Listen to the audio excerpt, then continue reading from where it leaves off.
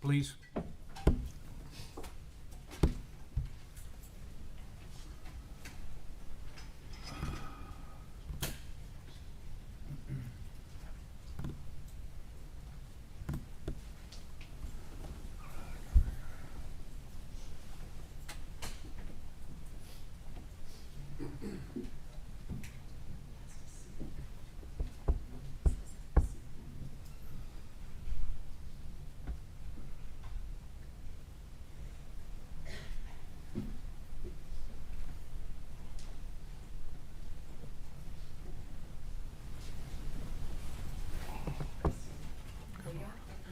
Ma'am, could you come on up, please? Have a seat back in the witness stand. I appreciate it. Good morning.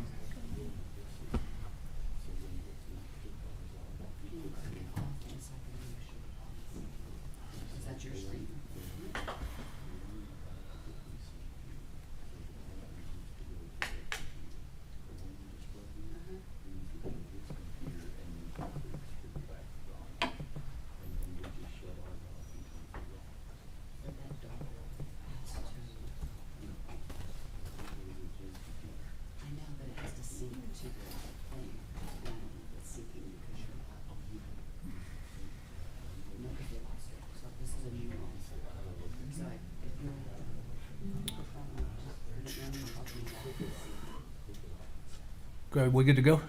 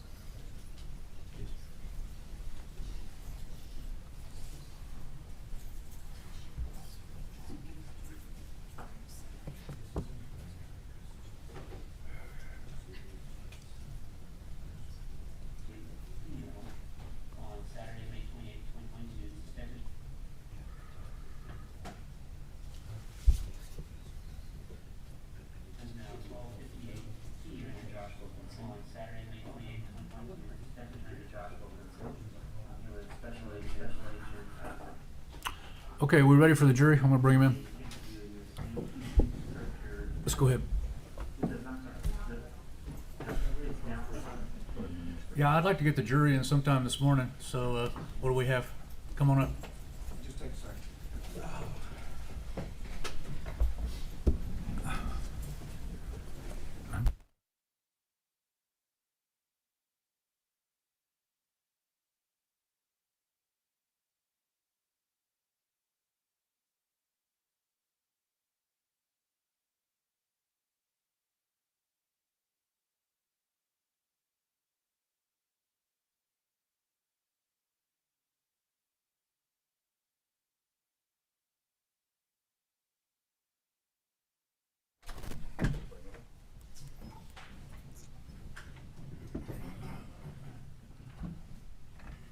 All rise for the jury.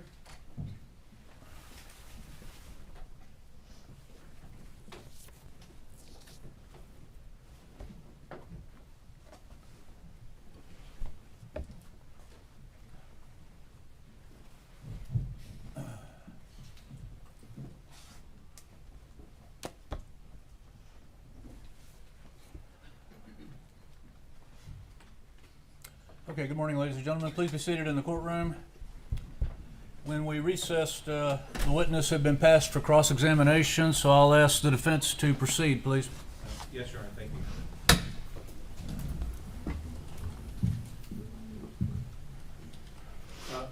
you. Ms. Hale, last time we left, the day before yesterday, the jury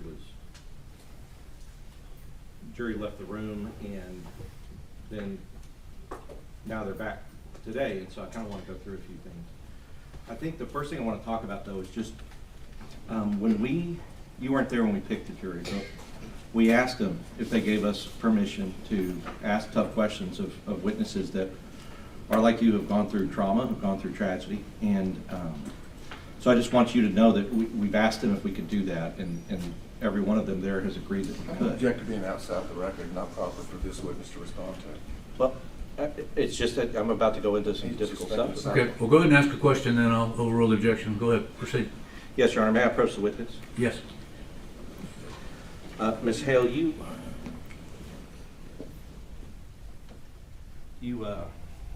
and I have gone through that statement that you made to the ranger, and we talked about that, and I played it for you the last time that we were here together. Yes. Okay. And so, Your Honor, at this time, I'd like to play the statement that... All right, you may proceed.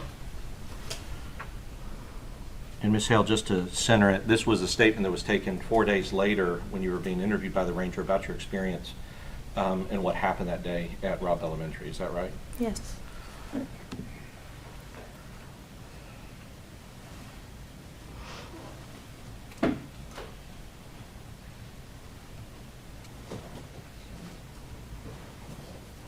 .58 p.m. on Saturday, May 28, 2022. This is Texas Ranger Josh Wilkinson. I'm here with Special Agent of the FBI, Sean Curtis, and we're here today interviewing Ms. Zook. You correct your now. Zook. I'm sorry, Ms. Zook. Hale. It's now Hale or it was Hale? No, it's now Hale. Now Hale. Okay, so Mrs. Hale. And so what I'll do, ma'am, and your first name is Stephanie, correct? Yes. And it's Stephanie? Yes. Okay. Hale. And your date of birth, ma'am? 5693. No, you're fine. You're fine. All right. And what's a good contact number for you, ma'am? 830-688-6856. 6. All right. All right. So as I discussed just a moment ago, I'm just going to have you kind of walk us through from start to finish, what you remember. Okay. I picked up my students from the 4th grade building at the library. Before that, I guess I was in room, I think it's 130, with an interventionist. We were going through her manipulatives since she's retiring. So I was a little late picking up my kids, but the librarian had them outside because I'm usually very early. So I walked out around, I'm going to say 11:26 or 27 Okay. with my students. And we headed to the playground, with playground B is what we call it. As we were walking over there, I heard a loud boom, what sounded like a dumpster truck picking up trash. And so I get there very early, so I know that they do that in the morning, and I thought that was strange. I looked around, didn't see anything. We get to the playground, and I had just gotten to the little bench where I watch my students, and I heard 2 sounded like fireworks, and I again looked around. I was like, that's weird. There was a coach leaving to, I guess, have lunch, and I saw him turn around as well, and he has the campus radios, and I guess he heard something over the radio because I saw him pick it up, and then he just started running towards the gate. At that time, I knew something was wrong, so I told my students, like, run, let's go, let's go. We were pretty far from our classroom, so we went into a 2nd grade classroom where I was in there. Miss Wally ended up in there, and I don't know the other teacher's name off the top of my head since we just integrated campuses. But we were in the first room on wing D, closest to the playground. Is that room 9? No. Okay. If I have a map. Yeah, that's fine.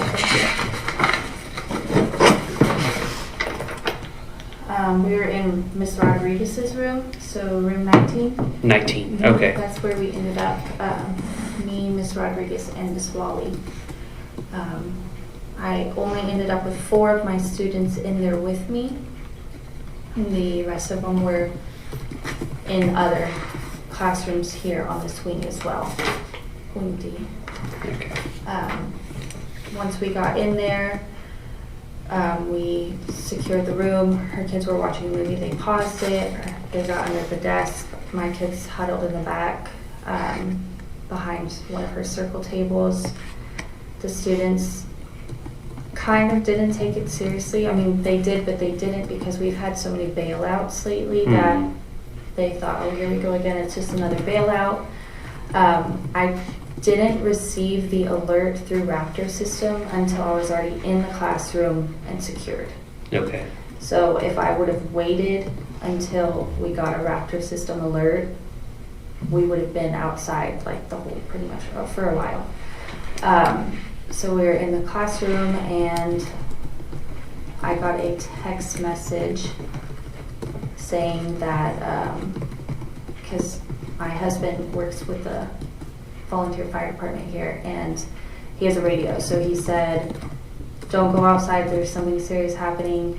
But he wouldn't tell me what. And then a few minutes later he said, there's a active shooter. Don't go outside, don't open the door to anybody, those sort of things. And so you learned of the active shooter situation from your husband then? Okay. And what's his name? Tristan Hale. All right. And then at that time, I was like, hey, I just told the other teachers, like, hey, there's somebody on the campus with a gun. We need to get the kids into the back of the room more secure. The teacher whose room we went into, she was unsure if her door was locked or not. So Miss Wally and her got, I don't know if it was an extension cord or a piece of rope that they tied off the door while I'm huddled in the back with the kids, making sure that they're getting down and stuff. The second graders started getting a little, I don't want to call it hysterical, but they were crying. So I'm crawling around the floor teaching them breathing treatments on like strategies, how to calm their crying so that way they weren't making a lot of noise. At one point, the teacher, Miss Rodriguez, handed me a pair of scissors to defend ourselves if we needed to, or the best we could anyway. And we waited, and then we heard a knock on the door. We did not answer. And then a few minutes later, another knock on the door where that's when I don't know if it was a state trooper or border patrol, they told us that we were going to exit the room and we were going to run to the parking lot. So we got all the kids out and we just sprinted to the car parking lot. I think we were the first class out. And we got there, we huddled behind a car. These poor students, they were all carrying their scissors too, because I guess they saw us have them. So I went around and collected them and put them in my back pocket. And then we walked over to this empty field and stood with some trees. At this time, I walked up closer to the parking lot, so because I was worried about my other students and having my class together, because I wanted to make sure they also got out of the classrooms. Once I had my class all together, counted, made sure everybody was there, we got on a bus and went to the Civic Center. Okay. Do you recall approximately what time you left to go to the Civic Center? I know timeline's probably a little shaky. I have it on my phone. That's fine. Yeah, if you just want to just kind of look at it and have the a rough timeline. 360 app, and it actually told me when I left the campus.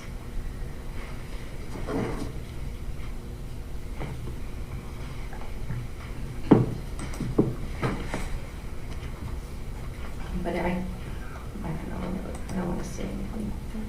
No, you're fine. You don't have to be perfect. It's just approximation. I left the campus at 12:21. 12:21. Is when I said I left it. Okay. And then I got to the Civic Center at around 12:40. Okay. And I'm not familiar with the Raptor system. Is that something that's on your phone? Or? Okay. It's an alert system where teachers can call an alert admin, outside neighbors, police departments, they can send it and it comes to our phones.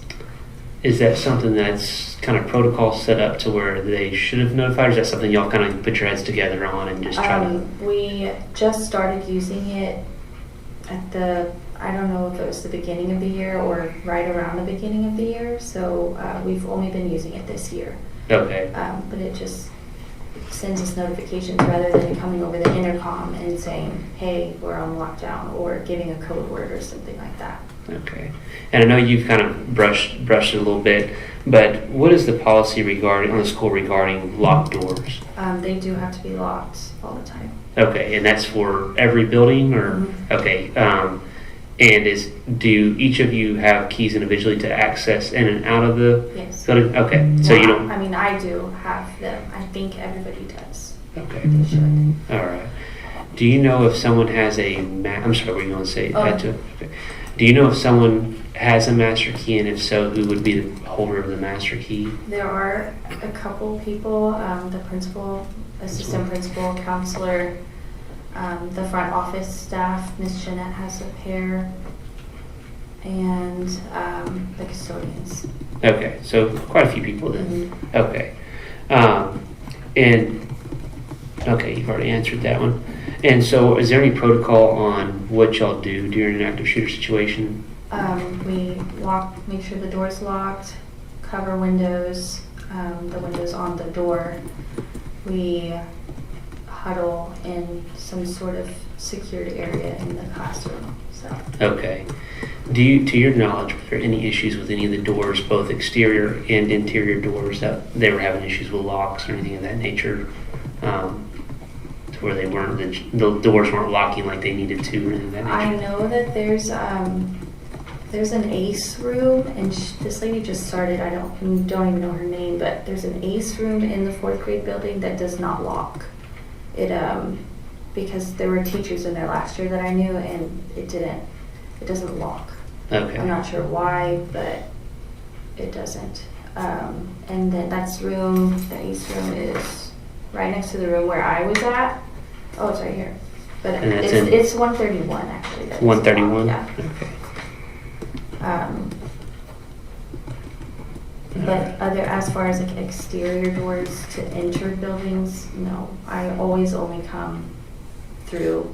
I don't even have to go through doors. I just come through the parking lot to my classroom most of the time. Okay. And so with 131, are there any students that are typically taught in 131, or is that just kind of a spare room? I think it's a spare room because it's the after-school program. I think maybe that they have speech in there sometimes. I know my students go to 132 for speech during the week. Okay. And does 132 conjoin with 131? Do you know? I've never been in the classrooms. Okay. But I think the buildings in the 4th grade have that door in the classroom itself. That leads to the other classroom. Okay. Do you know if it's common practice at all by teachers or students to prop doors open or anything of that nature? Like, do we do it often, or Yeah, is it done? I mean, yes. I feel like we've all done it at some point because we are by ourselves most of the time, and if we're trying to bring items into the school, especially if they're heavy or awkward to hold, I mean, we've all done it, so yes, I mean, we're not supposed to, obviously, but I mean. But it happens Yeah, through it just happens. through daily, like you said, care. It makes sense that But you our would have custodian to. is Jaime. He's very religiously locks and makes sure the gates are locked whenever everybody comes in, the doors, and he's always going around making sure that they are locked, the exterior doors. Okay. On the say you have an issue with a door handle, it's having issues with locking it. Do y'all keep is there any type of records that are kept on reporting it, or is it more like word of mouth? You go to Jaime and say, hey, there's this issue with this door, and Because it will get done faster that way, yeah, that's pretty much More it. word of mouth. We either go to the front office and say, hey, this is happening, or we let him know whenever we see him pass on campus. I don't know of any reporting document that we have to fill out. I know there is probably one on the district website for major things like ACs and whatnot. But yeah, word of mouth pretty much. Okay. With that, would that come in an email directly to Jaime, or is it more of you actually approach Jaime and tell him what you Would approach approach him? him. Okay. Is there anything that I haven't asked you that you think's important or that you feel is pertinent to this? I don't think so, no. Okay. Sean, anything you think of? I have two, if you don't mind. Yeah, go ahead. So when you said that when you all were in the play area and you ran into Ms. Rodriguez's classroom, you said you only had 4 of your students. Yes. Did you have 4 students going in the play area B? No, I had 10. Okay. And then, is it just the assumption that they just found?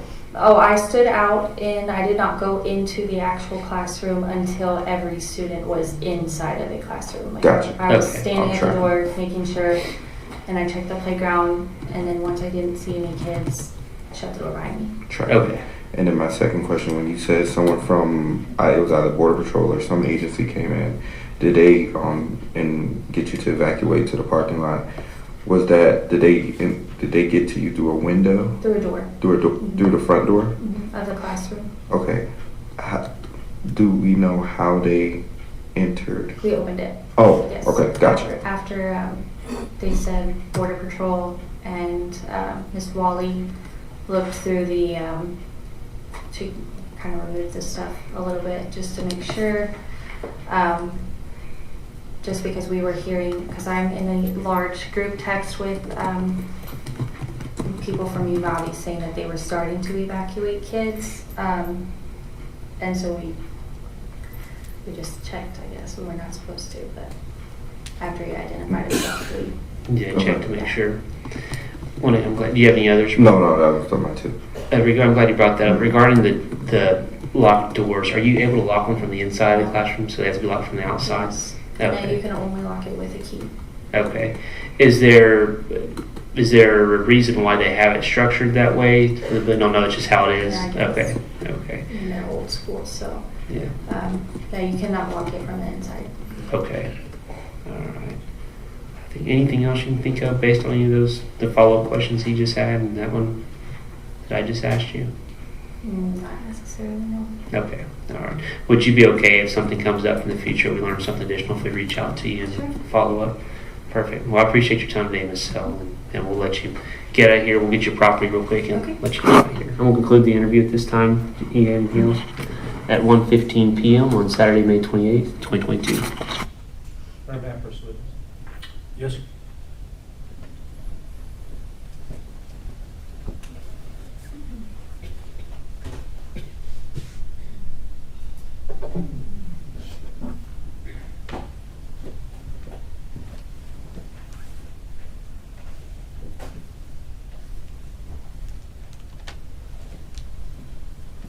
With your permission, Judge, I'm going to move this easel to make it demonstrative.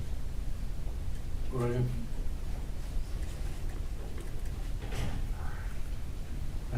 Ms. Hale, as just to kind of go back to what we were talking about the day before yesterday, when Mr. Turner was here and he was questioning you, part of the things that you told the jury was that you saw a person dressed in black with long hair and a long rifle when you were out from the playground going into the room. Is that right?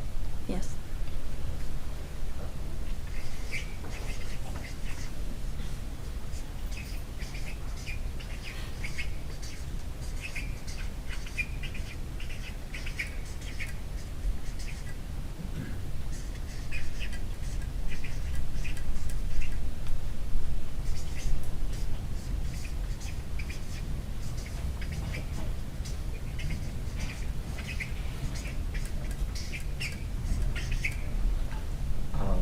You also said that this person, Mr. Turner showed you this map, And you said that this person that you saw was on the south side area, I guess on the sidewalk next to the south entrance, Closer to the parking lot. closer to here. Mhm. Okay. And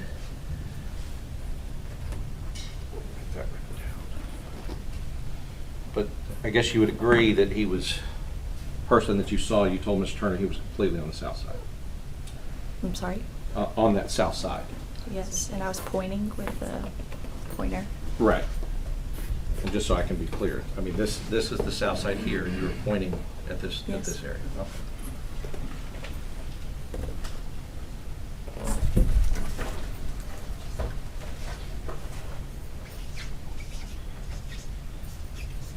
Miss Hale, can you scoot the microphone closer to me?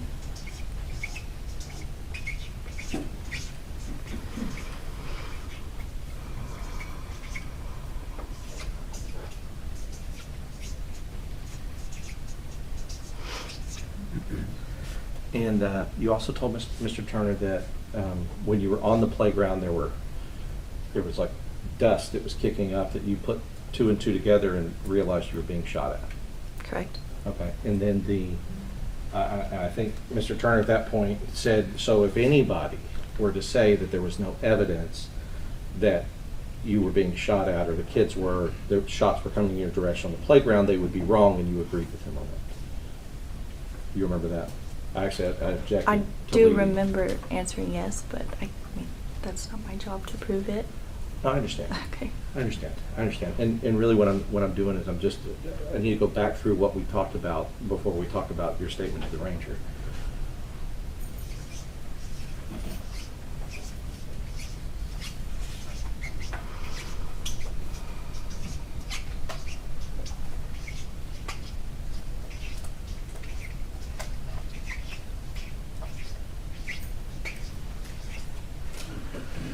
Okay, so when we heard that statement, we talked about the fact that it was, and I can back up and go sit down.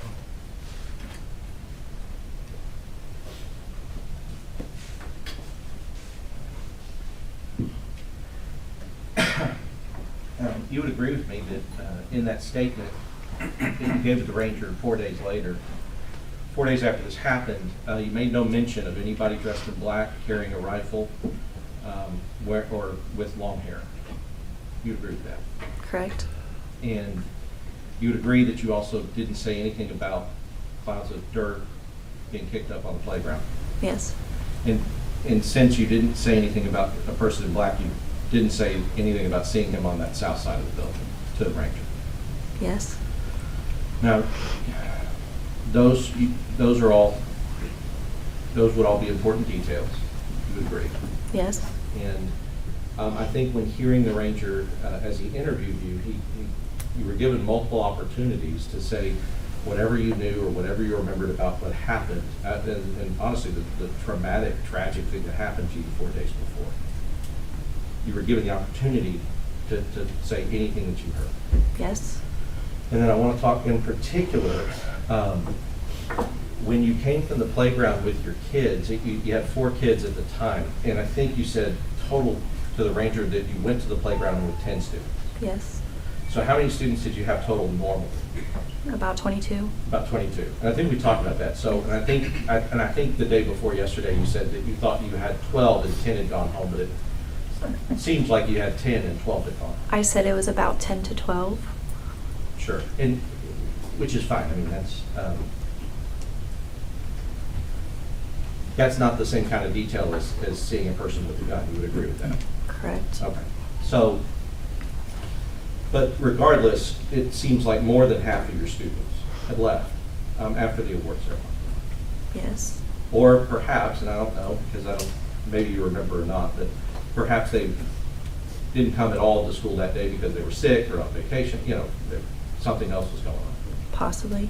Possibly. And I would expect you to remember the attendance, of all the students and who was there originally in the morning and things like that. But one of the things you told the ranger when you got into the room, from the playground, you get into the room, that you had second graders. right? Yes, I went into a second grade classroom. Got it. And your kids, and I'm sorry, I just forgot, your kids, were they in third grade? Third grade, yes. All right.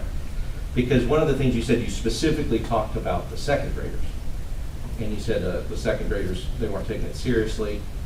And the word you used was, here we go again, it's just another bailout. Do you remember saying that? Yes, I remember referencing the bailout. Yes. And so could you tell us, because that, I guess that phenomenon or that experience is common to Uvalde, but may not be common in other places. So could you tell us what you were referencing when you referenced that? When an illegal person, I guess, comes over and bails out of their vehicle or whatever they're in and is around, I guess, running around town possibly, there could be possible danger. So we would go on lockdown. Right. And thank you for explaining that. And, you know, and I do want to tell you this too. I think you deserve a lot of credit for acting on your own when you saw the coach running in. Because one of the things you said is you didn't get the Raptor alert. And if you would have waited out there for the Raptor alert, you would have been out there with those kids. And I will agree, if you had waited, then that shooter wouldn't have been near or around in that area. But and I think you doing that saved your kids' lives, honestly. So you do get credit for that, and we appreciate that. But getting in the classroom and now talking about those bailouts, illegal. We talked about illegal, but people who are undocumented that come over, and I guess it was a common thing at that time. In Uvalde, it was a common thing that these bailouts would happen, where there would be some sort of accident or wreck or some criminal activity or something that would cause people to bail out, and it would cause schools to go on lockdown, like yours, if it happened, I guess, in your area. Correct. And I don't know if you know this, but since you were a teacher there for that year, and you were a teacher there in like February to May, there's some estimate that there was about 50 bailouts in that. Objection, Your Honor, back outside the record. Well, I'm asking her if she knows. You can answer if you know, ma'am. I'll overrule the objection. About 50 bailouts from that February to May time period. And the reason I'm asking if you know is because some of those bailouts would be causing the schools to go on lockdown, right? I'm unsure of how many there were. But there were a lot. I mean, it depends on how you, or what you consider a lot. I don't know. I guess I'll ask what you consider a lot. Did it seem like you were having to lock down for bailouts a lot? Not an excessive amount, but enough to be noticed. Right. And I think that's why when you talk to the ranger, here we go again, it's just another bailout, right? Those are the words that you used. That the kids said, yes. That the kids said, okay, the words that you I believe used so, to yes. Right. The words that you used to the ranger about what the kids said, right? Yes. So there are second graders going, here we go again, it's just another bailout at the time, right? Correct. Now, you also told the ranger that you were safe. Well, I mean, nobody was safe, but you were at least in the classroom and kind of had started barricading when you got a text message from your husband. Correct. In the statement it says that. Right. And in the text message, you said at first, because he's a volunteer firefighter, you said at first he told you there was something going on, and he's warning his wife, which any husband would. He's worried about her. He's telling you, be careful, like be aware something's going on, because he was hearing, I guess, something over a police scanner or something else. Is that? Yes. All Or right. he was on the phone. I don't know. Sure. And then you told the ranger that after that you got a text message from him saying that there was an active shooter. That's what I said at the time, yes. That's what you said at the time. And that was a true statement, what you said at the time. What I thought to be, or what I remembered to be at the time. I mean, I was still in shock. You could hear it in my voice. Yeah, no, absolutely. And you were, But there were, let's talk about some of those details. Your husband, you were communicating with your husband inside the classroom. Correct. And you knew enough to say that he told you that that there was an active shooter. And then the officer or the ranger asked you, so that's how you found out there was an active shooter from your husband, and you agreed with him. You heard that? Yes. I don't know. Can I speak? Well, so the prosecution is going to get an opportunity to ask you questions after, but at this point, and I know it may be hard, but I have to ask the questions, and I'm just asking for the answers to the questions I'm asking. Okay? Okay. All right. So when you 4 days after this had happened, and you sat down with the ranger, and he said, based on that text from your husband, that's how you found out there was an active shooter, and you agreed with him. Is that correct? Based on that statement, yes. Yes, and that's what I'm asking, what we've heard in the statement. Yes. All right. The, as far as I want to talk about the sound, because there was also things that you said in that statement that you also said here and you testified to. You talked about the scissors. You had the scissors, children had the scissors. Maybe in mimicking you or trying to do what they could as well. And that you said that in the statement, and you also testified to that. Yes. And you were in shock back then, but you remembered that detail, and you talked to the ranger about it accurately. Correct. I also think that you talked to him about the cord, I guess maybe an extension cord or rope that was being thrown over the top of the door to prevent the door from being able to be opened. You talked to the ranger about that, and you told him about that detail. Yes. Even though you were obviously, and of course you had gone through that traumatic event, that's a detail that you remember. Yes. Right. You told him about hearing the sound like a dumpster truck. And we the last time you and I were here, we talked about that, about what that sounds like.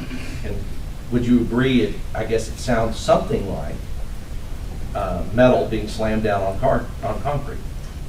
Yes. Like a huge metal on concrete. Yes. Now, you know now that the shooter wrecked into that culvert. I guess that concrete culvert that's, if you kind of go out the front of the school and past that field, there's a fence and then there's that concrete culvert. Did you know now that the shooter wrecked into that culvert? Yes. Okay, so what I want to ask is now knowing that the shooter wrecked into that culvert, meaning flew off the road and slammed down into the culvert, is that consistent or similar? The truck doing that, a metal car doing that, is that consistent or similar with the sound that you heard of the dumpster truck? Possibly, yes. Right, because it would involve the same type of action that you were talking about, which is heavy metal being slammed down on the concrete. Yes. And then you said in your statement to the ranger, you said after that you heard two fireworks, like two fireworks. Pop, pop. What it sounded like to you. Correct.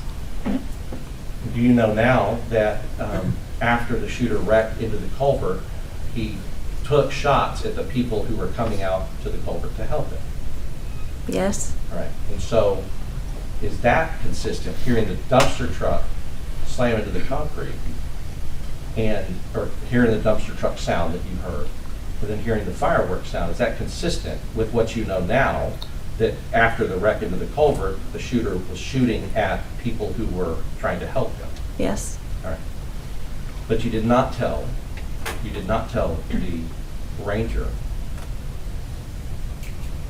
4 days after this incident that you heard any other shots or any other fireworks sounds but those two.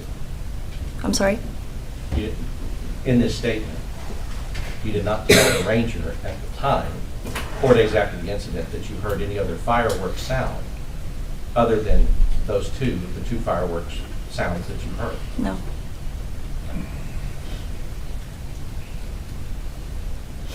And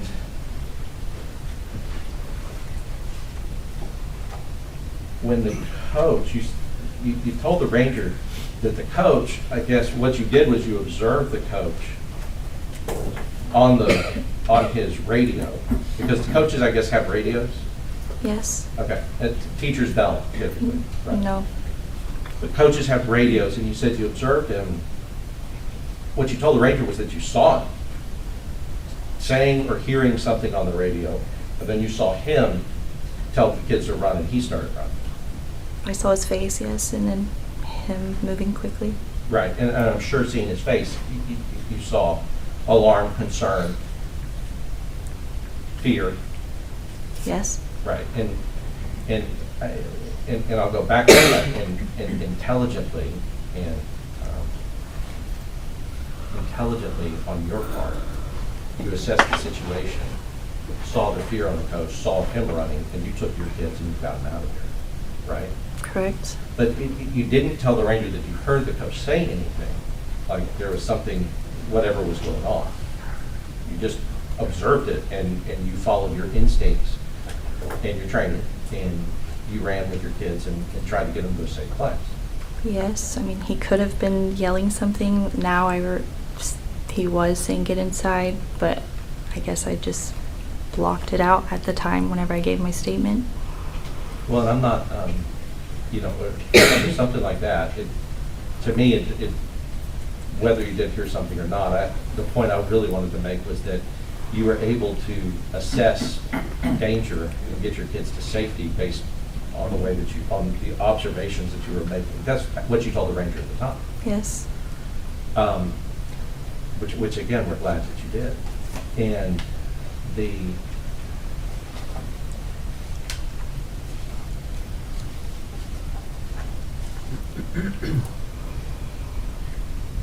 and at the point that you were talking to the ranger, you knew that the person, the monster responsible for doing this to these children, you knew that person was dead. I'm sorry? The monster responsible for doing what he did to these children and hurting these children, you knew that he was dead when you talked to the ranger. Yes. Right. And you understood that the purpose for you giving the ranger information, the reason they were talking to all of you, We object to assuming what's in the ranger's mind. Well, That's something that you couldn't possibly know. Well, okay, if you'll rephrase it, I'll sustain the objection. Okay. I want to talk about what's in your mind, right?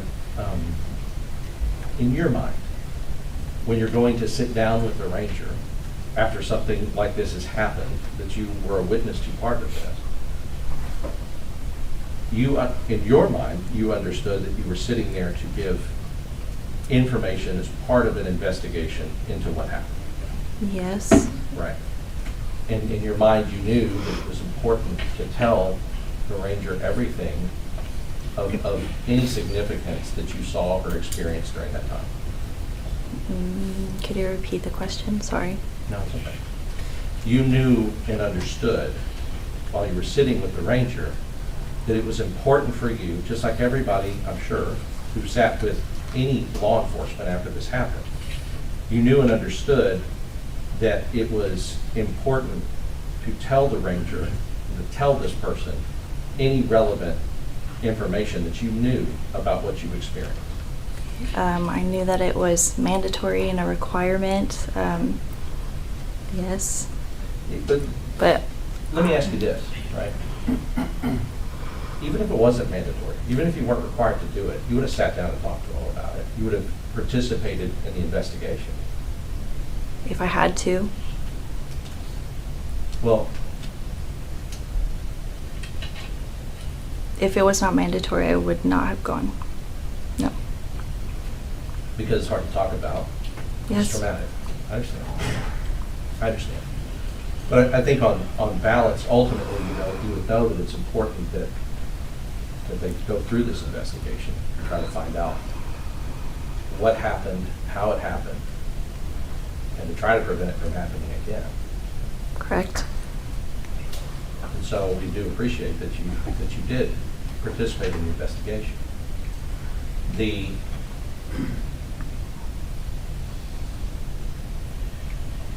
hour later, I guess after you spoke to the ranger, you came in and you testified to a grand jury? An hour later? No, later, Oh, after. sorry. Because it wasn't an hour later. Yeah. It was years later. Yes. Years later, you sat down and testified to a grand jury. And in your grand jury testimony, you did say, I don't know if you've seen it, but you were there, but you did say that you saw clouds of dust. You didn't say it to the ranger, but you said it to the grand jury. Did you know that? Yes. But you never said to the grand jury that you saw anybody dressed in black with long hair carrying a long gun. Did you know that you also did not say that to the grand jury years later when you were interviewed? Yes, I just heard him say it up there or somewhere. Maybe we talked on the phone, but yes. Sure. So, and then, I guess in December of 2024, so, no, I'm sorry, 2025. We're in 2026 now. In December, which probably close to a month ago, came in and you talked to the prosecutors. And there, for the first time, if you understand it, you gave them a description Yes, from what I can recall. of a man in black on the south, well, did you tell them he was on the south side of the building? They didn't ask, and I didn't say because I'm not very great with directions. So, right, and I'll tell you what, I'm not either. Judge, may I press the witness? Yes. I'm not either, but I think that's why they have these.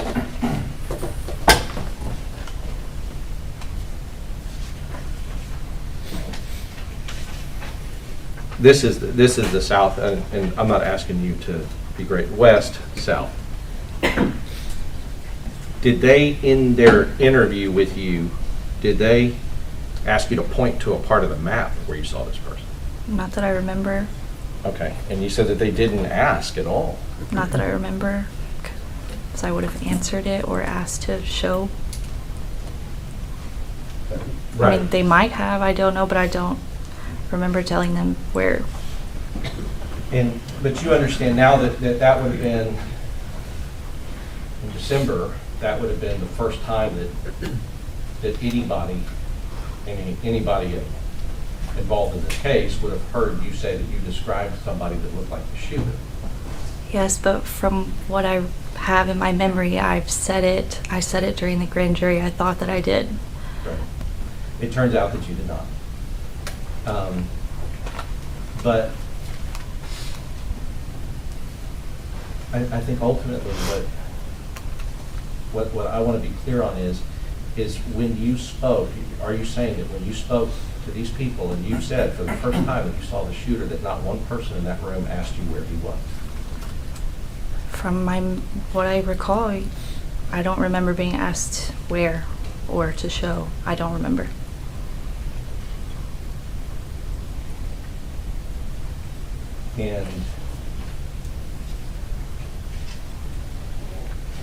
And I guess, and you also know that information was never given to us. Now I know that, yes. So,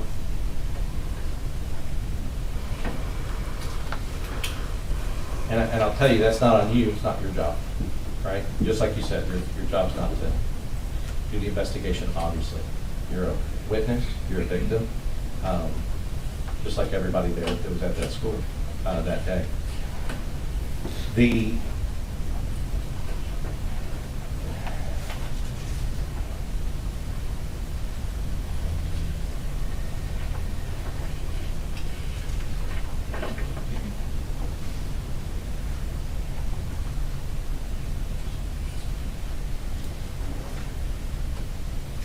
Were you aware, or did you know, because the ranger was asking you questions about the locks at the school. And you said, yeah, sometimes we're alone, or, we prop it open, I know we're not supposed to. And just so we can be clear, I mean, nobody's alleging you had anything to do with an unlocked door at any place in the school, first of all, right? That has nothing to do with you. But I'm asking more about the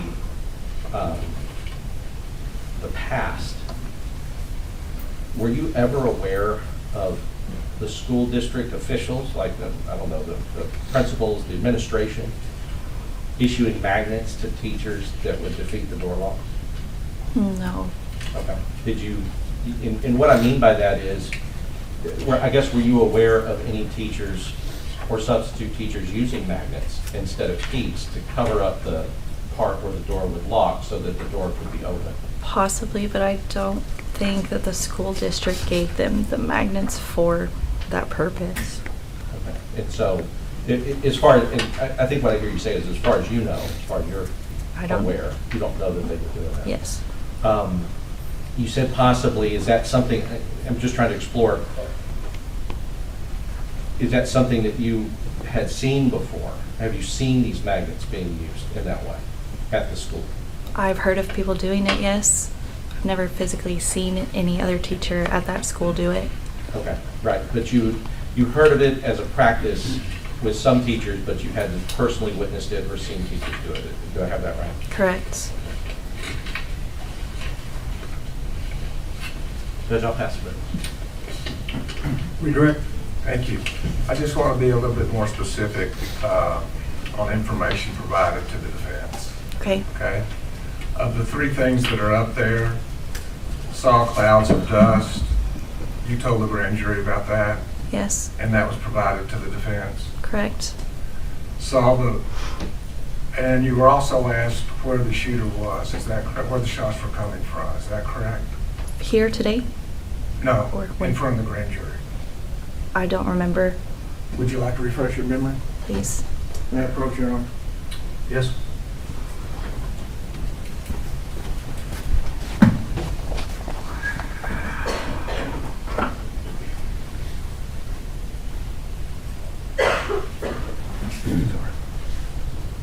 Okay. Yeah, it says on there. And so were you asked where the shots were coming from? Yes. And did you tell the grand jury? Yes. And was that provided to the defense? Yes. But you were not asked how the shooter was dressed, is that correct? Correct. In front of the grand jury? No. Well, I don't believe so. Not in that part that I just read. Now I want to go back to the questioning that's been occurring. Today's question's been very specific. Is that Yes. correct? Yes. Sorry. In front of the grand jury, was it very specific? Not like this, but I don't know. It's a little more specific here. Okay. And with the rangers, did they just simply ask you to tell them what you knew? Yes. Were you conducting the investigation? No. Did you know what was specifically important to them? No. I didn't think that what I had to say was as So they asked you to explain what happened? Is that They correct? did, yes. And you told them? Yes. And when they asked you, is anything else important, did you know what was important to them? No. I was ready to get out of there. Was it your job to know what was important to That them? was subjective leading. I'll overrule the objection. Go ahead. I'm sorry. Go ahead. I'm sorry. Was I it don't. important for you to know what was important to the law enforcement? No. It's not my job. And now I want to go back to those events if we could, okay? Okay. You hear a sound, did you hear a sound? Yes. And did you attribute it to something that you were familiar with? Yes. And what was that? The dumpster. And now, Mr. Goss's questioning very well could have been a wreck instead, correct? Yes. So you attributed it to something you were familiar with. Correct. Then you hear what you think are firecrackers. Yes. So you hear a sound, Yes. attributed to something you're familiar with. Correct. And according to Mr. Goss, now that very well could have been gunfire at another human being, correct? Correct. And then you have a coach, correct? Correct. That tells you to, or what is your testimony? Did he tell you to go on lockdown, or what, did he say anything to you? I don't remember if he said anything. I just saw his face and I saw him pull up the radio and But at that time, I knew. I believe you said to Mr. Goss that you were thinking bailout. no, when I got into the classroom, the kids said that they were not taking it seriously because of all the bailouts. Okay. But I didn't think that it was a bailout Oh, at the Like, time. based on the coach's face, I guess, and Okay. everything. All right, That never, I guess, crossed my mind. very good.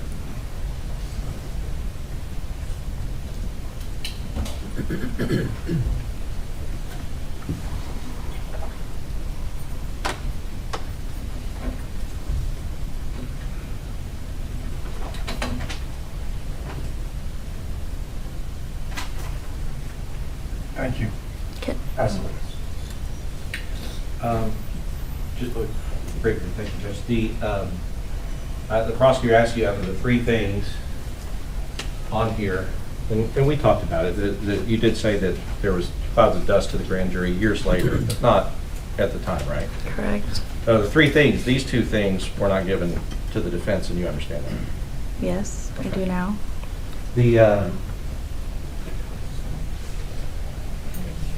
I'm sorry, Your Honor, I didn't hear what the last question was. It may be important. Oh, Did you say? I said, the three things, the two things, you said the three things on the board, I said, those three things, those two things weren't given to the defense. One and two. Okay, I just want to make sure I heard that.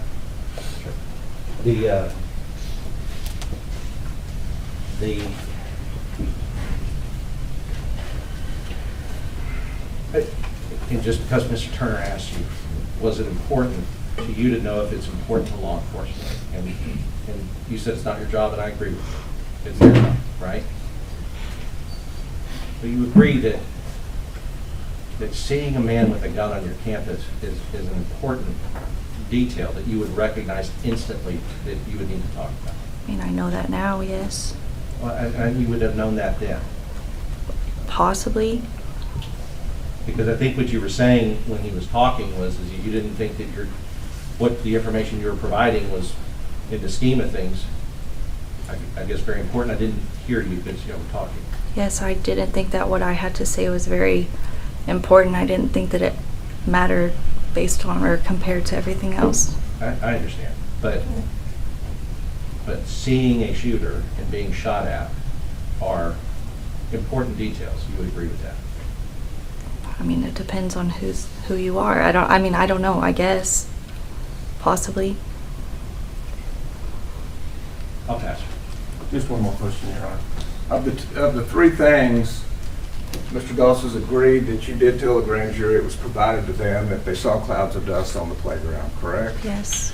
But he said that you did not, or the information was not provided, and you did not say before that you saw the person on the south side of the building. Is that correct? Correct.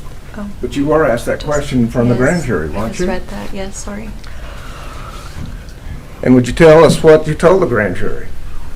Yes, it was towards obviously the building indicating. So I'm guessing I was pointing at that time or something. At that point, the coach had yelled, "Hey, get in the room." No further than Okay. that. I'll just the whole point. So the specific question was asked where, and you said obviously toward the building, and then it says indicated, so you pointed to something.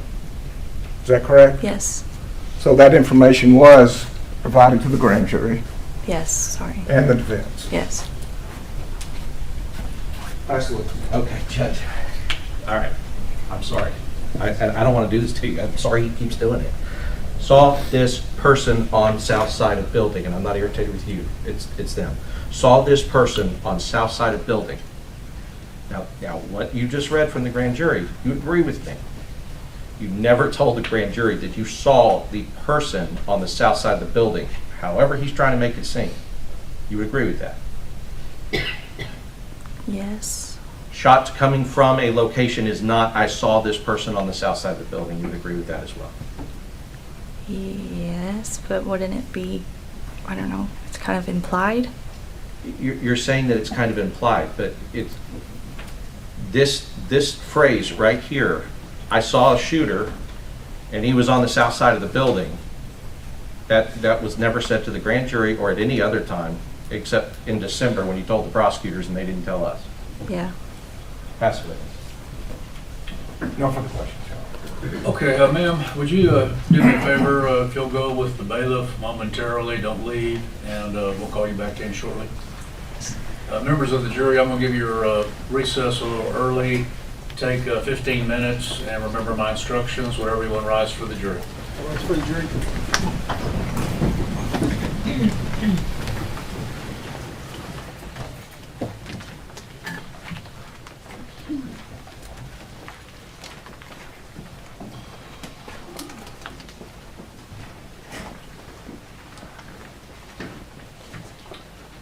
Can you be seated in court, please?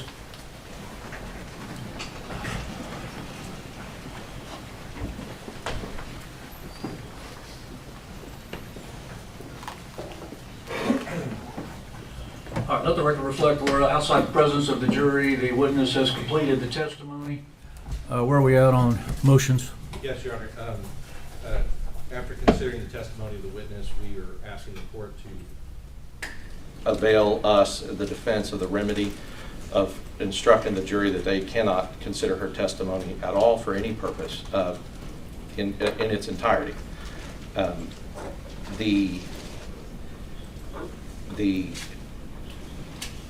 The failure to turn over the specific that specific piece of critical evidence has put us into a disadvantage with this witness, has put us to a disadvantage with our theory, as I've kind of outlined to the court in the ex parte brief that I provided.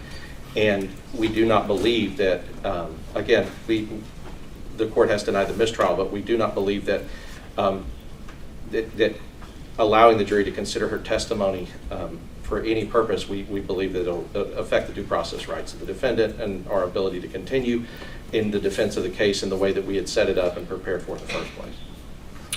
State. Yes, Your Honor. The accusation yesterday was significant. It gave us significant pause. The three very important things were left out. Number one, the shots flaring up around her.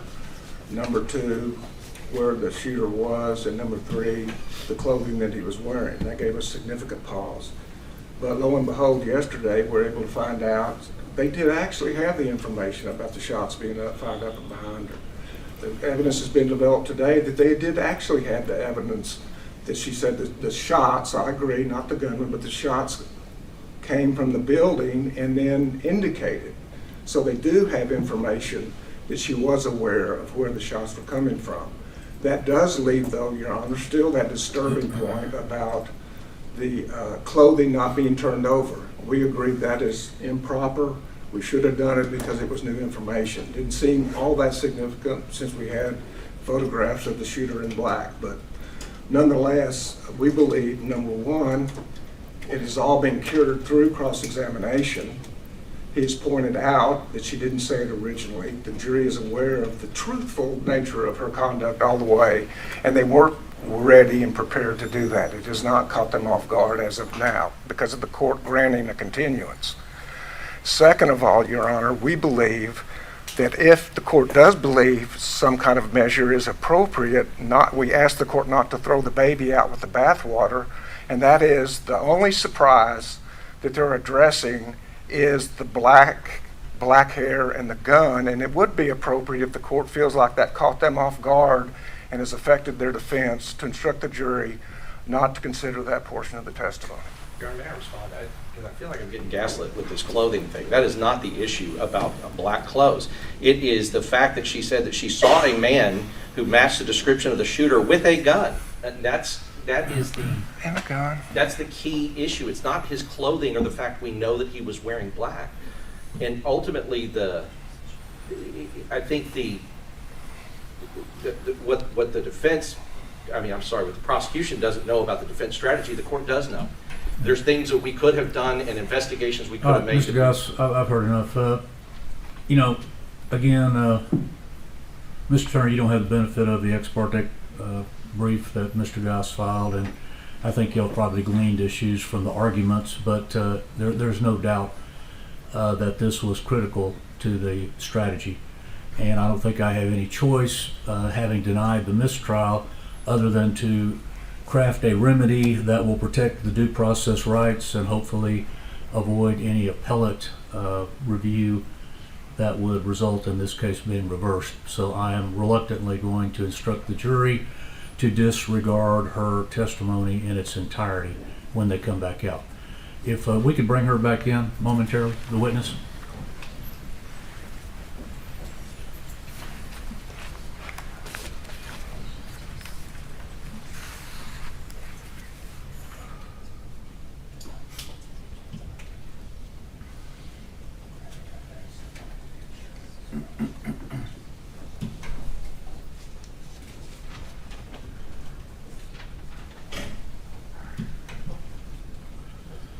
Ma'am, could you come up to the bench here very quickly? We're going to let you go here in a minute.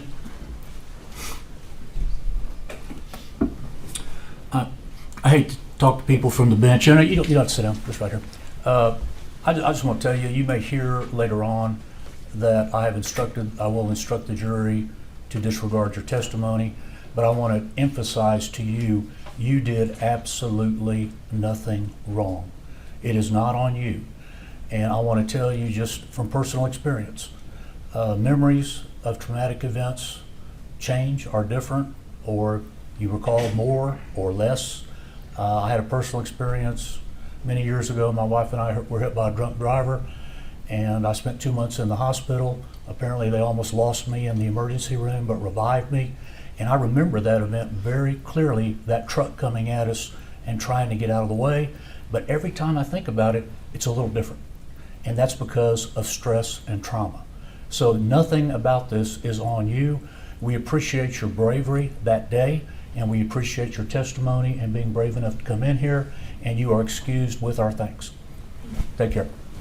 All right, we're going to take the rest of the recess till the jury comes back out, so I think they got about 5 more minutes or so. We're in recess.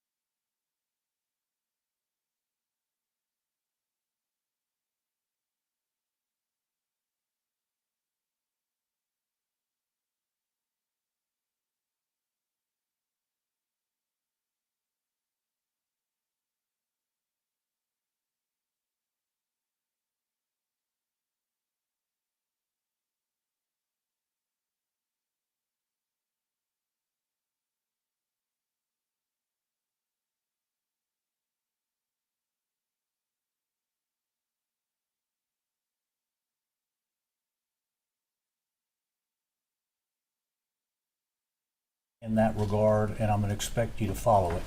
So listen carefully to this instruction, if you would, ladies and gentlemen.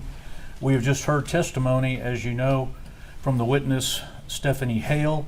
The court, outside your presence, after a hearing mandated by law, has ruled that the witness's testimony will be and must be excluded as a matter of law.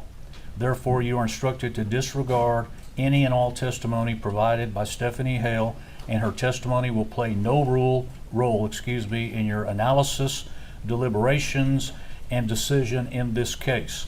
With this instruction, you are reminded that you are bound by your oath as a juror to follow the ruling of the court as provided. So please remember, ladies and gentlemen, mandated by law, don't speculate about it, don't wonder about it, don't hold it against either side, just follow my instruction. All right. Good morning. Will you raise your right hand? You solemnly swear the evidence in the testimony you give in this cause will be the truth, so help you God. You can have a seat over here. Thank you, ma'am.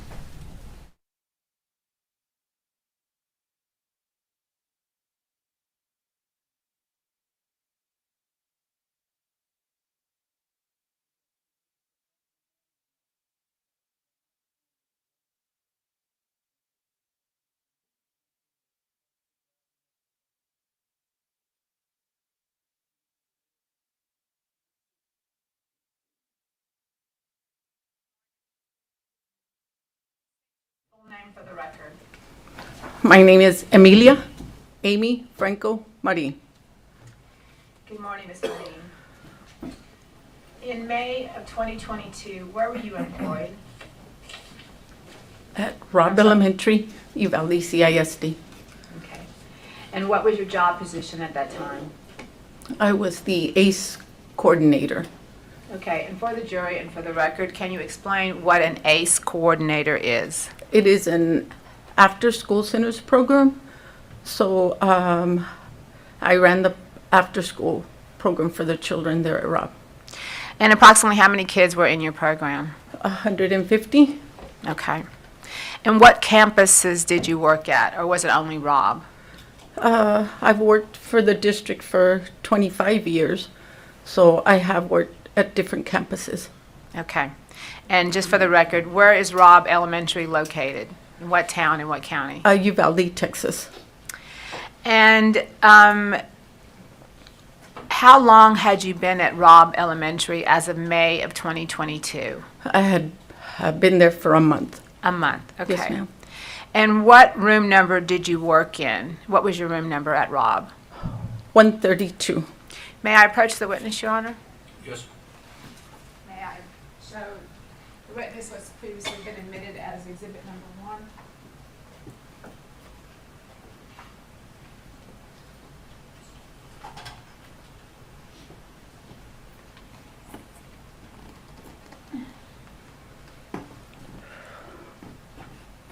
I'll tell you what, I'm going to put it over there so the jury, so you don't have to get up too far.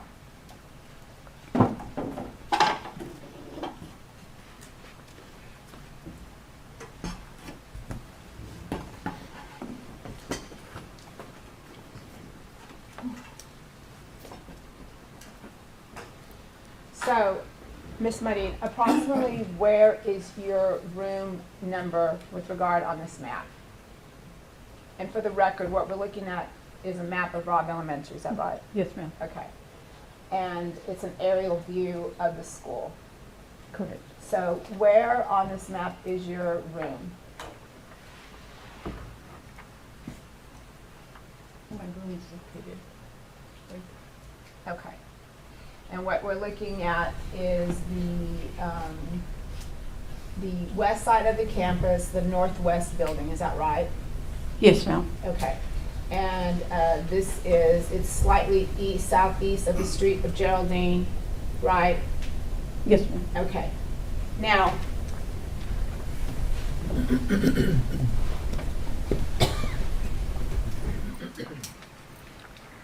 had you previously been trained as far as a lockdown with the Uvalde CISD? No, ma'am. Okay. Did you know what to do as far as what you're supposed to do in a lockdown situation? Yes, ma'am. Okay. And for the jury, can you explain what that is? Because I am in a in a classroom, turn off the lights, and lock my door. Okay. Now, are you still employed with the Uvalde Independent School District? No, ma'am. Okay. Now, I'm going to take you back to May 24th of 2022. What time did you arrive at school that day? Approximately about 7:30 in the morning. Okay. And is that the time that you usually arrived on campus? No, ma'am. Okay, so why did you arrive early that day? My grandson attended Robb Elementary that year, and they had award ceremony. So I arrived early so I could be there for his ceremony. Okay. And what grade was your grandson in? He was in the 2nd grade. Okay. And approximately when did his award ceremony end that day? I'm going to say maybe about 9:30. Okay. And what were your plans for the rest of that morning? Every other morning that I would have to show up to work, I was always at another campus. And that morning, I wasn't scheduled to go anywhere else. So I stayed there, and I began to plan the celebration for my students for the next day. So I went to my classroom to prepare. Okay. And this celebration, what kind of celebration was it? It was an end of the school year celebration. So we were going to have a dance for the students and their families. Okay. And were you coordinating the celebration with another teacher? Yes, ma'am. Okay. And what was his name? Gabriel Gonzales. Okay. And what were you and Mr. Gonzales's plans for? Was he supposed to be doing something? He was the one that was in charge of purchasing food, snacks for the dance. So he came over to my classroom, and we spoke about what we were going to serve, where we were going to serve it. And he had a list of what snacks and food he was going to get. And so we spoke about that, and then he left to the grocery store to go purchase the items. Okay. And while he was at the grocery store, were you still in your classroom? Yes, ma'am. Okay. And at some point, did you hear back from Mr. Gonzales? He texted me and said, hey, I've already got the groceries. Can you go and unlock the gate so we can deliver everything through the back and not have to carry everything from the front? So if you were pointing at the back, when you say the back, can you tell the jury what area you're talking about? We call this the back of the campus, and that was considered the front.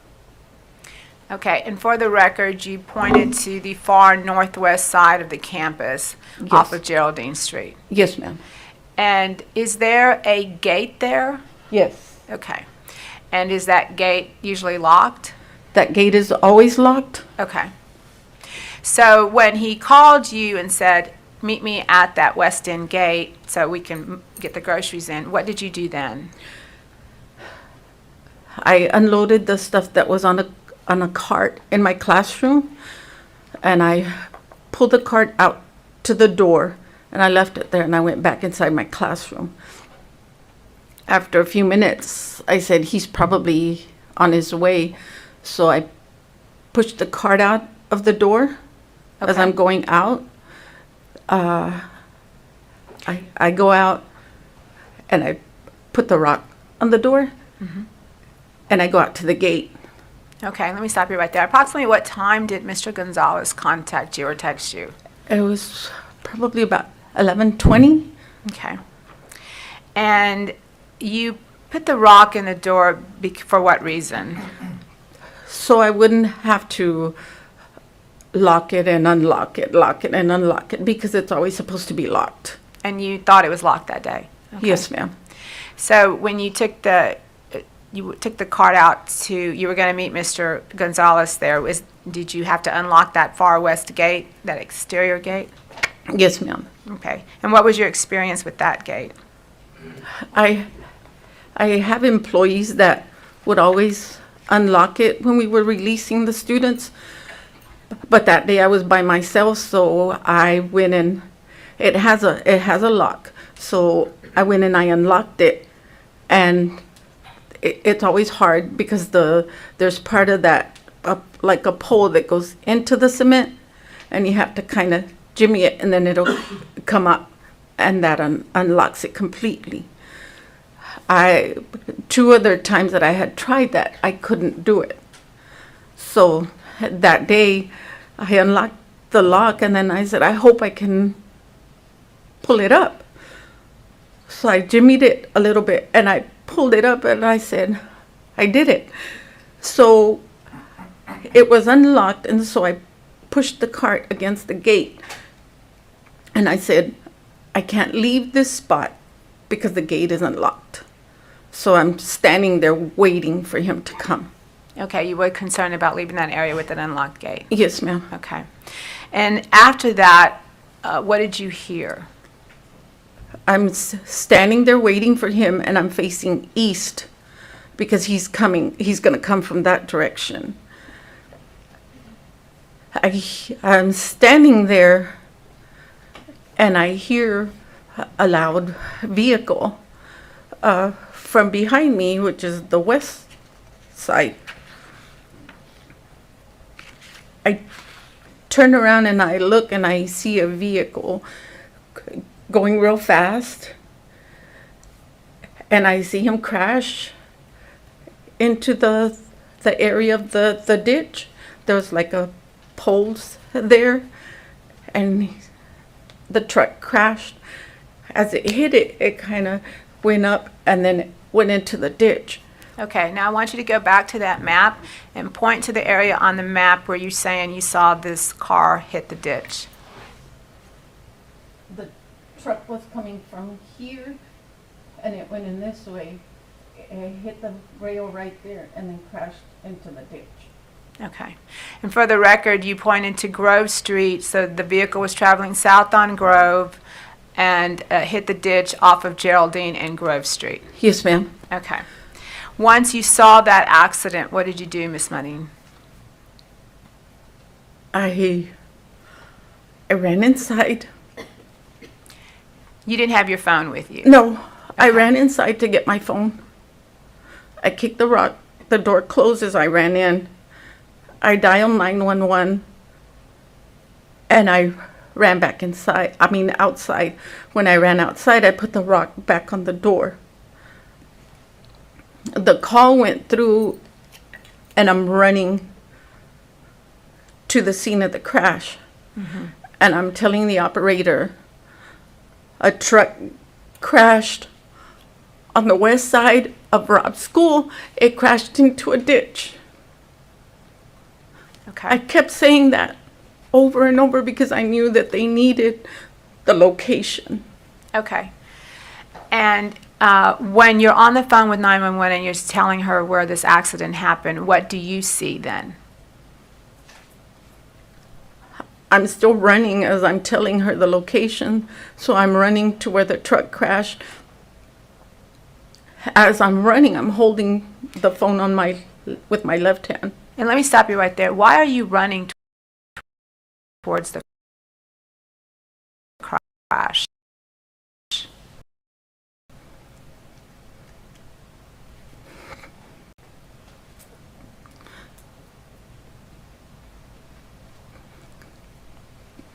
Whoever had crashed. Okay. So you're running, and what do you see? As I'm running, I see on the right side of me 2 men running from the funeral home. They were running towards the crash, and then I see them stop. When they stop, I'm still running. And then I see them turn around. One of them falls as they turn around, and they run back. And he yells, "He's got a gun." And I turn around, and I start running back. And I tell the operator he's got a gun. Okay. Did you see that gun at this point? Not at that moment. But you heard the funeral workers or the people from the funeral home say that. Okay. So then what did you do? As I'm running back, I run into the building. I kick the rock and I close the door. And I run to the classroom and I bang on the teacher's door across from me. I'm banging on the door and she opens the door. She says, "What is going on?" And I said, "Call the front office. There's a shooter on campus." She closed the door and the operator asked me, "What is he wearing?" I ran back to the door. Okay. I'm holding the phone with my left hand and I'm looking through the window and I tell him,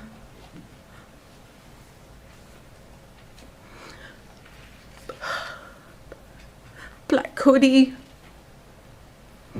black hair.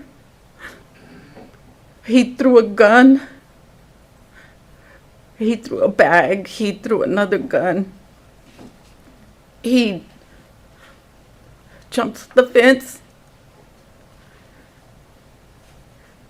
And then I told her he's coming. When he jumped the fence, he jumped it and then he like shakes himself off. And he picks up what he threw. And he's walking towards the campus. Okay. You say walking, not running. No, not running. Okay. Now, at this time, had you seen if he was shooting or? He was shooting. Okay. And what area was he shooting at? He was shooting towards the south area where the children were at in the PE area. Did you see children out there in that area? Yes, ma'am. Okay. Now, again, I want you to point to the board behind you, and if you could point to the area where you saw the children playing.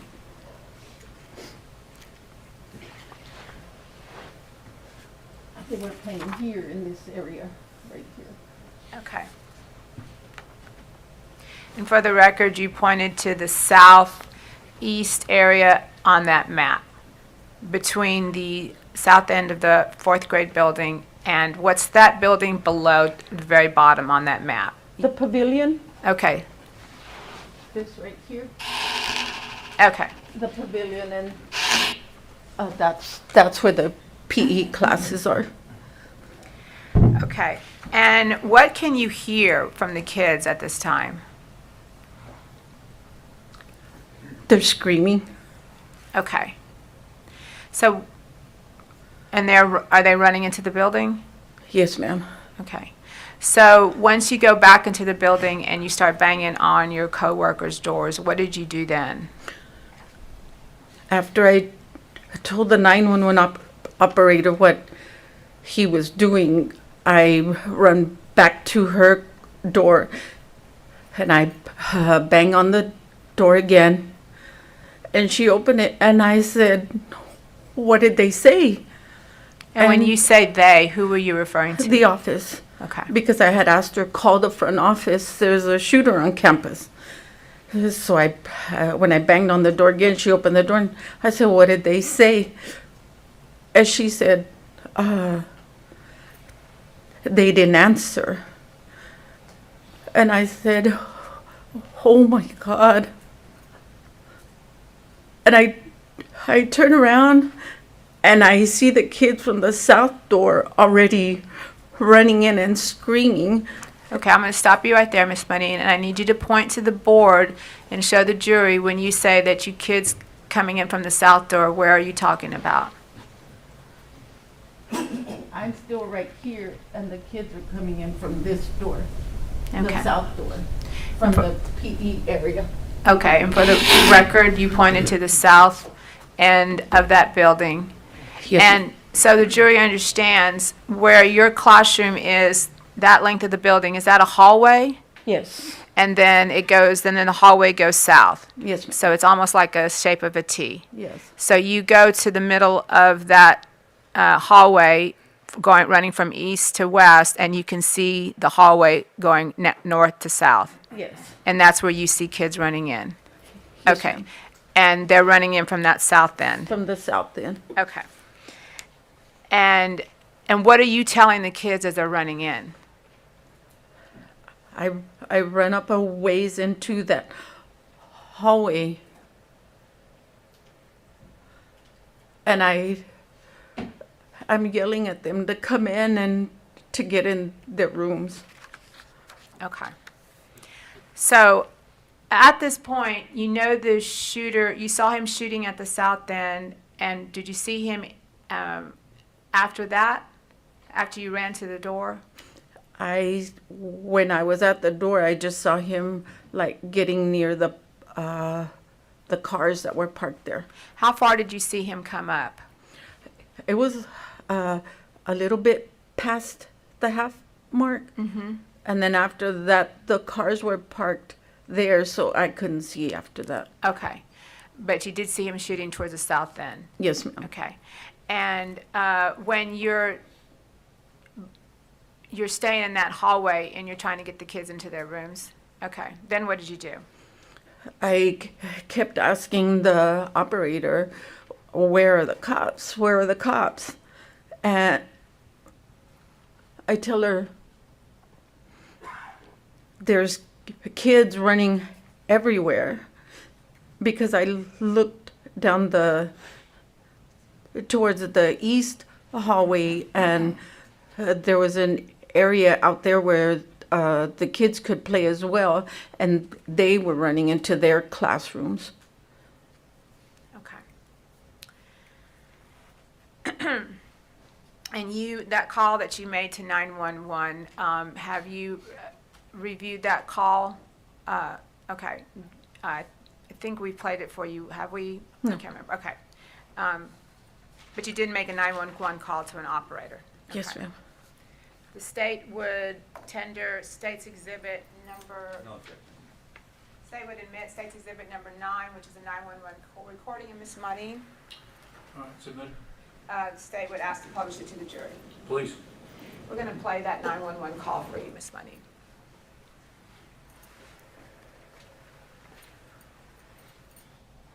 Uvalde County 911. Yes, there was something accident right there behind Robb school. Behind Robb, they ran into the ditch. What county did it? It's one truck, it's a pickup truck. It's a pickup truck, ma'am? I just, I heard him coming over. Oh my God, they're running, I don't know why. Oh my God, it's not the time. If I can have you around to 715 Oak Curry Low Road, have a one vehicle accident, white pickup truck crashed in the ditch. Have a caller advice and mouth on your camera gun. Ma'am. Hello? Yes. Okay, ma'am, how many people running? 3 people running. 3 people running?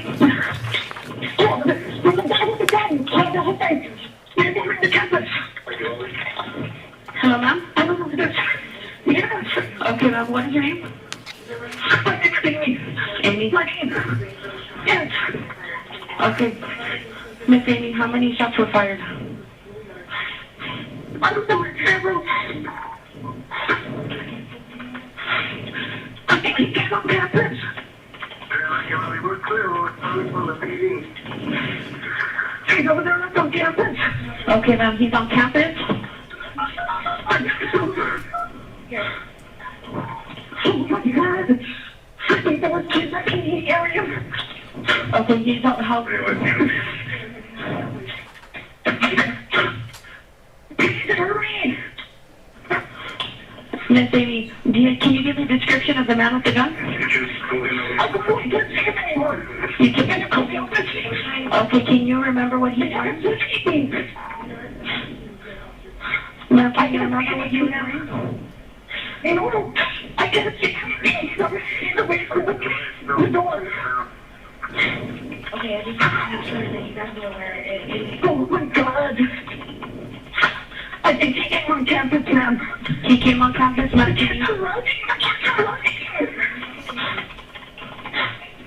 Come on, guys, hurry, come on. Okay, now can you remember what he was wearing? I don't see him, ma'am. I did not see him. Can you remember what he was wearing when you saw him exit the vehicle? No, all I saw was the truck. Over there, he's shooting. So I never could see him.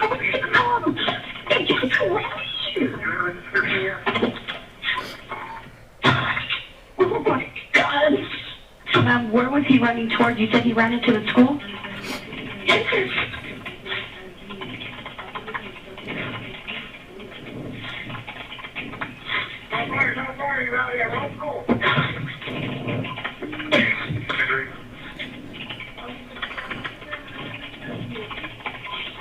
Okay, ma'am. Are you going to be away from the building already? Okay, ma'am. Where are you going to be at? Okay, ma'am. Ma'am, he's too strong. Where are the cops? Okay, ma'am. I do have units already pulling up. He's in the back area of the school.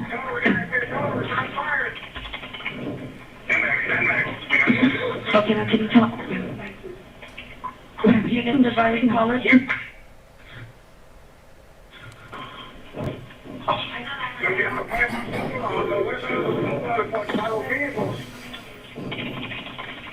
Miss Amy, can you see him now?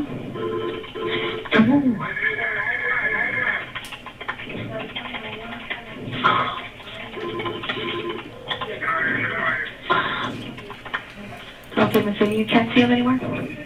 No, I can't.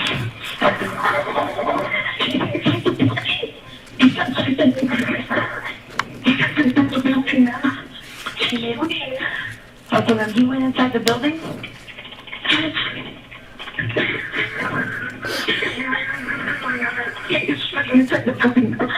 Okay, ma'am. Contact the school police. You. The PD is at Rock School. Okay, ma'am, we do have the officers on scene, okay?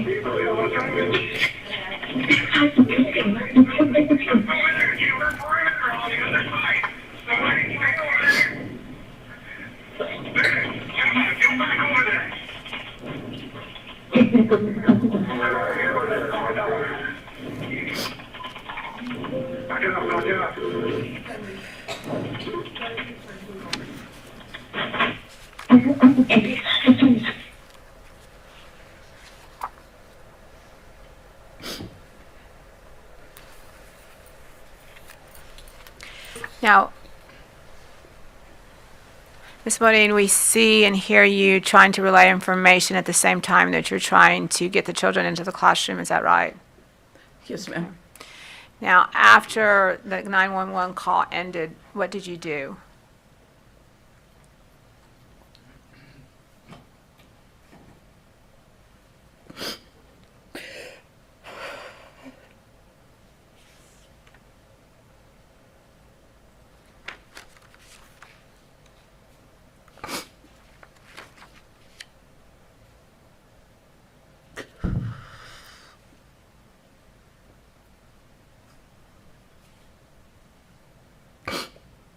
I'm sorry.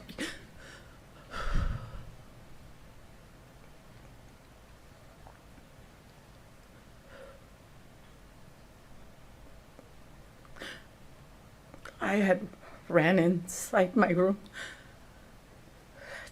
to go call the front office from my intercom. And then I was gonna run back out to make sure everybody was safe. But something stopped me. And I looked at the door, and I looked at the counter, and I ran under the counter. When I went under the counter, that's when the call hung up. Okay. Approximately how long were you in your classroom? During the whole time, it was about 45 minutes. And during that time, what were you thinking or what were you doing?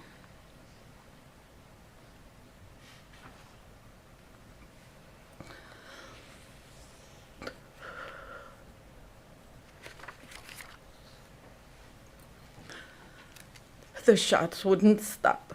They were just going round after round.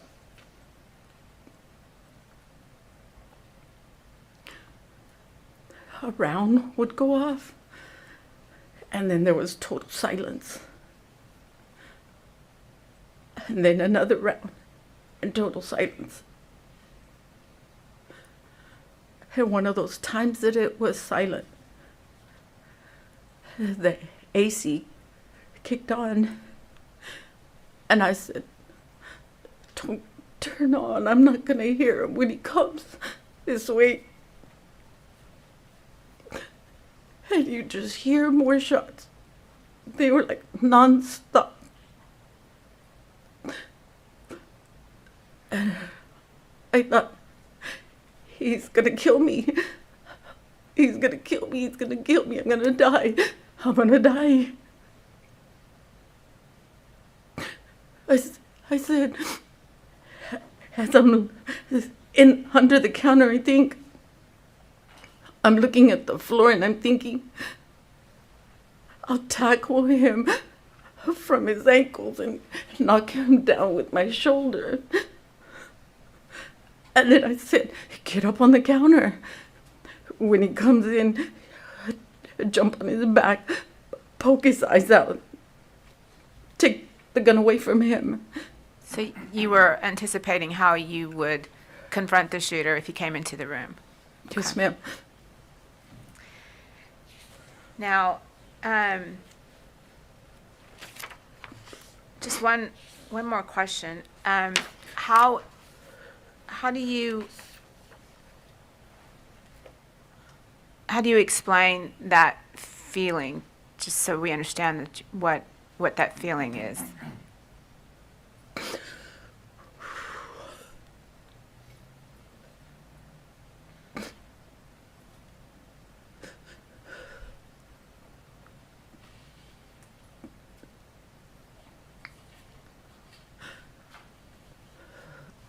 The feeling of that type of fear is something that only someone can understand who's been through a mass shooting. You won't understand it if you haven't experienced it, and I don't wish it on anybody. Is it an ugly feeling?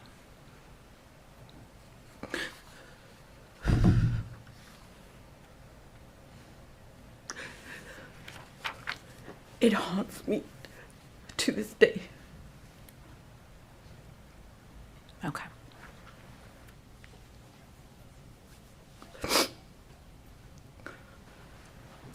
Pass the witness. May I proceed here? Please. Ms. Marin, my name is Nicole.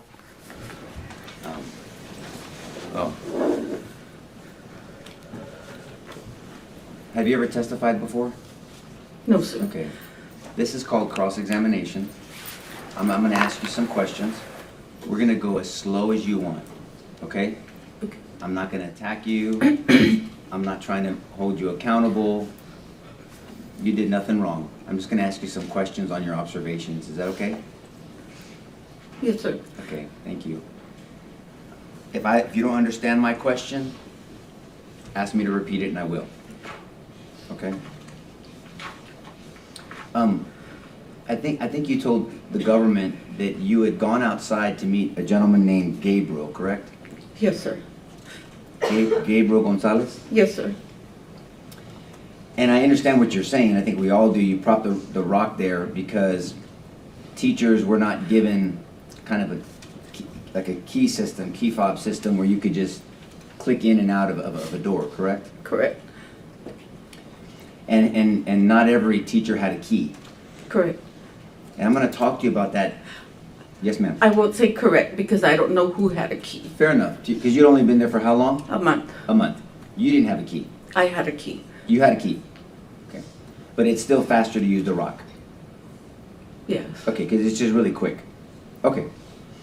And when you went out to see Mr. Gonzales to get the supplies, and then you went through the crash, and you saw that going on, and you came back inside to get your phone, correct? Correct.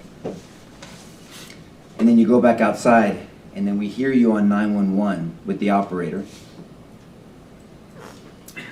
I'm real curious before we get into those details. Did you realize, what did Mr. Gonzales do? When I was waiting, of course, he wasn't there yet. Can I show you where I was at? Yes, ma'am. When I Approach, ran, Judge. Please. I was running to help him, so I ran to about right here. I came out of the sidewalk and I ran all the way to here. So that's a good distance. Yes, sir. Because I've been to this location. So you came from the west, and for the record, I'm pointing to the west door entrance and exit, right? Correct. And you went from the X, do you mind if I'm this close to you? No. Okay, thank you. You went from here all the way down Geraldine to where the blacktop ends near Grove Street. I ran on the outside of the campus, not the inside. And what's I ran the from the difference? sidewalk. There's a fence. Correct. Here. Okay. And so you came out here and you got to the blacktop here on Geraldine? No, not to the blacktop. I was about right here. Okay. And by that time, had Mr. Gonzales showed up by that time? No, sir. I'm outside and I'm asking the teacher to call the front office. I'm in the hallway telling the kids to get inside. When I go into my classroom, that's when I see Mr. Gonzales drive off. So he came in through the U and he drove off. And so at some point, Mr. Gonzales came in and you don't know what he saw or didn't see? No. You have no idea if the government spoke with him? No, I do not. Okay. Do you stay in contact with Mr. Gonzales today? No, sir. Okay. And practically, I mean, you put a rock at the door because you thought the door was locked. Yes, sir. I mean, if you thought the door wasn't locked, you wouldn't have to put a rock at the door. Correct. So you get back. You get back inside and we can hear you, and I'm very sorry you went through that. I think we all are. That sounds very traumatic. But we hear you on 911, and you're giving a description of what you're perceiving from that door. Mm-hmm. And so just, may I approach, Judge? Yes. And so that west side door, and we'll probably see a picture of it. There's not a big window here. No. It's a door, I don't know which door you came in, and it has a window strip, correct? Mm-hmm. So your view is limited to that window strip, correct? Correct. So you can see in front of you fairly decent, but you definitely can't see to either side without opening the door to check. Correct. Is it an outward swinging door or inward swinging door? Outward. Outward. So if I'm outside the building, I would pull to open it. Right. So is it fair to say that your view from that door was limited? It was limited, which is when the shooter jumped the fence, I could see this way. When I had ran to her and the operator said, "What is he wearing?" I ran back and I'm seeing him, and from where he's getting to the vehicles, that's when I'm going like this in the window because I can't see him anymore. Yes, ma'am. Judge, just for procedural purposes, would you prefer me to ask before I approach every time? Because I might have to come back and forth. No, go ahead. Thank you, Your Honor.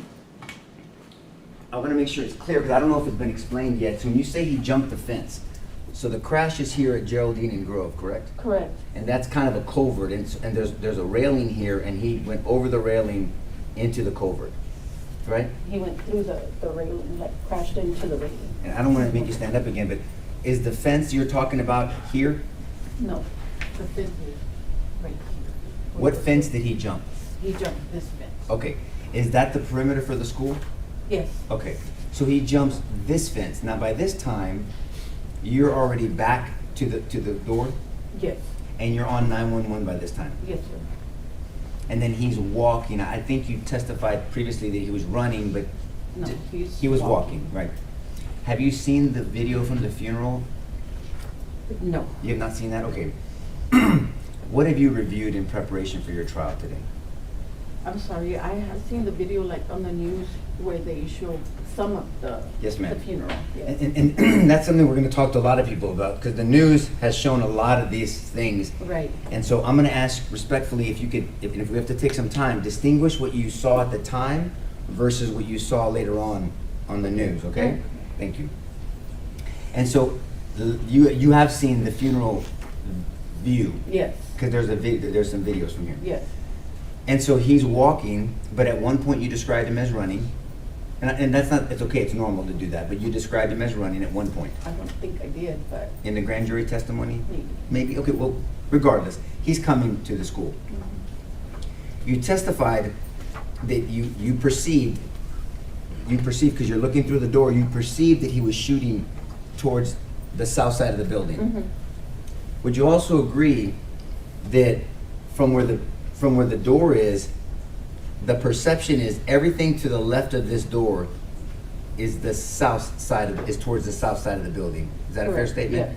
So if he was shooting out these windows, that could be perceived by you, understandably, through that little window of him shooting towards, because it is towards the south side of the building, but hitting these windows. Is that a fair statement? Anything to this side of you is the south side of the building, right? Mhm. Towards the south side. Mhm. Because this is the south entrance. Right, correct, This is considered the east entrance. correct, There's no north entrance, but this is the north side of the building, correct, of the school. And this is actually the front of the school. correct. Okay. So this is considered the west side of the school. Mhm. And so anything to this side of this entrance appears like the south side. Right. Because it is actually, right? Right. It's towards the south side. Mhm. And you didn't know at the time, but you knew he was shooting, and later you found out that he was shooting out these windows. He was, when he was here, ma'am. walking here, he was already shooting to the south direction. Right, to the south direction. You just Right. couldn't tell which were part of it. Right, Okay, so he was shooting in this direction. correct. Okay. And we'll ask somebody else about shell casings, if there's any evidence of that, okay? And so when he did that, you're in here, and have you seen the video from inside the school? Yes, Okay, and we're gonna go slow on that one, okay? And so, while you're on the phone, you are yelling down for everyone to get in their classrooms. Yes? yes, And is there a system to warn other teachers of incidents like bailouts? On the phone? Is it like a texting system? they have a Raptor system, the school district does. Raptor. And was that, but you were notified of you knew about the Raptor system, right? I knew about it, but I wasn't on it. Fair enough. But the purpose of the system is for teachers to text each other incidents. Is that- I don't know if they text each other, if I'm gonna they're, object as to speculation. She's already said she didn't have it on her phone, and she didn't got it, so at this point, any testimony about Raptor is speculation on her part. Well, just she answered the question, that's fine. Okay, proceed. But you know that things like a bailout could be communicated between teachers. I'm gonna object as to bail out. I mean, he's gotta lay the predicate that she even knows what a bailout is. Well, I was about to do that. Okay, I'm gonna overrule the objection. Ma'am, these questions, if you know the answer, you can answer them. If you don't, just tell him. Okay, proceed.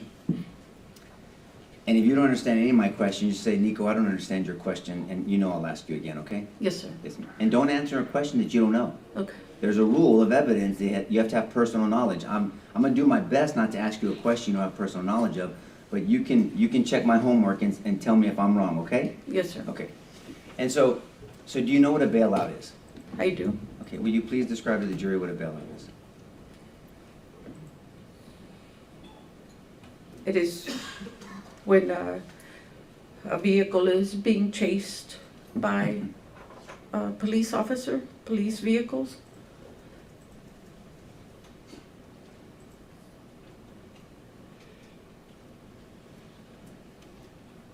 And if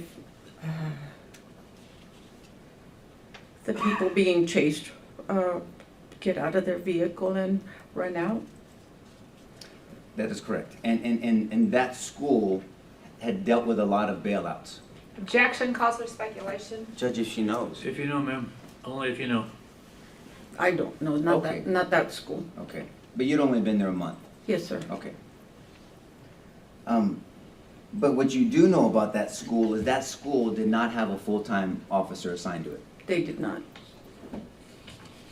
And that's not your decision, that's more of a school district decision, right? Correct.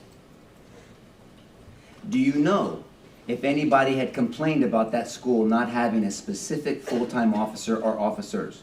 I do not know.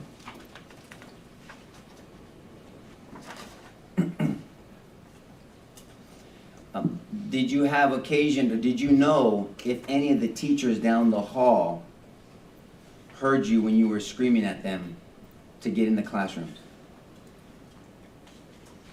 I know I saw one teacher standing in the hallway when I was screaming for them to get in their rooms. Do you know if the individual classrooms had the ability to be locked and secured from any type of intruder? I do not know. How long have you worked in the school, academia? 25 years. Is it fair to say that most schools have locks from the inside to stop someone from entering? I'm going to object at the speculation as to most schools. Just, I'll clean it If you up. rephrase it. Have all the schools that you've worked at over the 25 years have locks to be able to lock from the inside? I do not know. Most of the schools you've worked at. Objection asked and answered. Overruled. You can say no. I do not know. You don't know. Fair enough. I want to ask you about the specific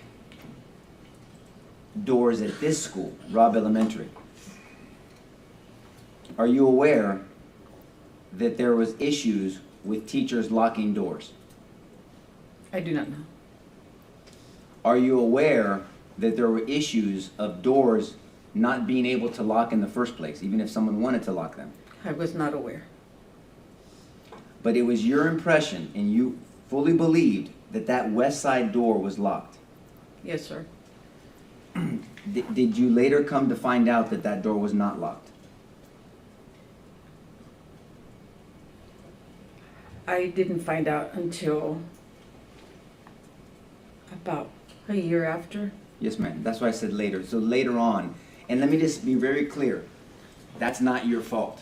You didn't unlock that door, okay? So I'm not saying that or suggesting that in the slightest, but later on you found out that that door had not been locked. Correct? Can you repeat that? Yes, ma'am, I can. Later on you found out that that west side door was not locked. You were treating it like it was locked, but it was not locked. Correct. And that was not your fault. Correct.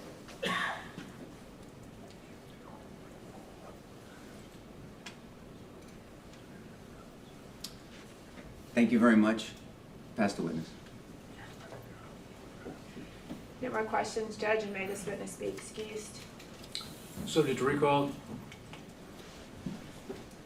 No, Judge, she can. Okay, ma'am, you are released from the subpoena and you're not subject to recall. Thank you very much. Thank you. Next witness. Mr. Hale? Randy Hill?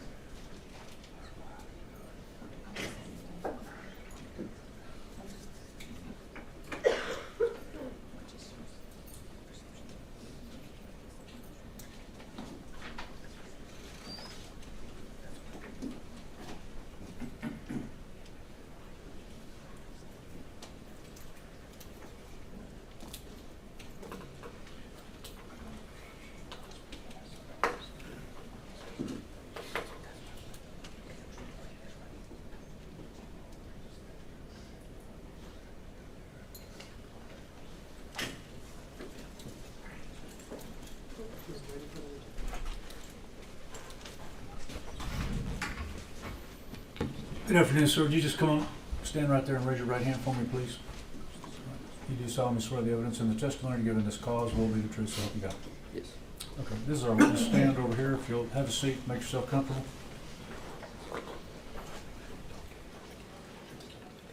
That microphone will adjust, make it comfortable for you. Speak up so everybody can hear you. Have a seat. Good morning, Mr. Hill. Good morning. How are you feeling? Good? Nervous a little? Yes, sir. Okay. Did you come over from Uvalde? Yes, sir. And is that where you live? Yes, sir. How long have you lived there? Since I was born. So that's your whole life. Yes, sir.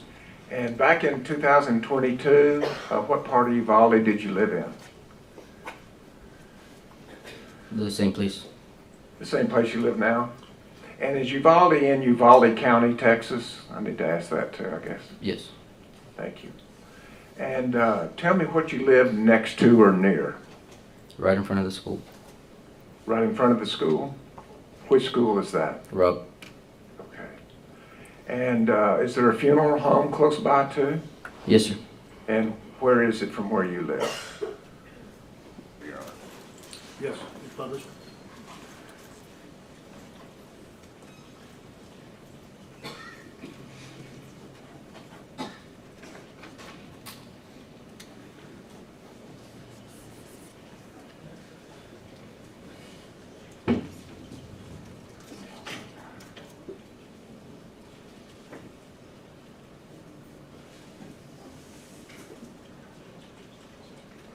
Thank you, Your Honor.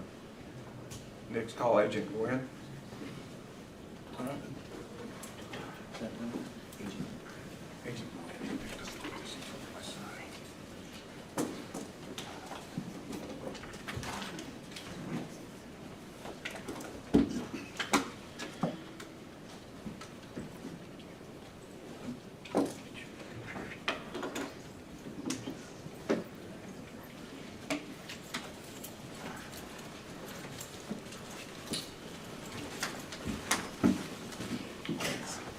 Sir, would you raise your right hand? You do solemnly swear the evidence in the testimony given the cause will be the truth, so help you God? I do.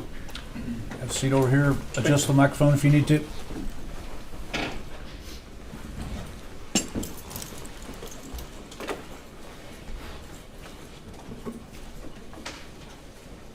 May I proceed?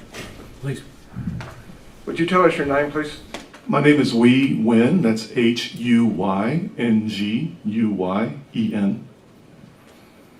And what do you do for a living, sir? I'm currently a special agent with the FBI in San Antonio. How long have you been with the San Antonio FBI office? I got to the San Antonio division in 2012. And what do you do for the FBI? I'm a human agent. What I do is I go out and collect informants. But one of my auxiliary duties is also evidence response team. And would you tell us what an evidence response team is? The evidence response team is a crime scene team, right? We go out and we process crime scene, collect evidence, take photographs, write reports, and present it to juries and law enforcement. And prior to working for the FBI, could you tell us what your background was? I worked for 10 years with the Texas DPS Crime Laboratory as a DNA analyst. Then from there, I went to the FBI in 2004. And what is a DPS analyst with the FBI? I mean, with the DPS, excuse me. So there's several different types of forensic scientists with the DPS crime lab. Some do drug analysis, some do alcohol analysis. I did DNA analysis, meaning I worked with body fluids to determine the origin and match them to suspects or victims. When you started working as the evidence collection team, is there any special training that goes along with that, or is it all experience? It's a combination of both, right? You get certified in the beginning. For the FBI, there's a 2-week course close to Quantico, Virginia. You go there and you learn all the basics of forensics, crime scene reconstruction. And could you also tell us about your familiarity with firearms and ammunition? Well, I'm currently a special agent, so I do carry a firearm. I've been trained in the use of firearms. And as far as ammunition at a crime scene, what kind of parts of ammunition is important to you as you collect evidence at a crime scene? Well, when you go to a crime scene, you look for anything that's, maybe shouldn't be there or is pertinent to the scene. So in this instance, regarding the question, spent casings, right? When a bullet gets fired, the casing is left behind. The casing could have evidence on there that could identify the gun. If the bullet that gets shot could be used to identify also what type of ammunition was used. So all this evidence can be linked together and provide like a profile of what happened. And just generally, how is ammunition classified, or bullets, casings, cartridges? You said you can identify it. Can you identify it by caliber? Oh, sure. So they come in different sizes, right? The calibers. You can identify them by it's mainly the caliber, how powerful the weapon would be, whether or not you can fire it from a pistol or a rifle. Just the marks that are left on the casing after it's fired, whether it's a rim fire or center fired. So there's different characteristics you can look at with ammunition. And also, do the manufacturers of those casings, do they attach their symbols or emblems to the casings? Typically, yes, on the around the rim of the casing. Okay. So that can also tell you whether or not a similar round has been fired multiple times as opposed to different types of ammunition. Is that correct? Well, if you see a bunch of casings on the ground at a crime scene, you can probably link them together by the manufacturer. Sometimes they have a number on it, which also corresponds to could be the year that it was manufactured. So you can take a look and see if the rounds are similar that way. And based on your work, are you familiar generally with the difference between a rifle casing and a pistol casing? Yeah, it's pretty obvious, the size of it. By size alone? And describe for us the difference in the sizes. Well, if you take a pistol, like a handgun, it's the casings the bullets are much smaller, right? And they could be wider. The rifle rounds, depending on the caliber, are typically longer and more narrow than a pistol round. And tell me, there's been a little bit of discussion about when you find a casing, is there any scientific specificity as to when you find a casing that tells you where the shooter is? Oh, so you're asking where I find the casing, could I tell where a shooter could possibly be? Is that the question? So if a round is fired, from a semi-automatic, right, a gun that will automatically eject the casing. So when somebody shoots a gun, the bullet will be propelled out of the gun, correct? The casing is left behind. The casing is what holds the gunpowder, okay? The casing will get ejected out and get tossed, depending on the gun, depending on how much gunpowder is in it, it'll get tossed a certain distance away.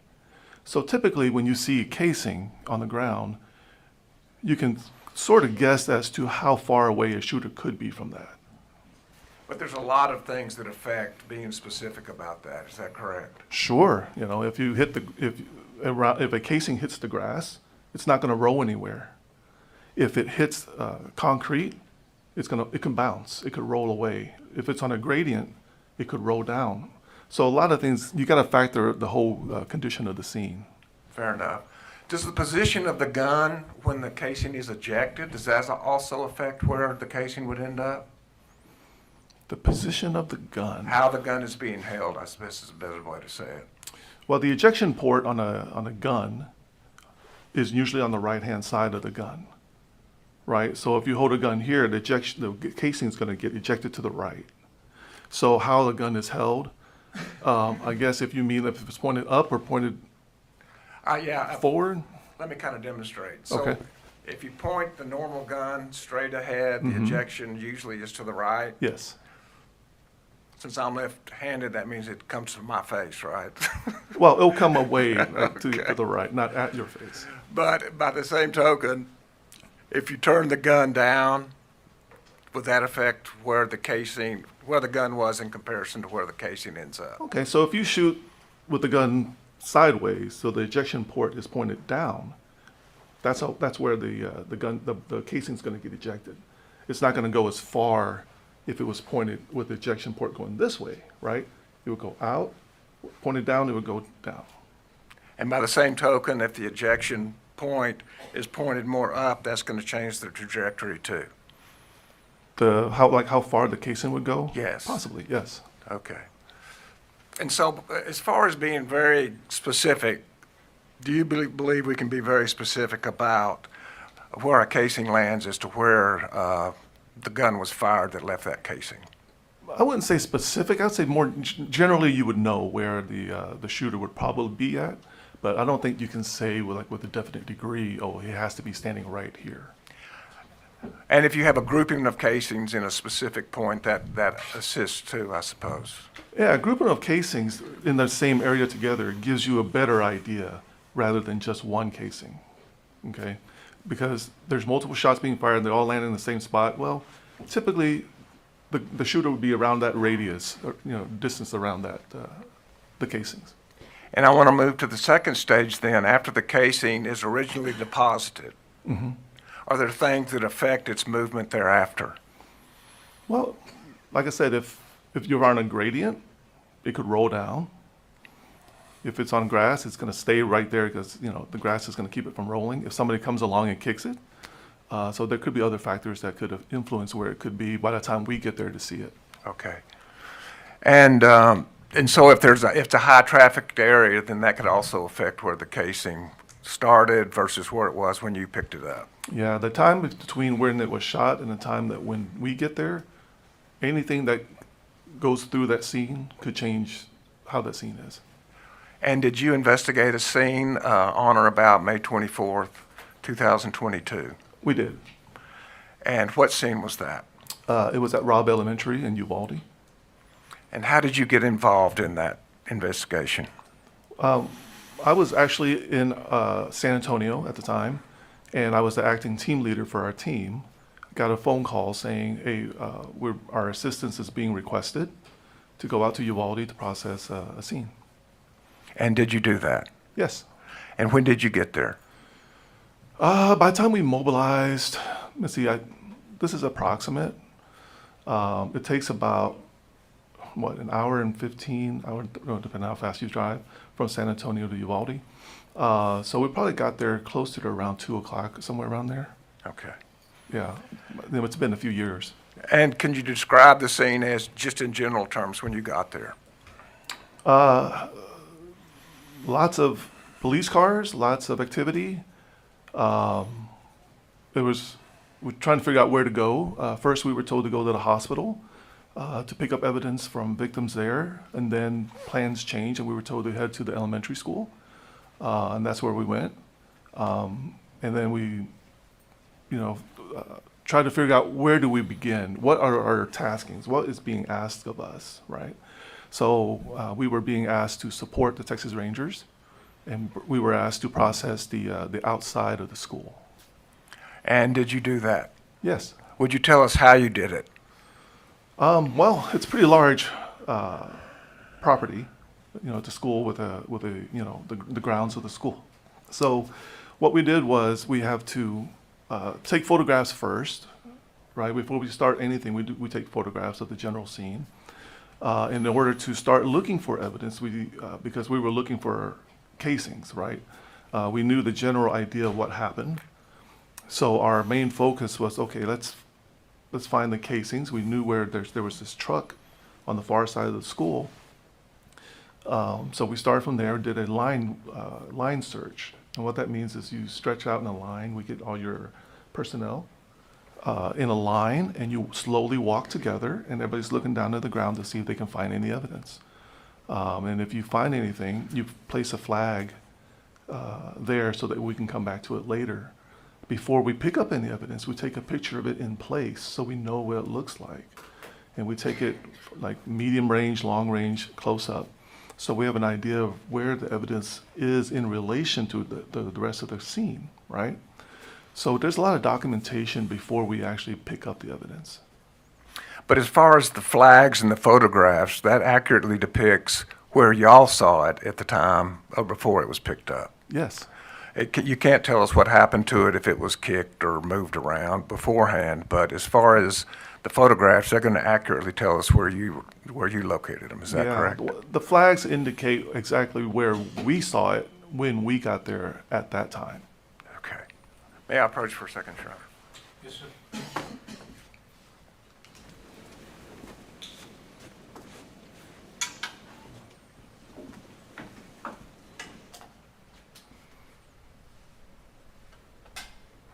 Could you step? Okay.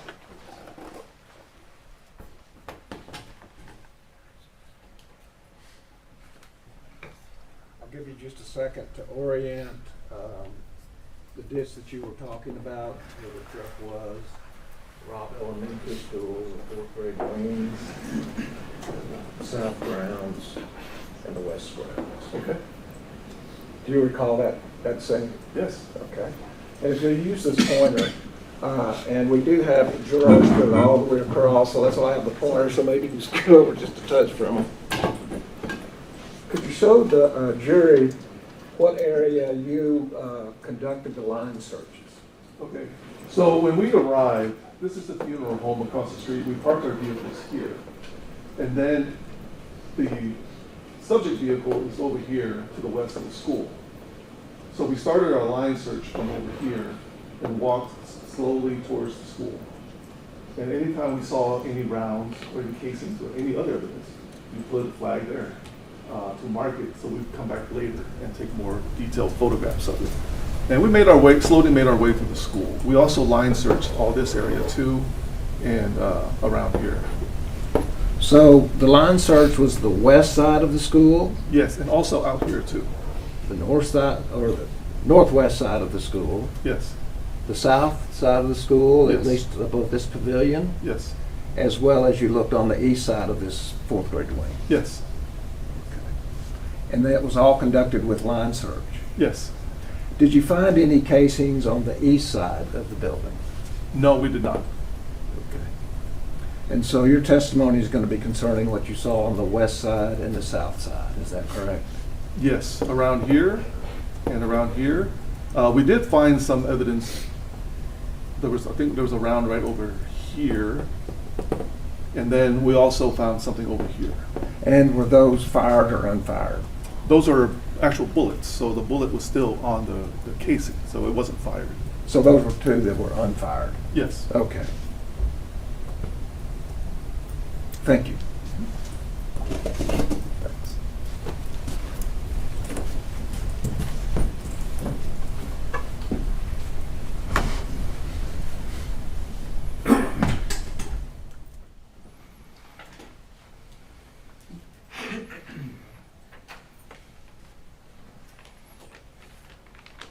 And did you have a chance to review the photographs that your team took as part of this crime scene investigation? Yes.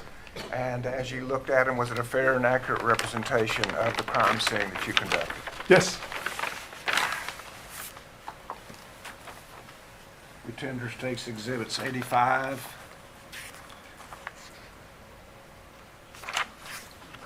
through 149 for grant to the defense.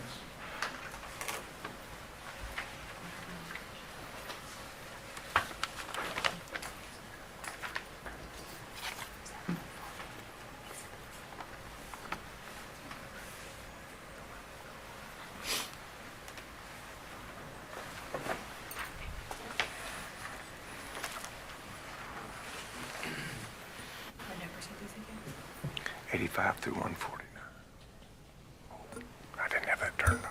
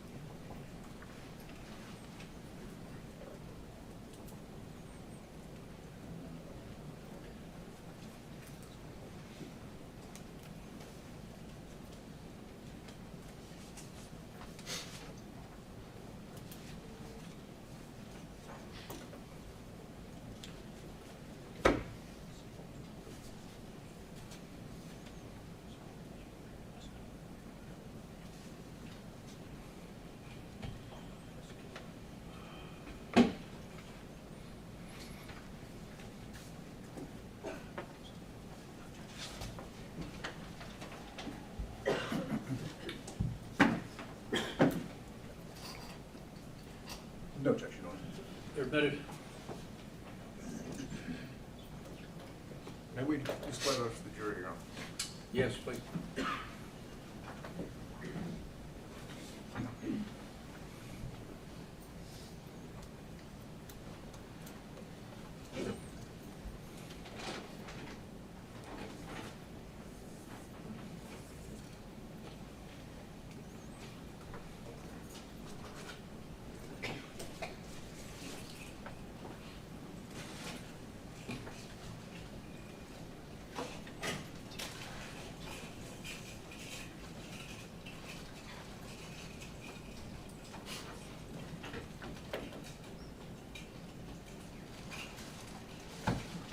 It's taking a second to load up.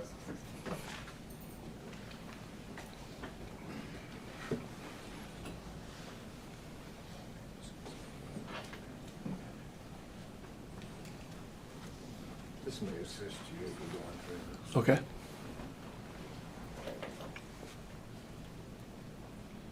Okay, could we start with Exhibit 85?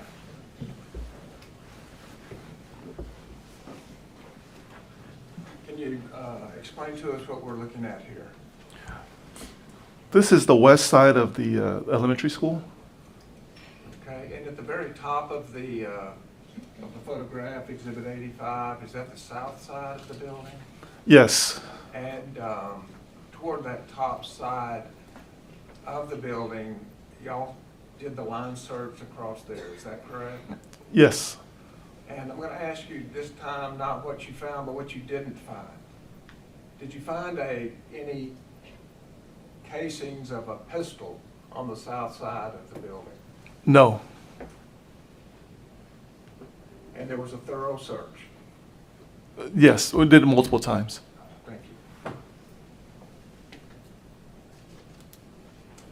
And State's Exhibit 86. Could you tell us what we're looking at here? It's the same west side of the building. And if we will, would you approach the TV and show us on the north or the top right-hand corner, if you see any vehicles, the very top right-hand corner? Oh, this one right here? Yes, sir. Is there a vehicle over there? Yes. White in color? Yes. Did you search all the way to that vehicle? Yes. And all the way from that vehicle back through the parking lot? Yes. And were there any pistol or handgun casings found in that location? No. Thank you.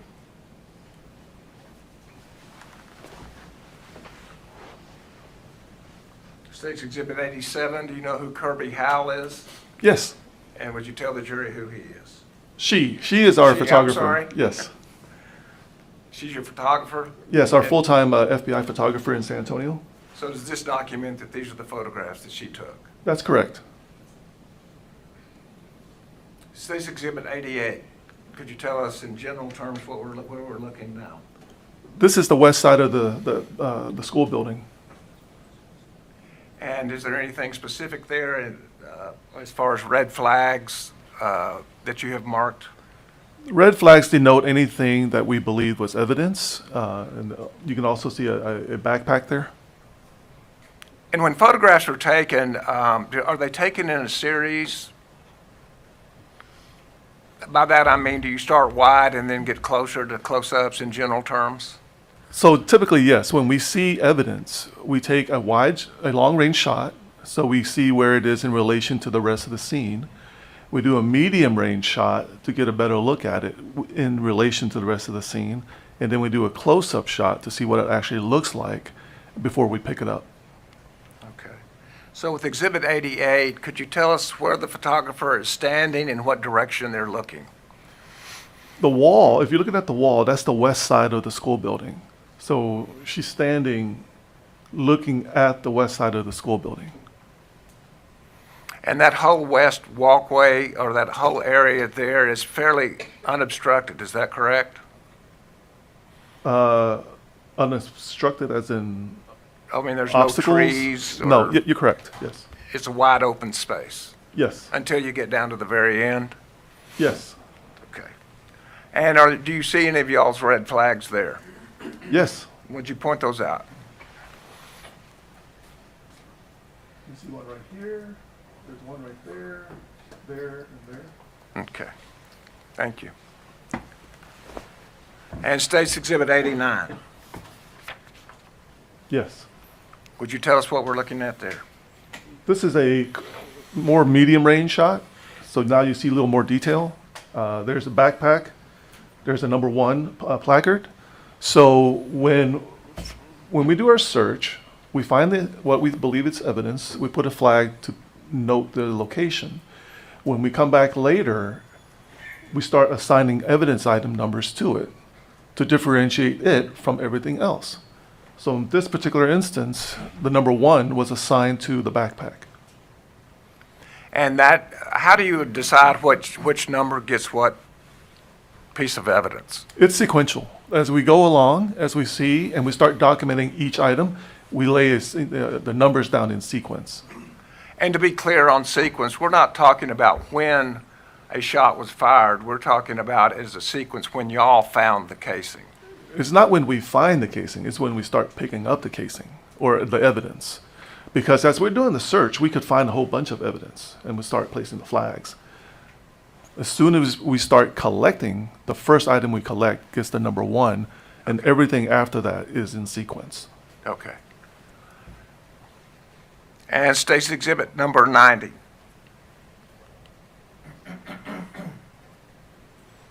Could you tell us about that exhibit? It's the same shot except a little bit closer. And what are we looking at as Exhibit 1? It's a backpack. And in general terms, what was the condition of the backpack? It was on the ground open with the pockets open. State's Exhibit 91.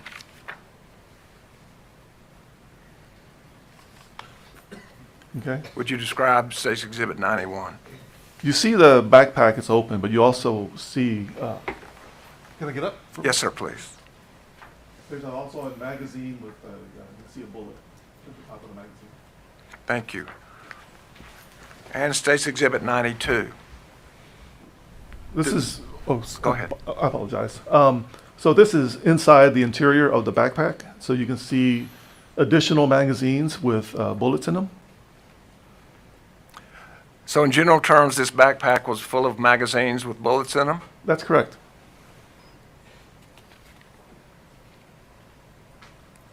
Exhibit 93. Okay. Would you tell us about that? So now we're moving on to the next item of evidence. So you see a number 2 marker, and that's what we collected after that backpack. And as we close up on it, does that show you what the marker is marking? Yes. And what was that marker marking? There's a casing there. And State's Exhibit 95, does that show a close-up of that casing? Yes.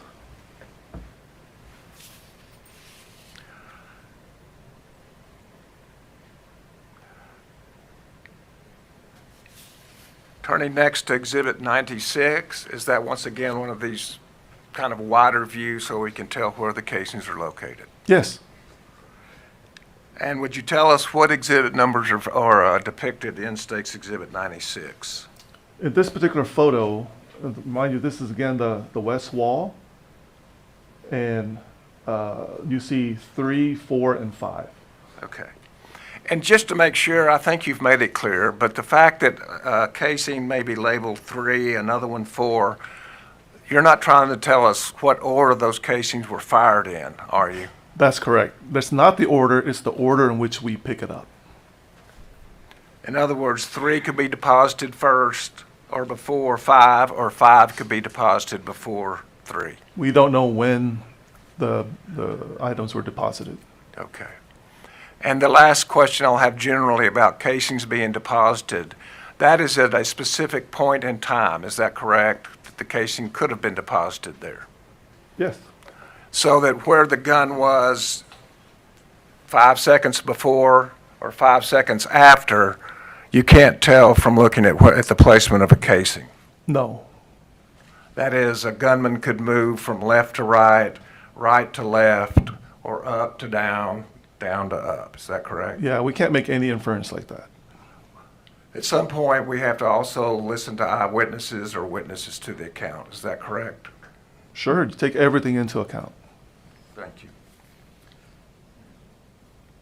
And so Exhibit 97.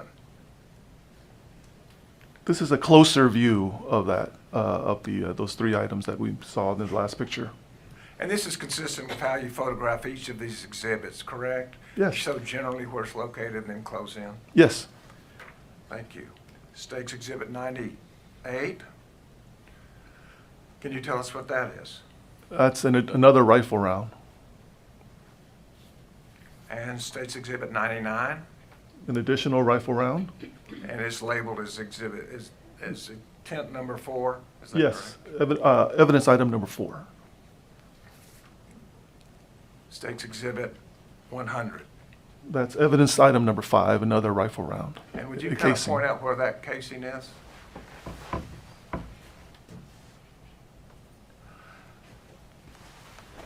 And just in general terms, the casing that we're looking at, is that consistent with the other casings that you picked up to this point? Yes. And how are those casings all inconsistent with a handgun round? They're longer and more narrow. So it's obvious to see from an investigator. Yes. State's Exhibit 101. Could you tell us what that exhibit is? That's another view. That's the west side. Can I get up one? Yes, please do. This is still the west side of the building, and this is the walkway going up to the parking lot. And there are flags and tents, markers there for evidence, is that correct? Yes. Would you point those out? See one here, you see one there, see one there, one here. And in addition to that, before you sit down, do you see that a white car parked in the same place we saw earlier? This one right here? Okay, thank you.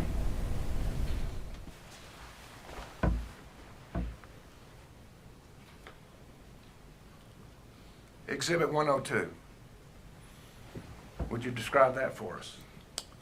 That's evidence item number 6. There's a flag marking where it's at, and it's about to be picked up because that's when it got its number.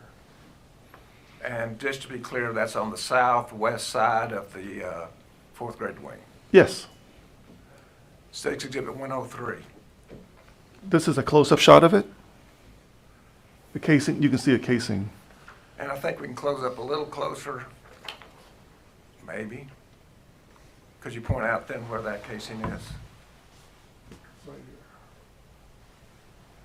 here. And let me just interject here. Of all these, so I don't have to keep asking, Mhm. are all of these casings that you picked up then on the south and the west side, were they all the same type of casing? The casings, yes. Now, there were unfired cartridges, is that correct? There was 2, I believe. And they were not the same as these fired casings, is that correct? That's correct. But all of the fired casings were, in general terms, the same Yes. casings? Thank you. And we just looked at marker number 6, and so I'm going to keep up with that numbering system. Would you tell us what Exhibit 105 is? It's a black glove. Okay. And did you know the significance of that at the time? No, it just stood out because it was in the parking lot by itself like that. So, we don't know what the importance of it is, but it stood out, so we marked it and we collected it. And it's not your job to determine if it belonged to the gunman or a police officer, is that correct? That's correct. State's Exhibit 106 is just a close-up of that. That's correct. And State's Exhibit 107. Could you tell us what we're looking at here, the general area we're looking at? That's the southwest corner of that parking lot that faces the west side of the building. And you see some flags marking where some casings were found, and then you also see the number cards so that we're about to pick up those the casings. May I approach you? Just to be, I just want to make sure because it's not quite wide enough for us to know exactly where we're talking about. Mm-hmm. So let me just hold this up. And could you show us, this is once again is the Robb Elementary 4th grade in the parking lot. Could you show us where those? So this is the parking lot right on the west side of the building. most of our attention was over here where we collected most of our evidence. And in this particular last shot, the evidence was around here. Right here, kind of where there's this elbow in the parking lot. Yeah, you'll be able to see the corner right here. We can see the elbow. Yes, So some casings are behind the elbow and some are in front of that elbow. correct. Excuse me? Did you say something? He objected to leading, I sustained it. Oh, I'm Proceed. sorry. Excuse me, Jim.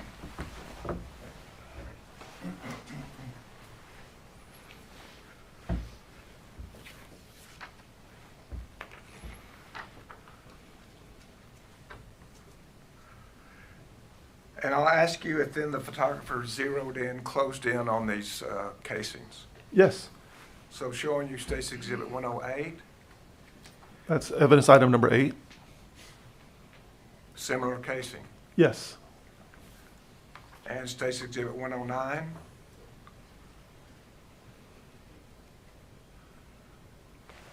you can see where item number 9 and item number 10 are in relation to each other. and State's Exhibit 110, That's another casing, item number 9. and 111. An additional casing, number 10. And would you tell us, describe for us what Exhibit 112 is? This is a photograph of the same parking lot and the grass bordering the parking lot and additional rounds that were found, casings that were found there. And those the white vehicle, is it there? You can see, can I point it? Yes, sir, please point those out. And is there a second vehicle there also? Yes. Would you point that out too? Thank you. So closing in now, State's Exhibit 113, That's a casing. and State's Exhibit 114, Another casing. as marker number 12. Yes, casing. State's Exhibit 115, Is it another casing that we found? marker number 13, Yes. and State's Exhibit 116, does that close in on that casing? Yes. Okay, taking you to a new area then, that is not on the west side, is that correct? This is actually on the north side. Okay. And that has the next number, Exhibit number 14, is that correct? Our evidence item number 14, Evidence yes. number 14. Does that indicate that that's when y'all found that one? No, it just meant that that's the next item in line that we were collecting. Okay. And closing in on Exhibit 14, You can see that's an entire bullet. This hasn't been fired yet. and closing in on it. It's a close-up shot. And is the casing, could you describe that and any differences that there may be between that and the other casings that you found? This one's actually black, and it also has the bullet that's still attached at the front. And State's Exhibit 120, This is item number 15. This is in the northwest corner across the street from the school at the funeral home. and closing in on that, Exhibit 121. You can see that's a bullet also. There's a casing with a bullet attached to the front still. And it's a little difficult to see, would you kind of point that out for us? Both the cartridge and the bullet part. So here's the casing, and you can see right here, that's the bullet part. And that was evidence marker 15, is that correct? That's correct. Returning now to the west side, showing you State's Exhibit 122, would you describe what we're looking at here? You can see two more flags showing that there's two more pieces of evidence that need to be collected. And State's Exhibit number 123. That's evidence item number 16, a casing.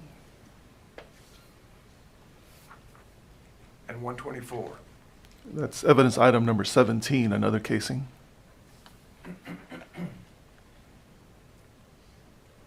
And Exhibit 125. Additional casings that were found, so we marked them again with flags and also with the number cards. And as in relationship to the building, what part of the building are we looking at there? This is the western side of the building. The air conditioning, those 6 units are on the south side. So it's the southwest corner? Yes. And those exhibit numbers that we can see from that photograph, Exhibit 125, are? Item number 19 and item number 18. And State's Exhibit 126? That's a closer up view of it. And 127? You can see the casing.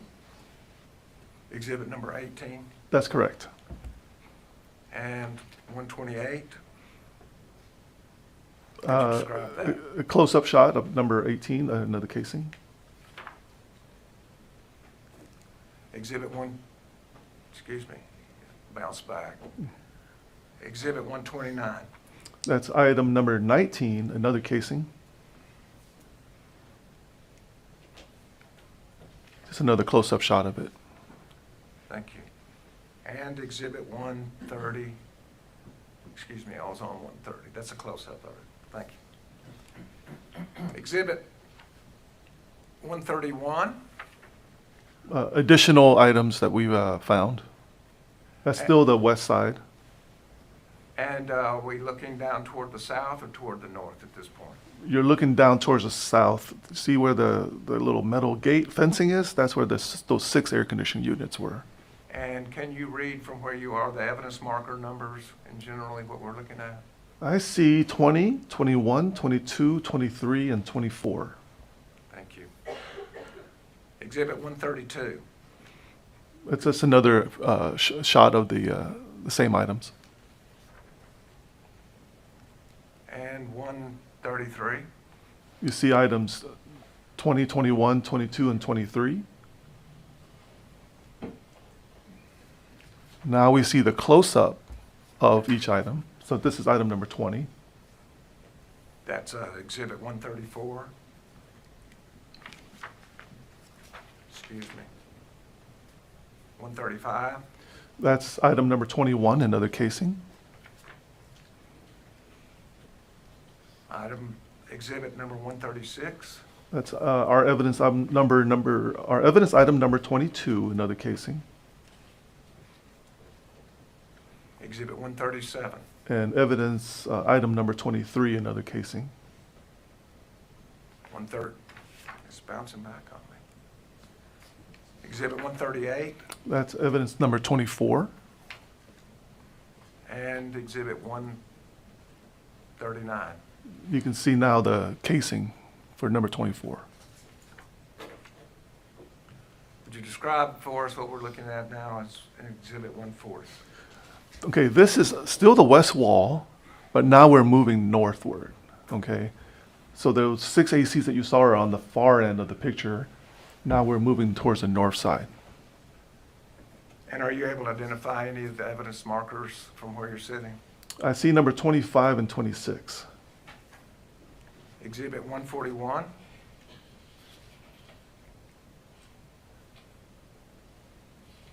Uh-oh. So now it's a more medium range shot of the items 25 and 26. Item 25, that is a casing. And item 26. That's an empty magazine, rifle magazine. Indicating all the casings had been expanded. There are no bullets in there.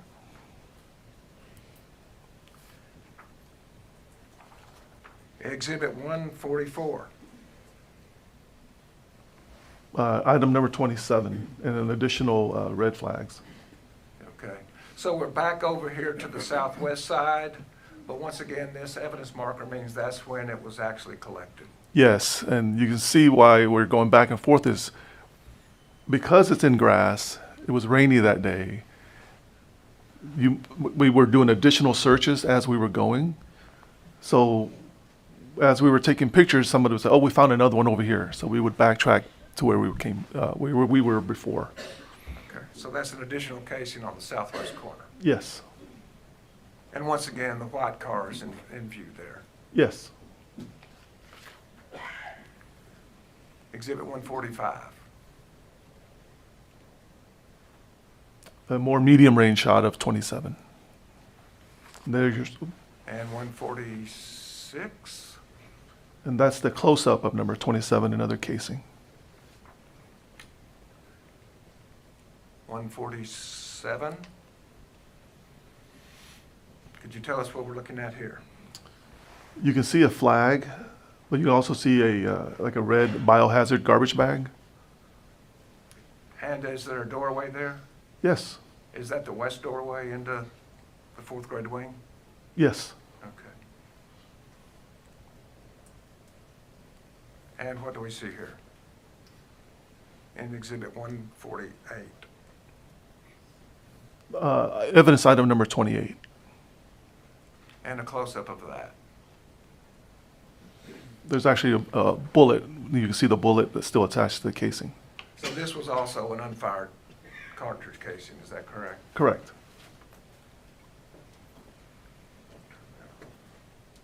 Just have a few more questions.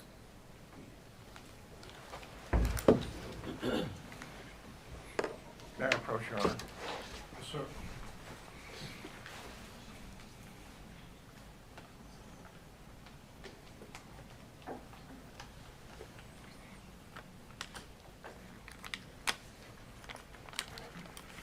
Showing you State's Exhibit number 19, which is 20 envelopes, and ask you if you recognize your name as well as the description of the evidence.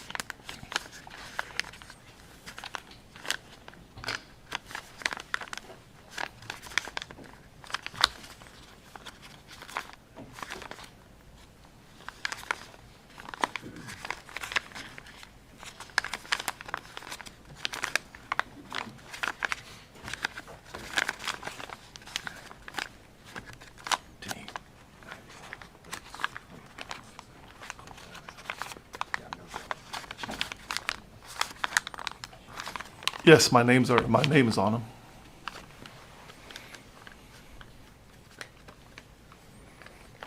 State Officer Exhibit 19, Your Honor.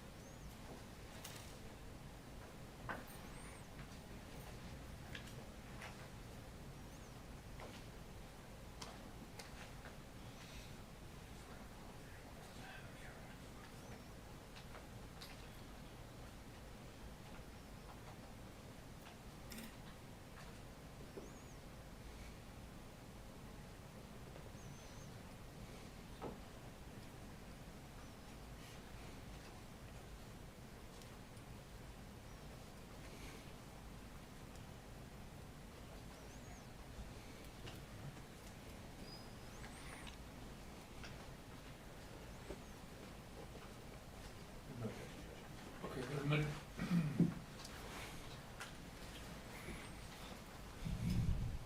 Just for the record, State's Exhibit 19 of the 20 fired LC-22 casings that you recovered at Robb Elementary that day, is that correct? Were there 20? I mean, I didn't count them. That was unfair, wasn't it?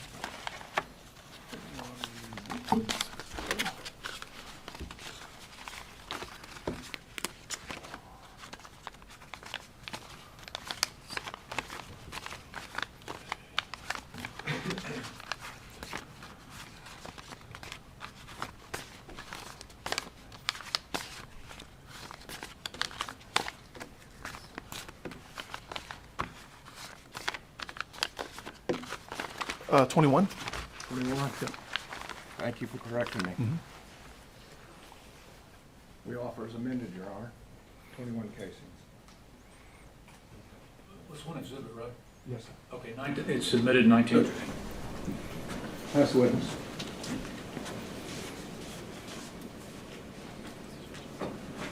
Tell you what, ladies and gentlemen, it's a little afternoon, so I don't want to keep you too long from lunch. So let's take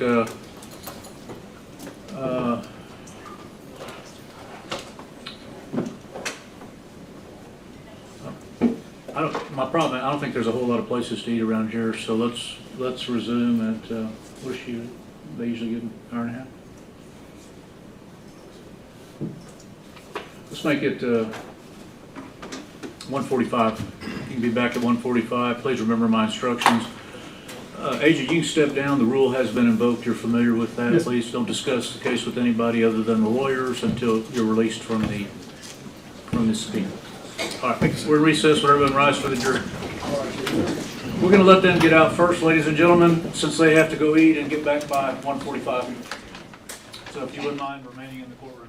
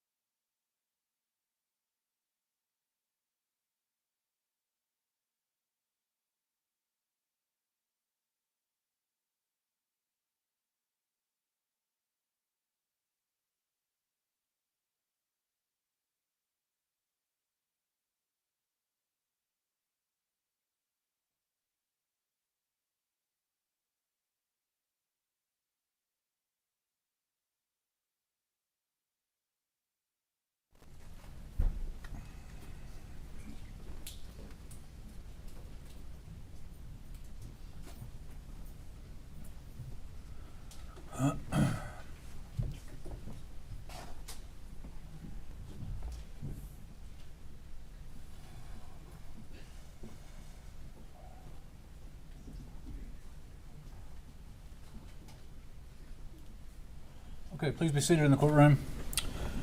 Members of the jury, when we recess, the witness have been passed for cross-examination, so you may proceed when you're ready. Good afternoon, Adrian. Good afternoon. How you doing? Great.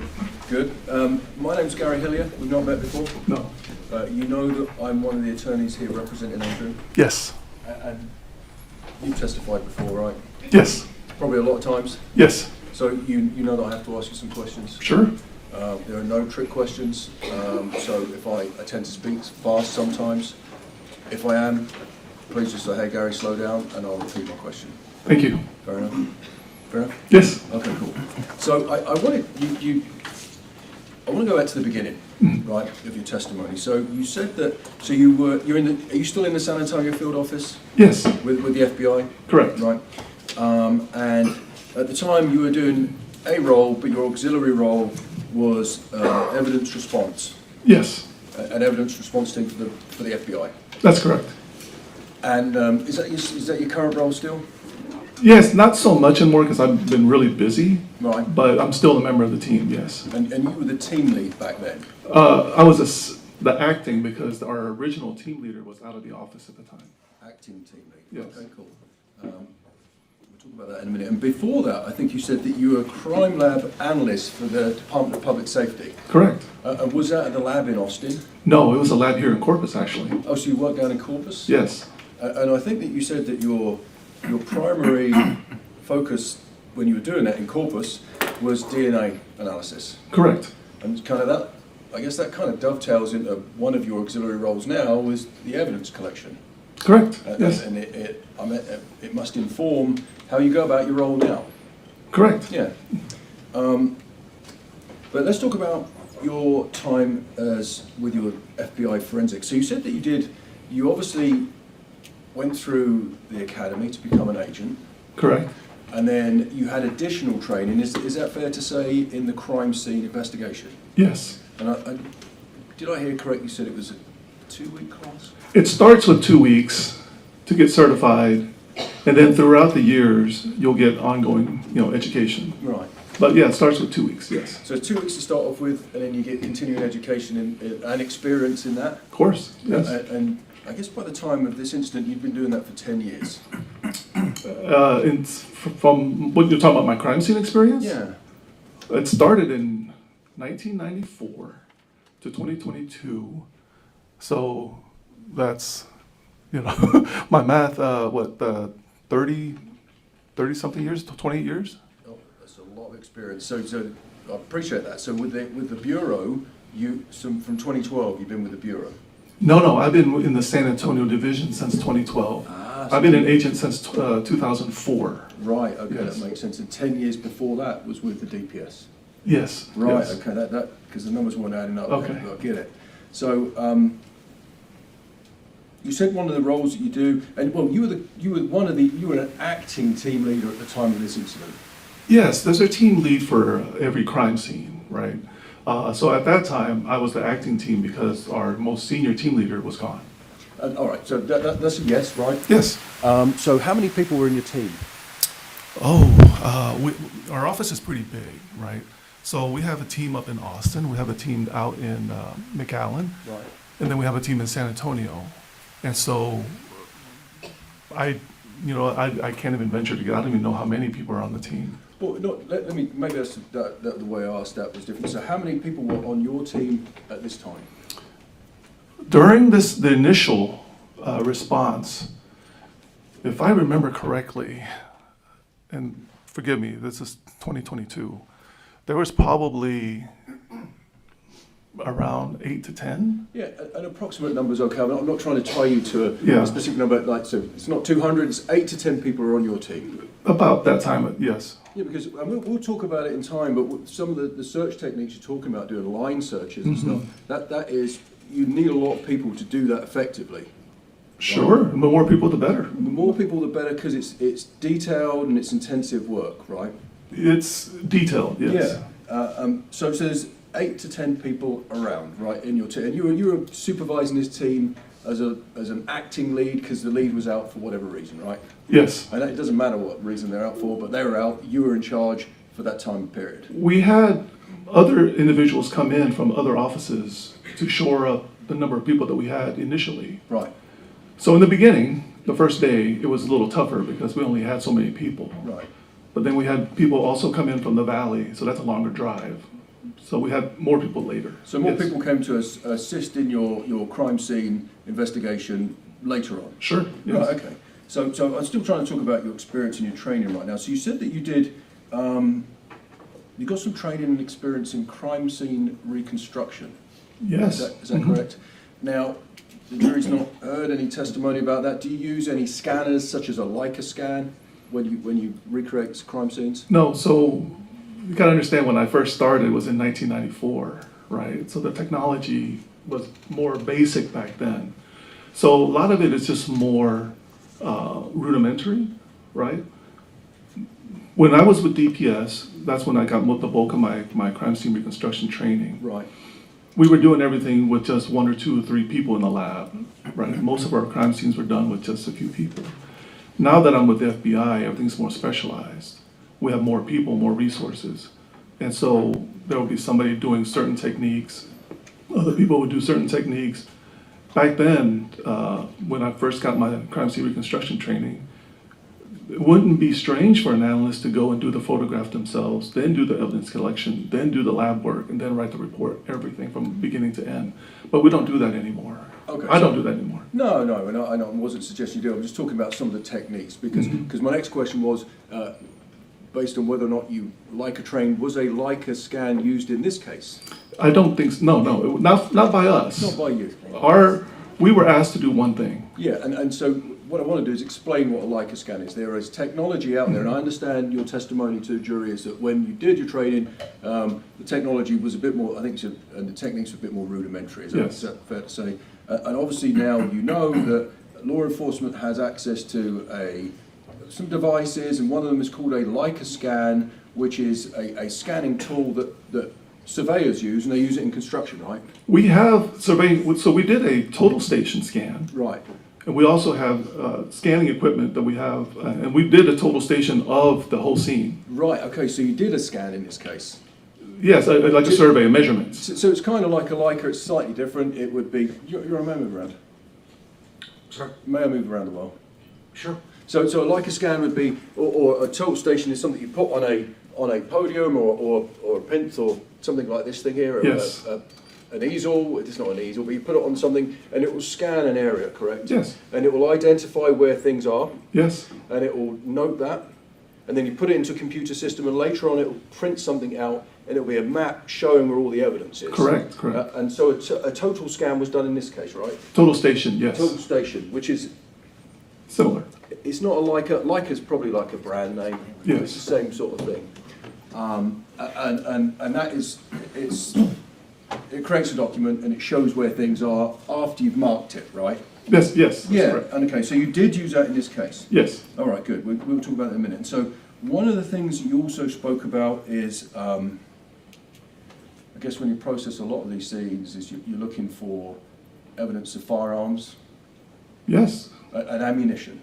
Yes, correct. And it sounds like in this case, well, in this case you'd agree with me, your focus was mostly on spent ammunition. That's correct. Right, and documenting that.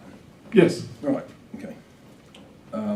Because I think you said something along the lines of you can glean, and this is where your previous experience comes in, right? Mm-hmm. You can glean a lot of evidence from a used cartridge, right? Yes. And sometimes that could be in your other focus previously it would be DNA.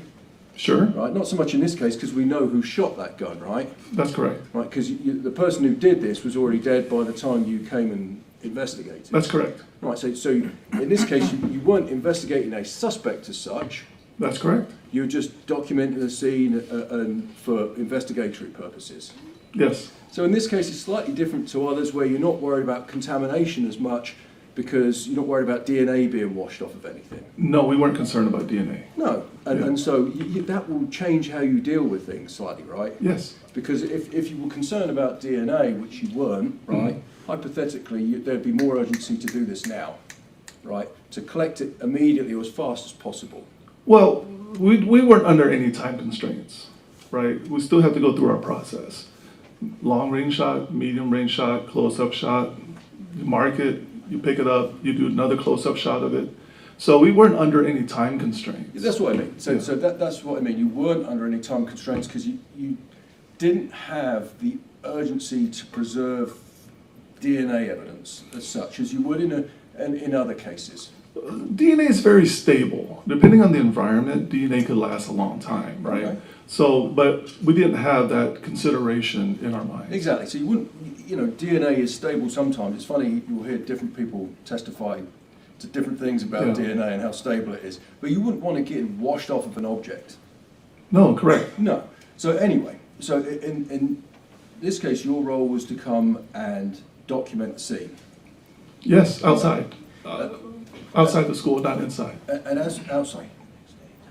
Yeah, because where I'm going with thank you, Jason, with that is because the next day it rained.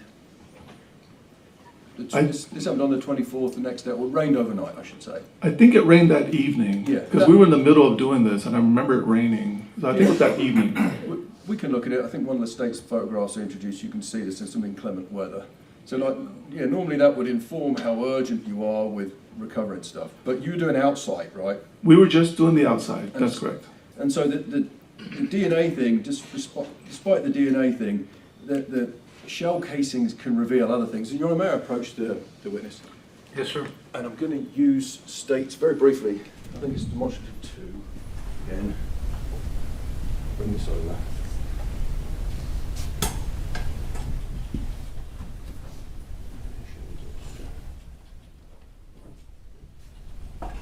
Because, so I know you've already explained that, and I think it states 19.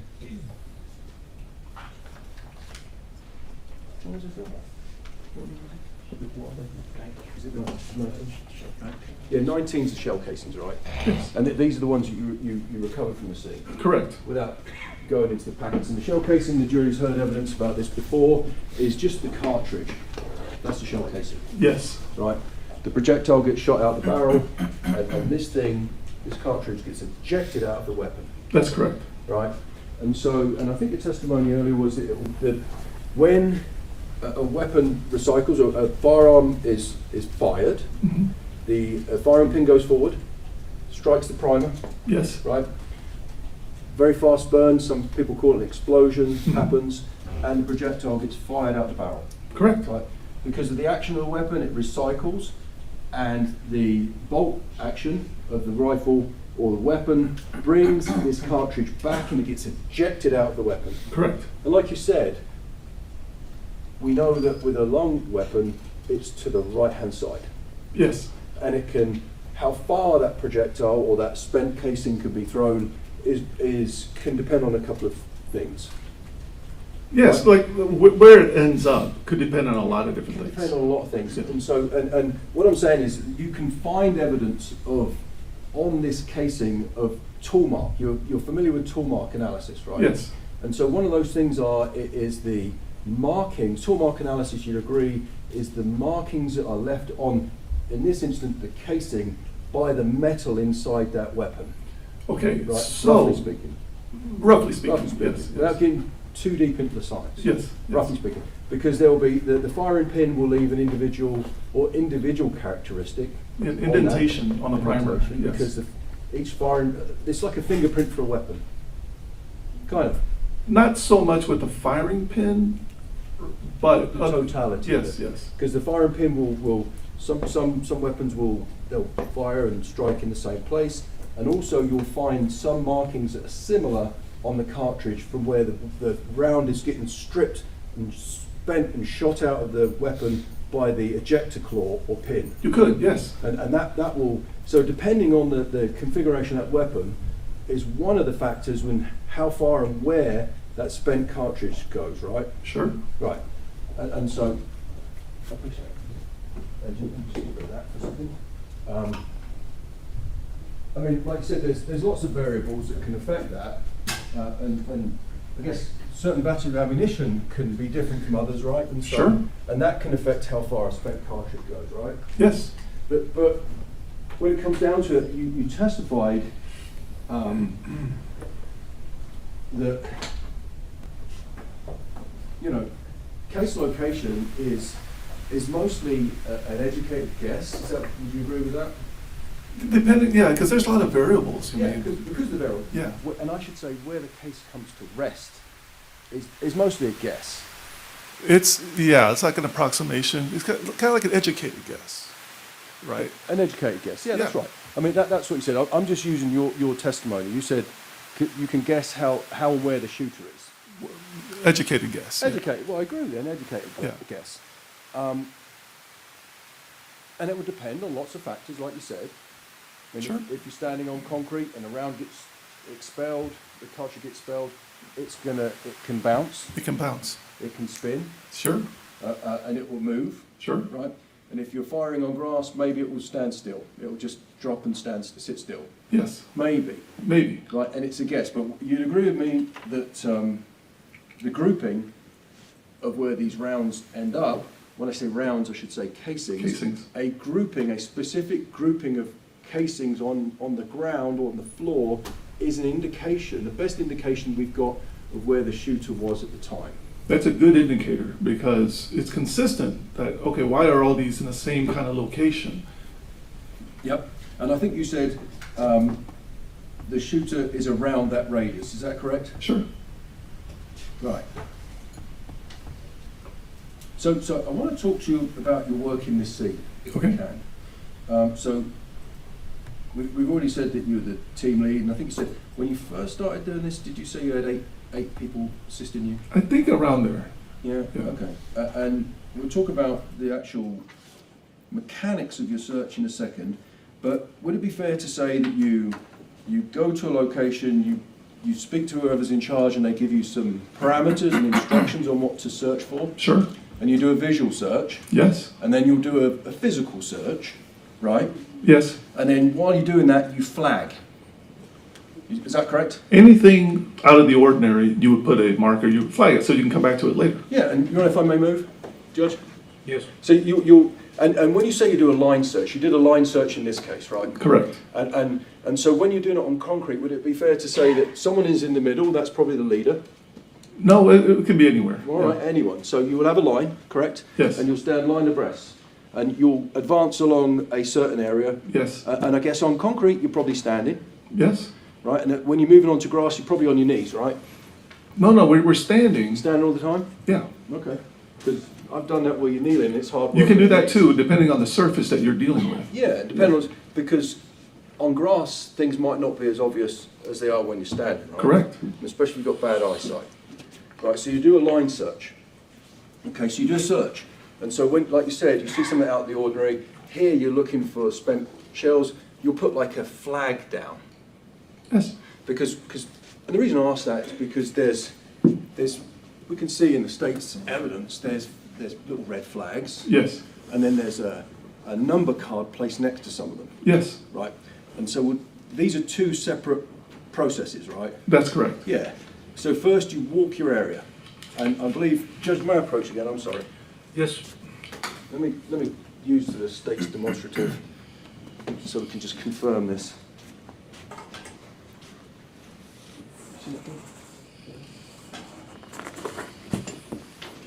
I think that you said that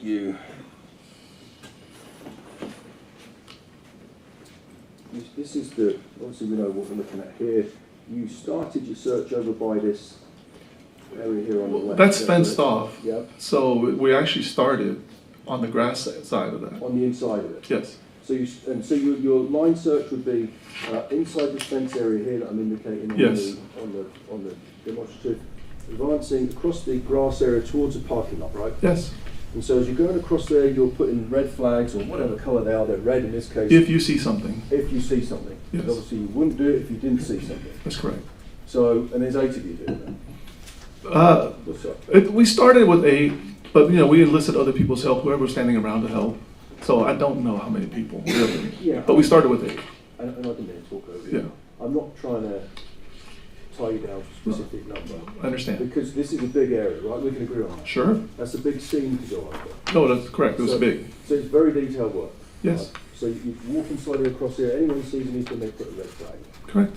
Okay, and then you've done that, advanced all the way to the building. Mm-hmm. Then once you've done that, you then place markers down on significant items. When you're about to pick up the evidence, if it's something that you think is important. So the red flag just identifies what we need to look at again. The yellow marker with a number is our actual items that we're going to collect. So in the beginning, you could have something that has a red flag on it, but upon closer inspection, that might not mean anything to you. Right, so you'll put a flag down to see that's something of interest. Yes. Then you'll go back and you'll put if you're going to take a photograph of it and preserve it, then you put the card down. With a number. With yes. a number. And they're the yellow things with the number, right? Correct. Okay, cool.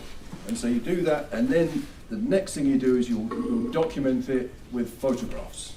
Correct. And that's what you did in this case. Yes. And after having photographed the scene, you then will collect those items. Yes. Right.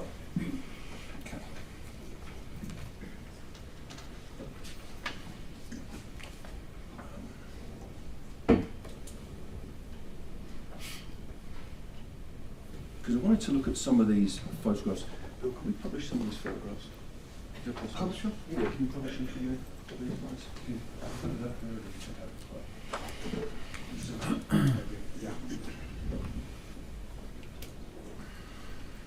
Would you better go to stage 96 first? Excuse me? Could you go to 96 first, please, Clarkson?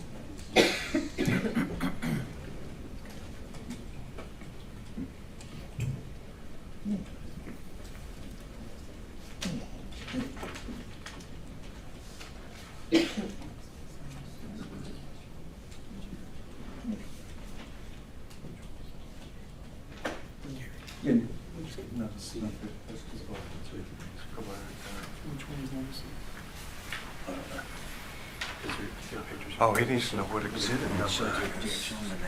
You're right. I'll get a. Sorry, Judge. Can I approach? Sorry, just do that anyway. No, go ahead. So, No. He needs to know. They're not marked on there. yeah, I know. Okay. I'm going to put this map up again. So, having established how your process, I want to look at some photographs here so we can see what we can deduce from the scene, right? So we're waiting for, I think the first picture we're going to look at has been previously marked as States Exhibit 96. Get all these.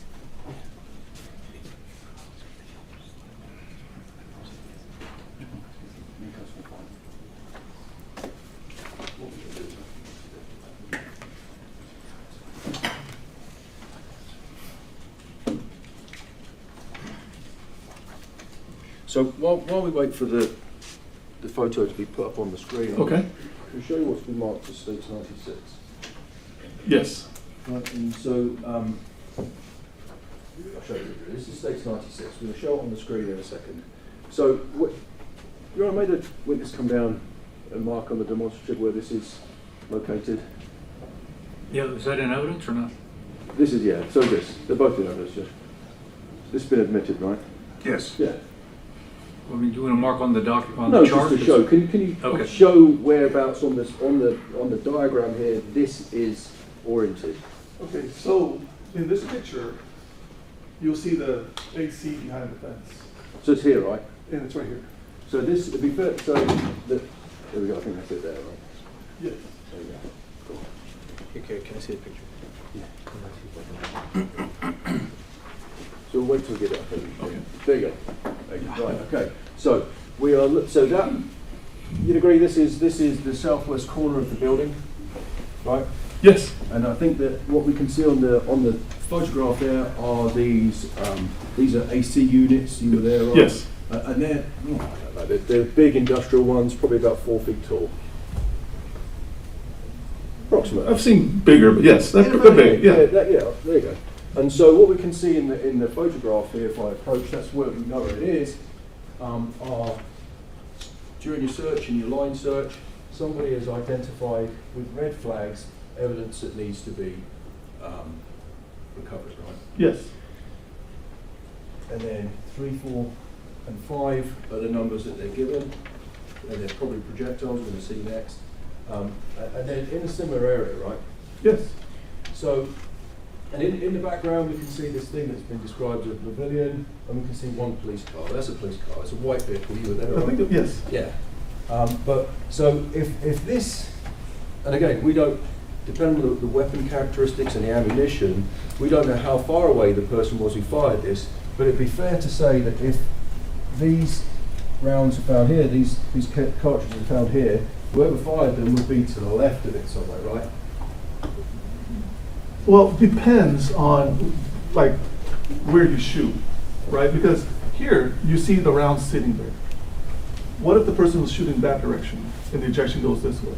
Well, you don't know. I can't tell what direction the shooter was at. Let's talk about that then. Yeah. So for them to be here, right, the person would either have to be over here, to the left of it. Can I stand up here for a Of course you can. If the judge allowed that, judge. Sure.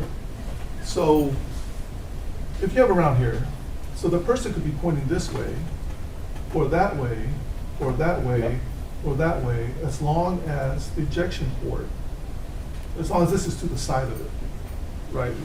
So you can't tell just from looking at this what direction the person was facing. You understand what I do, and that's what I'm going to show you some more photographs, but let me get, so what my point I'm going to say is, well, I want to talk about that first, right? Okay. So I agree with you, you're correct. So the person who fires these rounds could be standing to the left of these cartridges, right? Sure. That's a possibility. Yes. And as you pointed out, the person who fired those rounds could also be firing them in that direction, up the side of the building. Yes, I can't tell. You can't tell. And they could, for them to be here, they could also be standing on here, firing them off into the distance that way. Sure. Right, that's possible. But this isn't the only photograph we took, right? So I want to look at some more. That's Okay. possible. Yes. Okay. Yeah.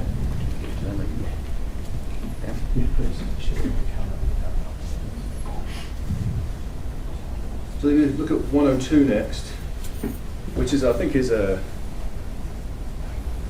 closer up version of that.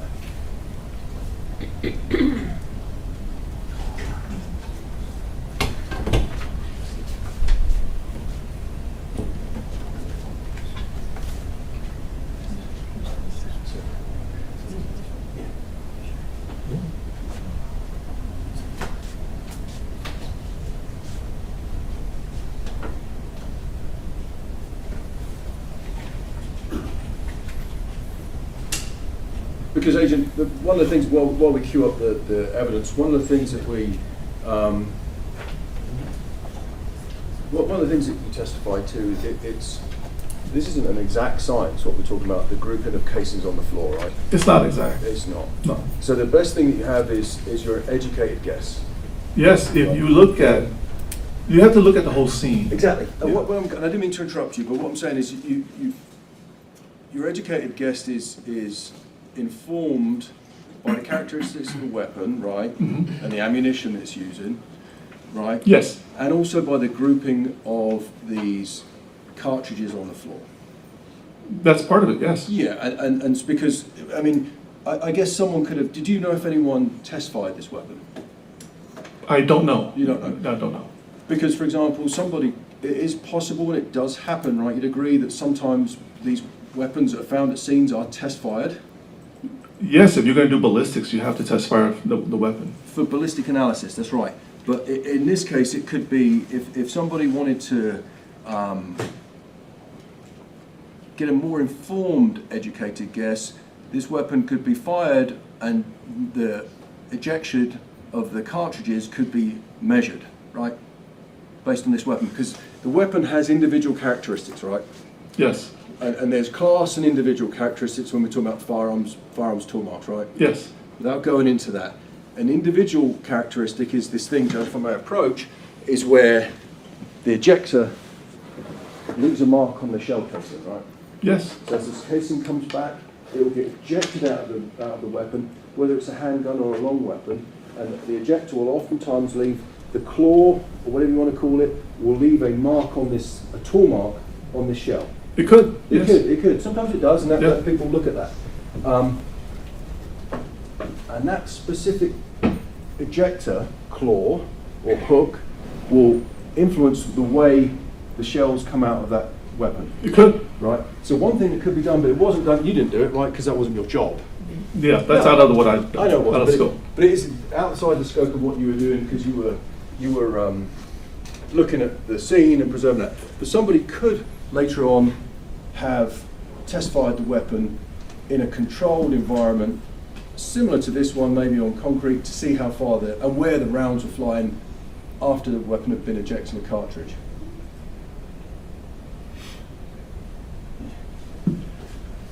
And just a second.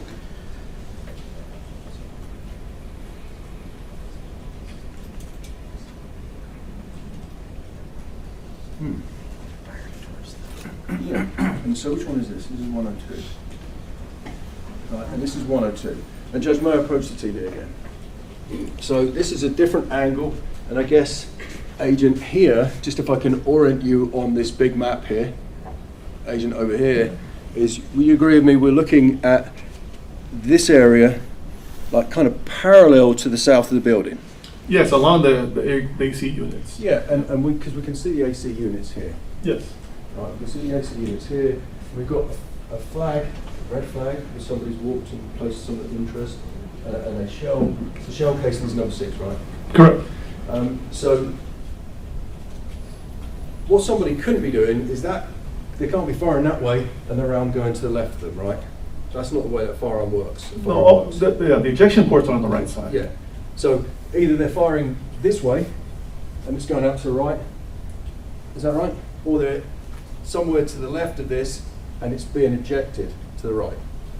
Well, you can't tell because somebody could be standing to the left of the shell and fire that way, or they could be standing to the. They could be standing somewhere in this. This is a parking lot to the left here, right? Yes. Looking at the shell itself, you can't tell what direction the person was shooting. You would have to look at the entire scene in total. And you'd look at the groupings, right? That's part of it. That goes into the equation, yes. Because we weren't there, right? So we don't know. Yes. So all we can do is follow the evidential trail and make deductions from it. Sure. Right. Okay. So what we're seeing here is we're looking down this path, this pathway that goes around the south of the building. You agree with that? Yes. And here on the top left-hand side of the photograph, we see these AC units. Yes. Right. So it is possible that the person who fired this shot, this expended cartridge, was in this parking lot somewhere. Right? That's a long ways for it to eject. Well, the parking lot is pretty far away from where that sidewalk is. Remember what we said, but what is this thing here that's, what is this made of here? This. That's concrete. That's concrete? Yes. So if an expended cartridge bounces on grass, what will it do probably? It'll probably stay in the grass. Okay. If something lands on concrete, what's an ejected cartridge possibly going to do? It could bounce, it could roll, or it could stay where it's at, depending. It could bounce, it could roll, it could spin, right? Sure. It could keep traveling. Right? Yes. Can we look at 107, please?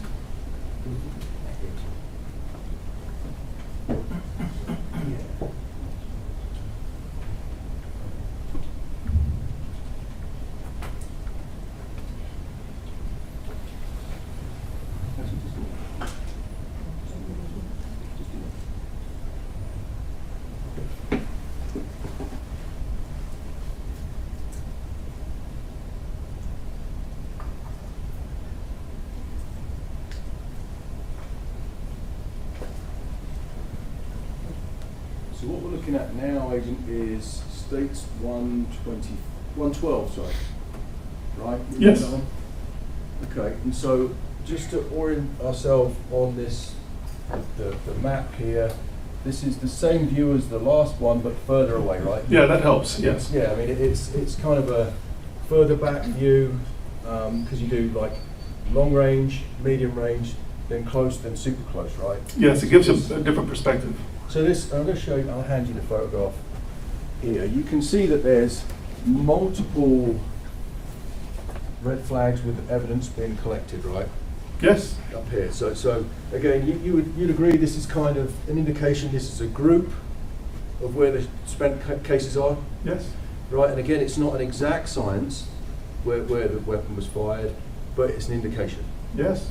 And you'd agree with me that these spent cartridges, well, how many do you see? One, probably 6, 7 in that photograph, right? Yes. Are all in a line just on the edge of this paved concrete parking lot. Yes. You'd agree with that, right? Yes, of course. So one of the things that we can deduce from this photograph is we're looking at this, is that the shooter could be to the left of that. Sure. Right. We don't know how far because we haven't testified the weapon. We don't know anything about the power of the ammunition other than what rating it is. So it's possible they're on the left-hand side, right? Correct. So this would be consistent, or this could corroborate evidence that the person might be to the left-hand side of this SUV here, right? I wouldn't say, I mean, they're somewhere, but to me, it looks like they could be behind the SUV. I don't know if they're to the left of the SUV. Yeah, okay, so they could be behind the SUV, so if Yeah. we say the SUV is here, around here somewhere, right? Sure. Yeah. They could also be to the left of it, maybe, depending. If we, and again, like I said, we don't know, but if there had been, the weapon had been testified, we could have a better educated guess of where that rounds would have been fired from, right? Sure. Right.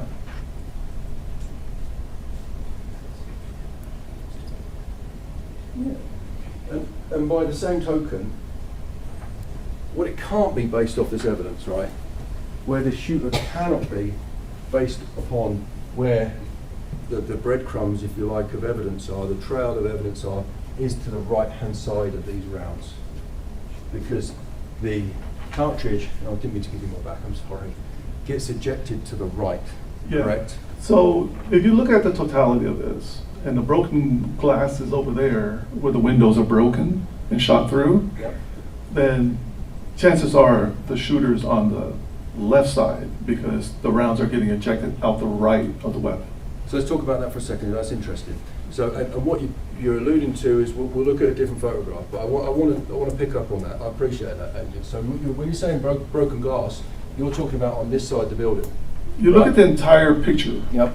And so in order to get a better picture of where these rounds could have been shot in what direction, if there's no bullet holes or bullet damage on the, like where the white car is, then you can generally assume that it's not being shot in that direction. But if you're looking at these bullets and you see the broken glass, then I'm not saying that that's exactly how it happened, but you kind of can deduce this could be the track that he was going towards the school, shooting at the school. And I appreciate that, Agent. We're going to talk about all of it. If I could just bring your attention back to the map here. Mhm. So let's talk about that, because there was a lot that you just said then, right? I want to talk about it. It's important. So you said I agree. We hear in law enforcement, we hear the phrase, or you hear the phrase in criminal investigations, totality of circumstances, right? Sure. And I agree. We've got to look at the totality of the evidence. And I agree with you that the indication is from your evidence is that, and the broken windows that we saw in some of the other state's exhibits, we can look at those, but the jury's already seen those. There are broken windows on the west side of this building. Yes. That appear to have been shot out by a round, which is possibly by these spent cartridges, right? Sure. And that's all along this building. So I agree with you that this is more of an indication of rounds that have been shot into this building, right? What we're seeing on that physical evidence up there that's been admitted. You can't say for sure, but the indication looks like that could be, yes. And that's 112. State's Exhibit 112. Is that 112? Yeah, I think Yes. so, yeah. And because, like you said, there is no physical evidence that you found over here towards this area here, the pavilion, all these vehicles, right? Correct. And because I wanted to talk to you about that next, the other thing I wanted to talk to you about. You said that you did several line searches, right? Yes. Because I guess that, is it the case that whoever is you, the team leader, or someone else, devises a search plan? Yes. And you'll say, we're going to search from west to the school first, right? Yes. Maybe with the boundary on here, and then maybe you'll break up another sector later. Yes. And then you'll define that search area, and then you'll keep breaking it up into sectors. Yes. And like I said, that's what it's kind of painstaking. It is. Because you have to walk slowly, probably like that, looking at the ground, keep it in line with everyone. Yes, correct. So that nobody misses anything. If someone sees something, we stop. Yes. Someone gets a flag, you flag it. Yes. Okay, then we keep moving. Yes. And you keep doing that. And in fact, I think the testimony was that you did it from sort of like Grove along Geraldine to the school, right? First? Well, the fence line and the grass. Got it. The Yeah. fence line is here inside this culvert, but Yes. the fence line here. But then you also did it from the south north, right? Yes. And you did it. Did you go left to right, from north, south to north, and left to right? We did so many directions, and we did it multiple times. Because after you do a search, you think, okay, we just did a line search. But then somebody will walk by and go, oh, there's another round. Yeah. So now we have to do it again. Right. Right? So we did it multiple times. So you did it multiple times. Yeah. You did it multiple times, but you didn't find any evidence of any shells being fired over here to the south of the building. No. No evidence at all. That we saw, no. The only evidence that you found of any shells being fired or a weapon being fired was consistent with it being fired into that building, right? When we looked at it, now when we were on the back side, can I show the? Yes, sir. Okay, so if you take a look at the building where the windows were shot out, that's the west side. The east side of that building, there's some broken windows too. But when we went, we didn't see any shells, right? But we saw the bullet holes. Okay, cool. I'm going to put a different picture up so we can get a visual on that. Yeah.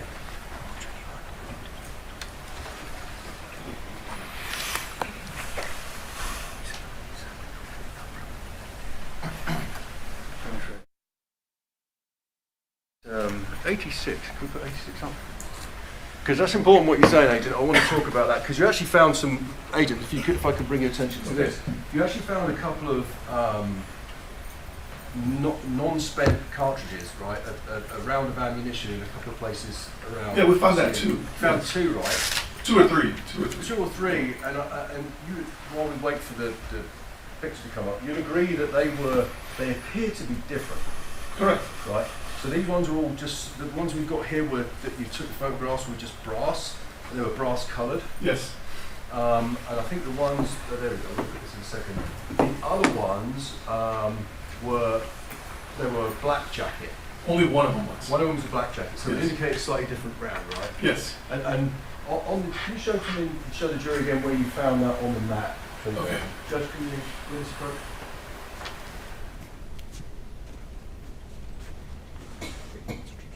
So item 14 was found around this area along the sidewalk. Yep.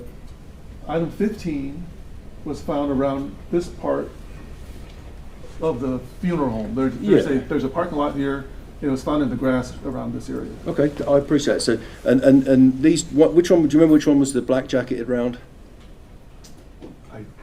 I don't remember. I have to take a look, but One of them was different. That's Yeah. fine. So, and I wanted to look at this approach to the television again. So, because this gives us a better overview. This is, so you were saying this is the west side of the building, right? Yes. Okay, and this is the building in question. And so, would it be correct to say that where I'm indicating now is the east side? Yes. And so, you found what? Would you describe it as a defect or just a broken window? We thought there were bullet holes. Bullet holes. Yeah. So. It could be a couple of things, right, going on there, Yeah. because we don't know. But it could be with this kind of ammunition that what is consistent, I don't need to give you my back, is that you said that this is the same parking lot we're talking about, right? Yes. And you didn't find any evidence of any rounds being fired over here towards the south. Yes. Right, I don't mean to give you my back, right? That's okay. But it could be over penetration, a round being fired from the west coming out the east. It could be. There's a hallway in between. And doors and walls. So to me, I don't know if that would be, from this side. Or it could be fired inside. Or it could be, sure. It could be that. I mean, we don't know, but that ammunition is certainly powerful enough to penetrate a building, right? If it goes through glass, it could certainly penetrate that whole building. Possibly. Possibly. We don't know. Yeah. But it could certainly penetrate from inside out. I didn't go into the building at that point. Because you did outside, right? Yes. And I guess I haven't asked you yet, but you searched this courtyard area here, right? Yes. And you didn't find any evidence of any firing outside there? We didn't, no. So when I say evidence of firing, I guess we'd be looking at like the spent casing again. If I remember correctly, yes. No, Yeah. None of the cases. We saw bullet holes in the window. Right.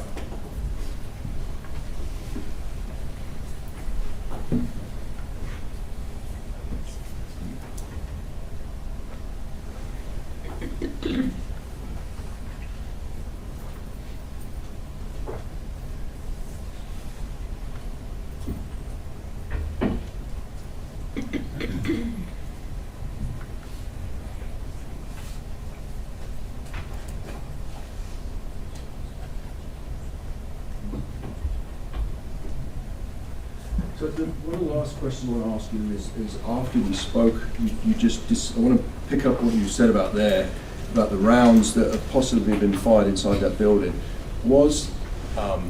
Did you do any kind of trajectory analysis? We didn't do trajectory, no. You didn't? Because trajectory analysis would inform us to know by finding where the defect, so let's talk about a defect. A defect is where, or an apparent defect is the terminology that you would use to say this is apparently a hole or damage that could have come from a fired weapon, right? Yeah, we didn't have access to the inside of the building, so that limited what we could do. And so we only looked for the evidence on the outside. I know you did, but what I'm saying is to fully inform us to say, hey, these holes in this window go to this hole somewhere else would be to do a trajectory analysis. That would help. It's kind of like wheel path analysis where you would, it's almost like geometry, finding where the hole is and you backtrack to see where the round could have been fired from. Sure. But that wasn't done. I don't know. Because that wasn't your remit. No. But what we do know is that there were no spent shell casings found on the south of that building, right? Yeah, we didn't find anything on that side. Oh. Or I think the east and the south. And you didn't find any in the field from the line search from the culvert inside the fence towards the building, right? Let's look at the other map. So if you're talking about the field between this one here, that I'm indicating here. Yeah, no, we didn't find. You didn't find any here. No, you didn't find any on the way here. They were just focused on this parking lot, and you didn't find any on the south, right? Correct. Just to confirm. Yes. Thanks, Agent. I appreciate it. Got no further questions for the witness. Agent, I don't know if I need to show you the picture. I will if I need to.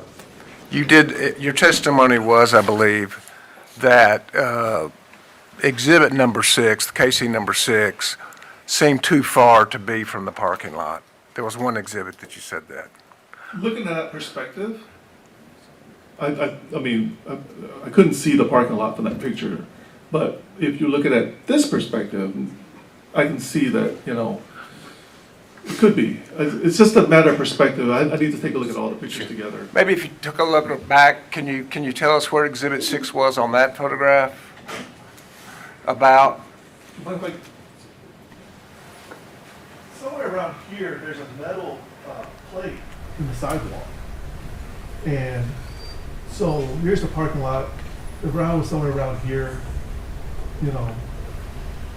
If the person, if you're saying, if you're tying this to the broken window, because you got to look at the totality of everything. If you're thinking that maybe the guy was shooting here, for somebody that's standing here for the round to be there, it's a little bit difficult. Okay. May I approach you? Sir. So if, my understanding is you have casings along here all the way up to here, is that correct? I think so, yes. And I'm not talking about direction because you said we're not saying 1 through 6. Yeah. I'm just saying from here all the way up to here somewhere. Yes. Is that correct? And those can be shot, and it helps you a little bit if you know where the bullet ends up, right? Yes. I mean, if I'm shooting this way, then if it rejects right, the casing will be there. I'll object to leading judge. Is that? Sustain, to rephrase it. Could you tell us how the impact a bullet has on an object helps you place where a casing is? Yeah, it sort of gives you a line, right? Because in order to have a line, what do you need? 2 points, right? So if you have a point of impact and you have a casing, you can use that to approximate, hey, that's your 2 points to make a line. What direction was the shot being taken, okay? And if a shot is being fired into an open field? Yeah, that's a lot more difficult because now you don't know because you're not going to have an impact. So how do you know where the direction is where the shot's being taken? You only have the location of your casing. Where's your other point to see where it went? So if we have impacts in the windows and we have casings along here, that can help you. Yes, yes. If you have casings here, does that tell you if the impacts in the windows came from those casings, or if those casings could be a result of firing into a field? Well, you don't know, but your best guess would be that it was being shot into the window because you have a broken window. If you have casings over here, would they explain the broken window? Sure. If they explain the broken window, then these casings could be fired into an open field. They could. And if you have impact over here, could that also tell you what direction he was shooting? Sure, because now you have 2 points, right? You have your casing and you have an impact spot. 2 points can make a line. But you didn't look for impact points, you looked for casings. We were looking for casings. We didn't have much access to the school itself, so we tried to stay out of the Rangers' way. Texas Rangers were the lead agency. So Brent, the Texas Rangers would be looking for impact along these other windows. They had access to all the buildings. Or other, I said windows, but I mean other buildings, parts of buildings, they would look for those. They had access to the buildings. We were focused on the field and on the grass and outside. Sure. And so casings plus impact would give you a better decision as to where those bullets were going. Sure. And that sometimes takes not just your testimony, but somebody else's. Sure. And the one thing, though, about these 21 casings, can you tell us, does that indicate to you there's been 21 explosions? Those are the casings we found. That means a fired bullet, correct? Mm-hmm. Which makes a sound. Yes. And alerts law enforcement. So 21 casings means there were at least 21 shots, because there could have been more. I mean, if we didn't find it, then we don't have it, right? Right. But 21 casings means there was 21 shots at least. Okay. And you've been around gunshots? Sure. Audible? I'll be object to leading, Judge. Are they audible? Overruled. Yes. Pass the witness. Well, mate, very briefly, Agent. Judge, my approach. Yes. Very briefly. So, I think you said that. So we're looking at state 6, right? I think. Well, we're not. We're looking at the. Let's look at what we've got here. So, your testimony is that your best guess is that these casings that were found to the southwest side of this parking lot here were fired into this building based on the evidence, right? My best guess is that because there was a trail of casings, that the person was going that direction. Yeah. Now, if you look at the whole scene, if you see impacts, then you gotta say, okay, where am I gonna attribute that to? Where can I attribute it to? What are the possibilities, right? And so that could be a possibility, yes. Because you're just one piece of this whole part. Like Mr. Turner said, your testimony is the jury's going to put it together with others. Because we know that unfortunately, eventually, the shooter enters this doorway here. You know that, right? I learned that later, yes. Yeah. So you know that. Yes. So it's possible this person is traveling, shooting these windows before he enters through that door, right? Sure. Okay. And so the prosecutor talked to you about this walkway here, right? Do you know the distance between roughly, I don't mean to give you my back, Agent, between the end of the building and that walkway? Not off the top of my head, no. Okay, no. Can you give me an estimate? Looking at that, okay, if you take a look at the length of the cars are probably about 15, 20 feet, depending on so maybe about, how far to where? The end of the building to this walkway here. Okay, so it's about the length of a car, maybe about 10, 15, 12 feet, something like that. Okay, fair enough. And so I wanted to pick up on something. Do you mind I can do it from here. So hypothetically, right, the prosecutor was saying, because you didn't have access to the buildings, right? No. So you didn't have any access to these buildings. The prosecutor talked about, if rounds went over here, right? Yeah, good, yes. I think he pointed to the top of the screen. I think that's what he did. So to know, let's pretend for a minute there was a round the way from here. Without doing a trajectory analysis, I guess, that could have come from here, could have come from here. We just don't know, right? Yeah. Because, like we said, the best guess is that from your evidentiary examination of the scene and the clues that were left behind is that these rounds were fired into this building. It could have been, yes. And we also know you didn't find any evidence of shots being fired on the east side of the building, right? That's correct. But you found evidence of bullet holes either exiting or entering these windows here on the east, right? There were bullet holes in the windows, yes. In the windows. So you don't know if they're coming in or out from the building, right? That's correct. But what we do know is you didn't find any evidence of shots being fired in. That's correct. So we could possibly deduce from that that shots are being fired out, right? That's correct. Okay. And so if rounds are being fired from inside this building, they could be going anywhere, right? Sure. I was not in the building. All right.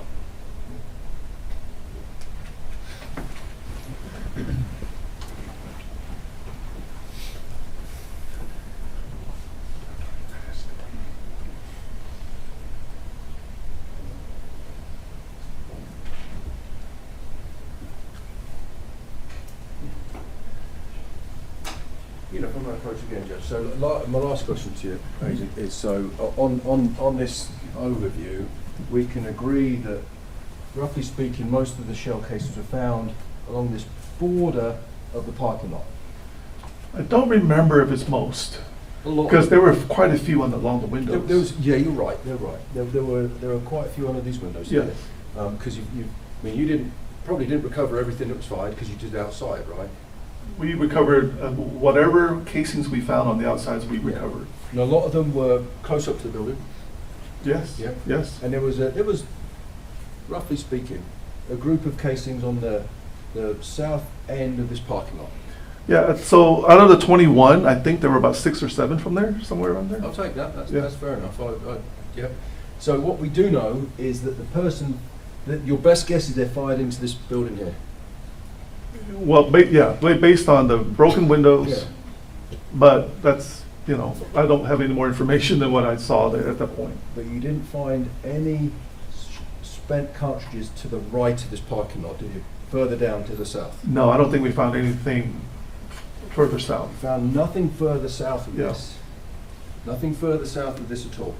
I don't think so. Right. Mhm. So the cartridges that are found in this parking lot cannot be the result of someone firing that way further south, right? Because that's not that. Can you rephrase that? So this is where your 6 or 7, I think you said, Yes. spent cartridges were found in a rough group down here. Correct. And a rough group is going to give you an indication, of where the shooter was, right? Yes. And it's generally to the right-hand side of where the shooter was. Generally, yes. Generally the shells are generally to the right-hand side of where the shooter was. Yes. Right? So if the shells are here, and your best guess is that they've been fired into these windows because of the defects and the holes in the windows, Sure. right? Then those shells can't be the result of someone firing further to the right, because you would have found shell casings further to the right, correct? So Further south? I can't tell where all of the shots went. Correct, right? I can't tell that. But I don't even know how many bullet holes went into the window, right? So out of those 7 shots, I can't give you a number of how many were shot towards the window, or I can't rule out either if any were shot out. All I can say is we saw casings and we saw broken windows. So you have to be limited to what you can say, right? I can't just make the leap and say, well, there were 3 shot this way and 3 shot that way, and I don't know. So we have to be measured a little bit in what we can say. So we have a grouping of casings, and we have broken windows. Basically, that's about what we can say. With what my role was, I was not able to see inside the building. To go inside the building and see, okay, let's count how many impacts hit the wall, right? So I don't know. So Agent, I don't mean to be rude, but I'm kind of asking for a yes or no question. You understand that, right? Mhm. Okay. So you said a lot there, so I'm going to ask you some more questions. Right? Sure. So it's yes or no, right? Okay. Your evidence you collected, in your professional opinion, it looks like there's a group of spent cartridges at the bottom end, the south end of this parking lot. Right? Yes. That's a yes. And so your best guess based on this evidence is that those rounds were fired into these buildings. Yeah, most likely. Yes. Most likely, because maybe it was me, I wasn't asking you where the rounds went. Okay. I wasn't asking that. I was asking where the cartridges landed. Because we can agree that when someone fires a weapon, it's a right-handed weapon. In this case, right, I don't mean to point at you, the shell casing gets ejected to the right-hand side. Yes. Right? So if somebody is firing a weapon, let's say down here, to the south here, it's most likely, based on physics and what we know about firearms, that the cartridge is going to get ejected to the right-hand side to where I'm standing, somewhere around there. Yeah, because the ejection port's on the right. Because the ejection port's on the right, Mhm. and the ejector claw's on the right, and it pings the cartridge out. So you'd have found, if somebody was standing here, let's say where I'm indicating here to the south of the building, we would expect to find evidence to the right-hand side of it, further south. Maybe. Yeah, right? could be. And you didn't. Correct. I appreciate it, Victor. Thank you. Thank you. Anything else? Yes, sir, please. I'd like to focus on just one cartridge casing. Okay. The one you found the farthest north. The one on the sidewalk? Over by the parking lot. Yes. I think it's number 6, okay? Would you turn to, it'll be slide 19.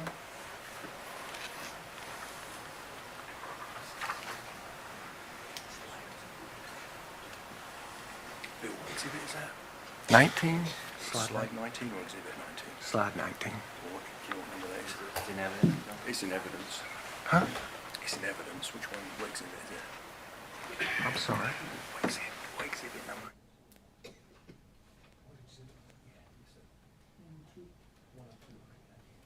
I think this is exhibit 102. Okay.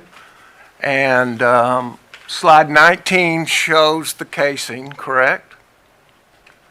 Number 6, out of number 6. Casing number 6, Yes. correct? And I believe the defense has been saying if you have a right ejecting weapon, then you have to be to the left and forward, in general terms of that, correct? Depends on where the person's shooting. If they're shooting this direction, Mhm. then they would have to be further up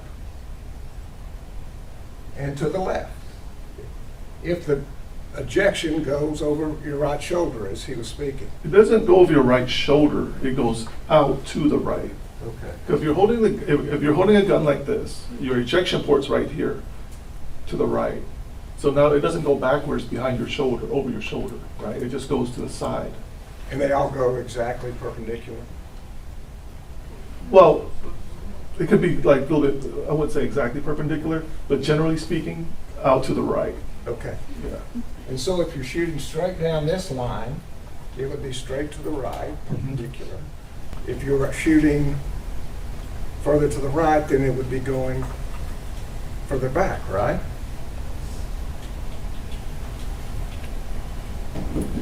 Well, Okay. Let's do it this way. All right. Let's do it this way. There's a casing here. Okay. Can it land here if I'm shooting this direction? Sure. Can it land there if I'm shooting this direction? Sure. Can it land here if I'm shooting this direction? Yes. Right? Yes. And if there's no buildings in this direction, there's no way to tell if we're shooting that direction. That's correct. And if there is a defect on a building here, that tells us it could be where you're shooting. Yes. And if there's defects here, you could be shooting there. Yes. Which do you pick? You just, I mean, you don't know. You can't say. Could witnesses help? Yes. Just from that, you can't tell, but when the totality, right? We both sides talked about it. So we want The to totality of it. we want to listen to witnesses. Yes. They can tell us where somebody's standing. Sure. Pass the witness. One question for my judge. May I approach? Yes.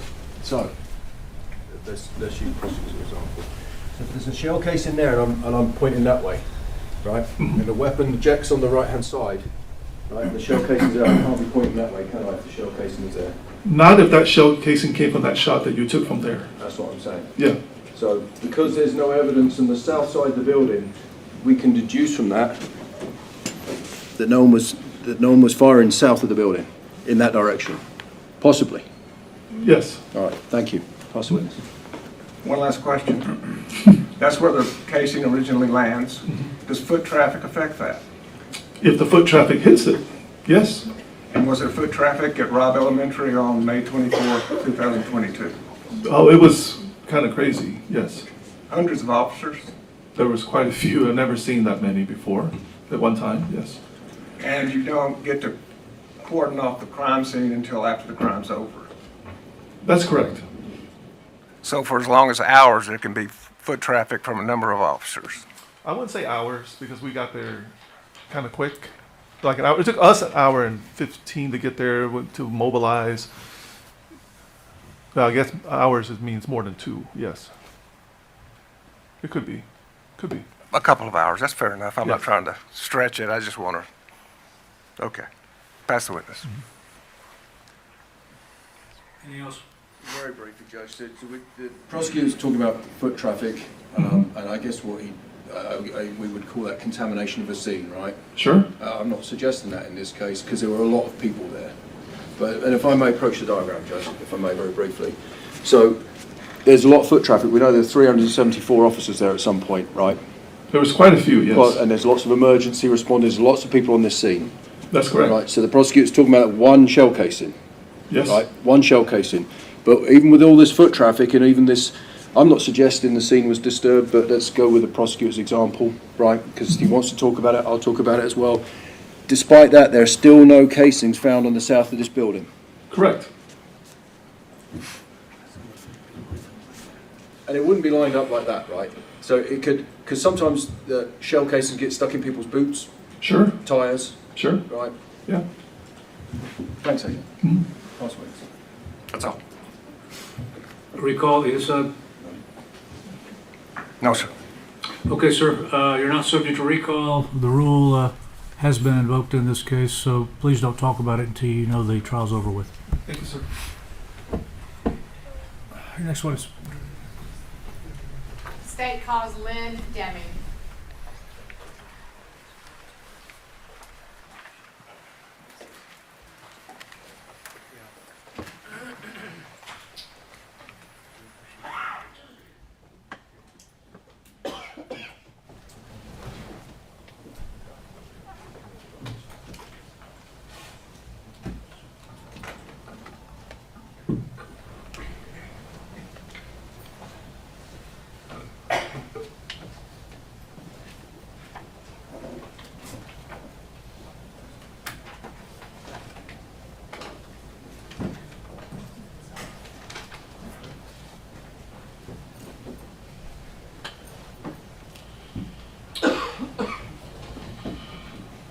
Good afternoon. Would you raise your right hand for me, please? You do solemnly swear the evidence and the testimony you're to give in this cause will be the truth, so help you God. You have a seat over here. Make the microphone comfortable for you and speak up so everybody can hear you. Yes, sir. You may proceed. Thank you. Good afternoon, Ms. Deming. I said your name, but please state your full name for the record. Lynn Deming, And Ms. Deming, where are you currently employed? Flores Legacy Elementary. Okay. And what is your job position? I'm a STEM teacher, 3 through 5th grade. And what is Legacy? It's the new campus, formerly Robb, so it's the new campus. For which school district? Uvalde, CISD. Okay. In May of 2022, where were you employed? Robb Elementary as a 4th grade teacher. Okay. And what camp? Oh, you said Robb Elementary. Okay. And how long had you been working at Robb Elementary? At that time, I think 6 years. Okay. And what grades were you teaching? 4th grade. And how long had you been an employee of the Uvalde Independent School District? 6 years. Okay. What was your room number at the time of May of 2022? 104. Okay. And I'm going to, Judge, may the witness get up and approach the board? Yes. Was that low point?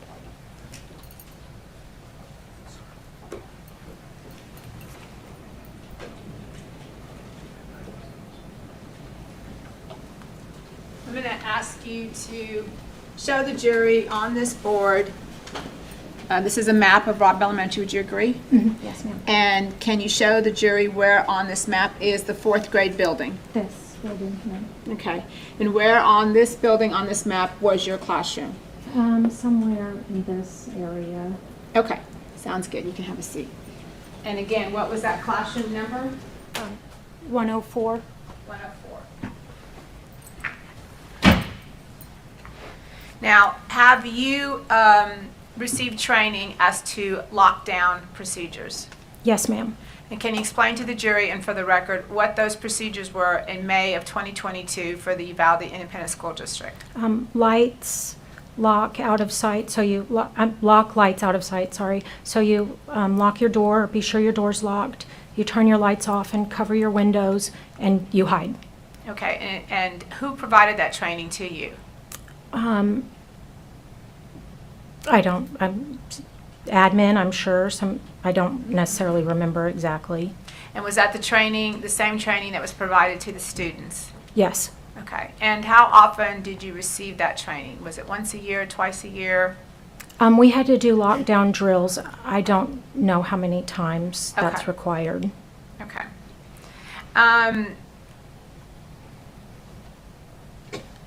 So with regard to those lockdown trainings, you said lights out, lockdown, and what are the kids specifically trained to do? Hide and get quiet. So depending on where your room was, depending on where you wanted your kids to hide and just get quiet. Okay. Now, you told us where your room was. Can you explain to the jury, when you walked into your classroom, what did we see? Where was your desk? Where were the windows? Things like that. Directly walking into my classroom to the right, there was a long desk that was connected to the wall, and then my desk was at the corner, sort of in front of that, but it was long. Across, directly when you walked in, was a wall of 2 windows, basically, and I had bookshelves there. And then my students sat pretty much in dead center of the classroom. Okay.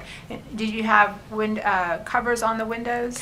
There were blinds on the window. I usually kept them open just Okay. to get sunlight. Okay.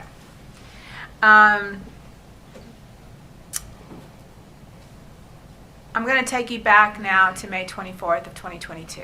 Yes, ma'am. What were your normal work hours on that day? Just a regular school day, so 7:30 to 4. Okay.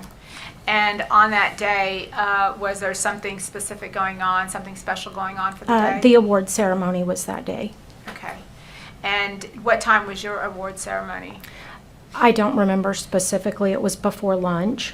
Okay. And after the award ceremony, what did y'all do? We went back to the classroom.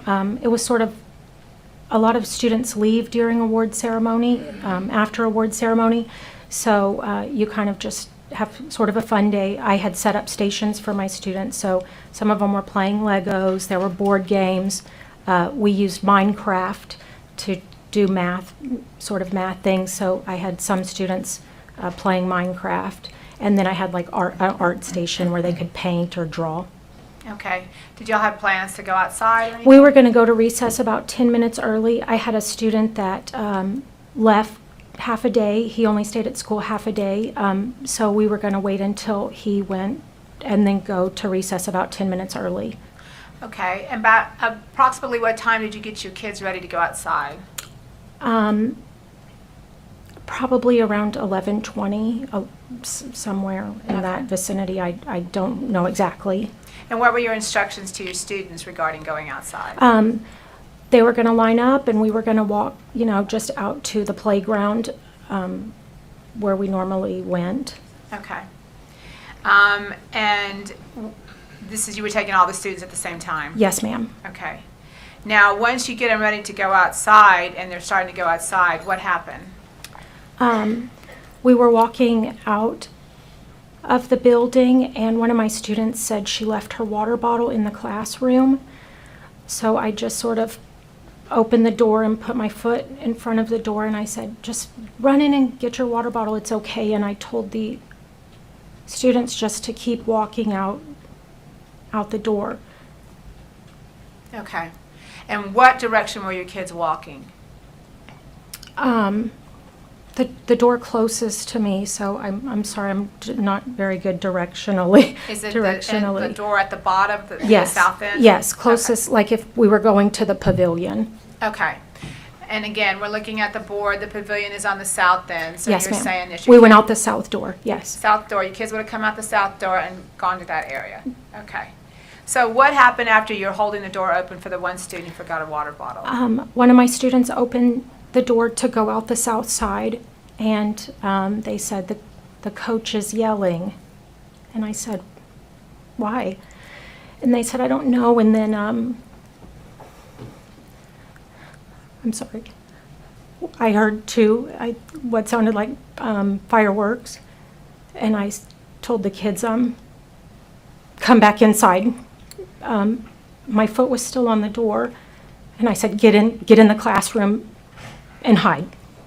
So what's going through your mind right now? You've heard that the kids have said the coach told them to get back in. You hear firecrackers. What's going through your mind? I honestly wasn't sure, but I just thought it was something bad.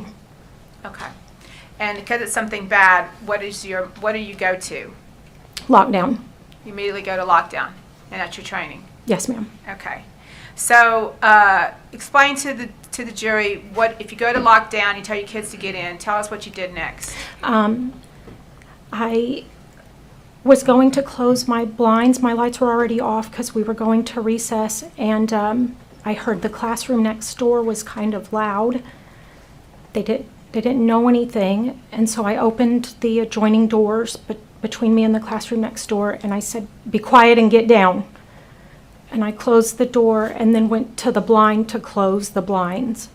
When you went to the blinds to close the blinds, did you look outside that window? No, I did not. Okay. So did you get the blinds closed? Yes. Okay. And then what did you do? I turned around to get with the kids, basically, and shots went through the window, and a piece of shrapnel or debris or something hit me, and I fell or jumped. I don't know what I did. I lost my glasses, and then I was worried. I'm sorry. I thought I put the kids in the worst place. Explain to the jury what you mean by that. Because he was shooting through the window, and the kids were directly across, and I thought I made the worst mistake I had ever made. Okay. So what did you do then? I crawled over to the kids, and I just started asking them, are y'all okay? Are y'all okay? My ears were kind of ringing because the shots that went through the window. And one of my students said, you were shot. And I said, no, I'm fine. Are y'all okay? And then I just kind of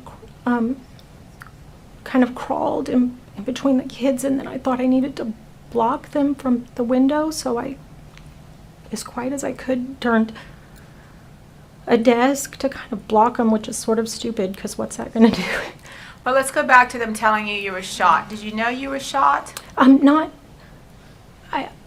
I think I was sort of in shock, so not necessarily. I knew I wasn't shot. It was like debris or something. Like shrapnel? Yeah. How did they know you were shot? My shirt had a hole and I had blood on me.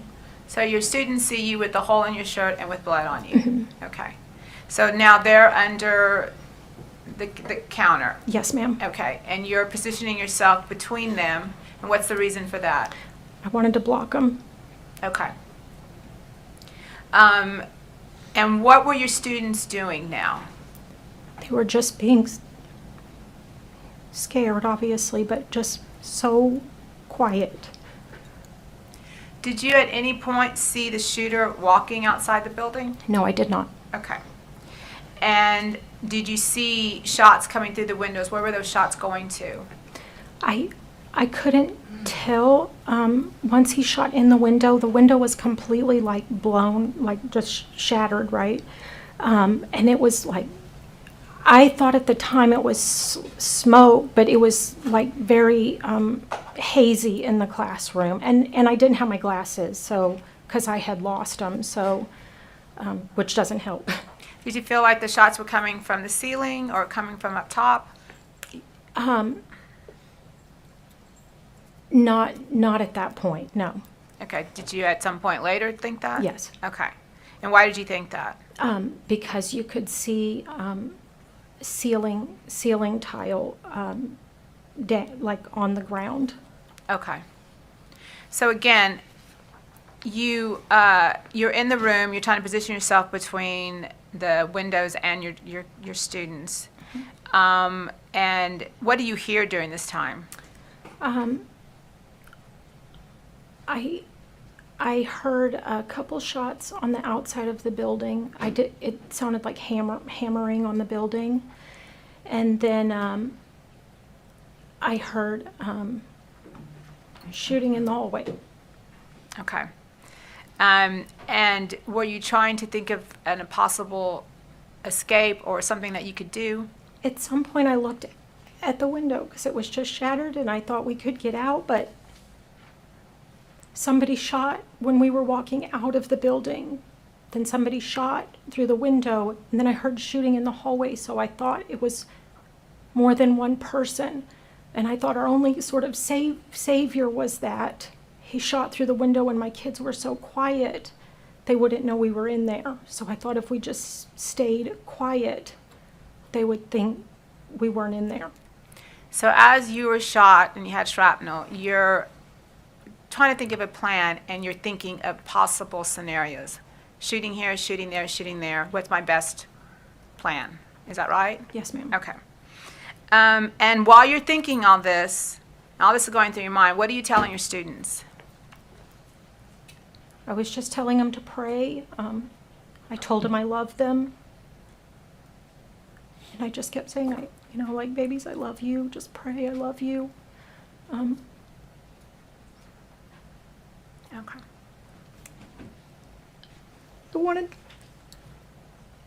I wanted to tell them it would be okay, but I wasn't sure, and I just wanted the last thing they heard was that somebody loved them. So I think I said it 1,000,000 times. I just kept saying, I love you. Okay. At some point, did you think about your own children? Yes. I messaged my husband and I said somebody's shooting outside the window. I love you. I'm sorry. Tell the kids I'm sorry. Explain to the jury why you felt that you had to say you were sorry to your own children. I thought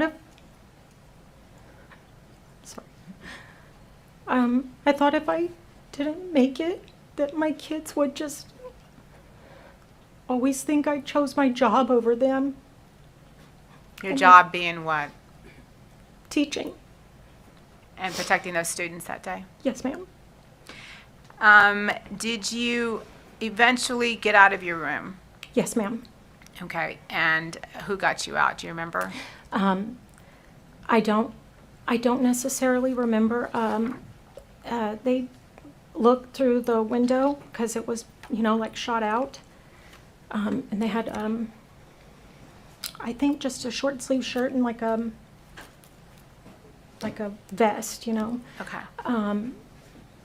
And they asked, is anybody in here? And one of my students said something and I was scared because I didn't know who it was.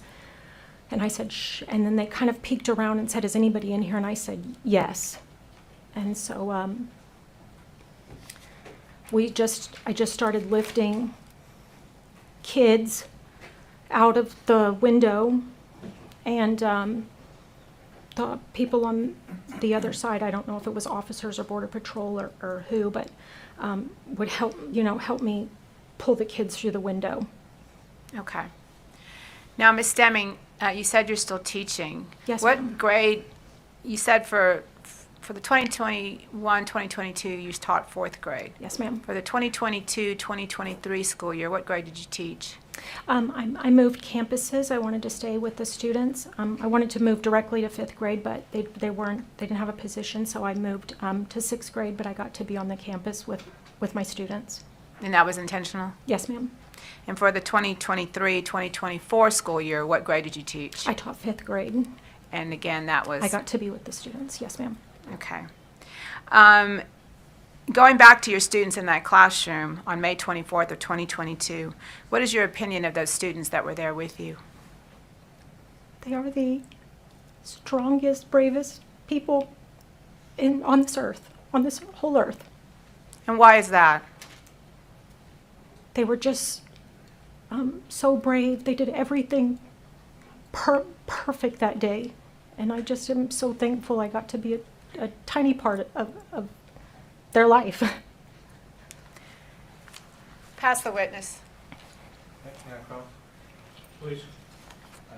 Miss Deming, is pronounced Deming? Yes, yes, sir. Could you please spell it? Deming. Thank you. And the only reason I ask you that is because, you know, that as you probably know, there's been a lot of reports generated and written about this, and they've kind of consistently spelled your name as Daring in the Yes. reports. Is that common, or is that a maiden name? I am that or Deming with 2 M's, so yeah, it's pretty common. Sure, because I guess one M may look like 2 R's. Yeah. Well, my name's Jason Goss, and I represent Adrian, and you know, have you ever testified before? Not like this, no, sir. Sure. And you know, a lot of people may expect that when it comes over here that we're going to be mean to you or disrespectful, and I just want you to know we're not. I mean, honestly, what you did with those kids, I admire it. And you said you were lucky to be a part of their lives. I think that they were lucky to have you, right? Because, and I want to start with that training. The training that you're talking about, that's a training that's given to teachers and given to students to say, look, if something like this ever happens, you get in a room, you turn off all the lights, you be quiet, try to block the door like you were, as best that you could. And really try to make it seem like nobody's in the room, right? Yes, sir. And in fact, that's kind of what you were saying too. You were like, at the time that you think multiple people are coming in, you're saying, please, just hopefully they think nobody's here, right? Yes, sir. And those trainings, and it's important, you know, I think the reason that they have that is because it's been shown that it can save lives, because potential shooters or people wishing to do you and the children harm will pass you up, right? And so one of the things you said, because I mean, you can't even imagine how hard it would have been for your kids to stay that quiet for that long with that going on, right? But Yes, they sir. did. Yes, sir. So, as far as that training though, I think the prosecutor asked you who gave the training, and you said you thought it was like administration or the school. Were these civilians or were these people in like police officer uniforms that gave the training? I honestly, I don't remember specifically. Okay.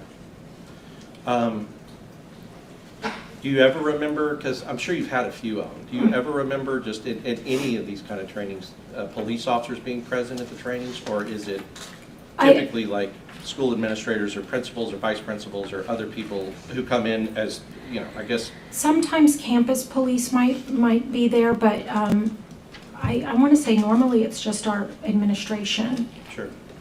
And and at Robb Elementary at the time that you were working there, you were aware, and we've heard it from others, but you were aware that there was not a police officer actually assigned to that campus. Yes, sir. And so, I guess the way that they handled Robb, as far as the school district did, is that there would be police officers assigned to the high school, and then they would come, I guess, periodically at some times to check up on the elementary school. Is that how you understood it?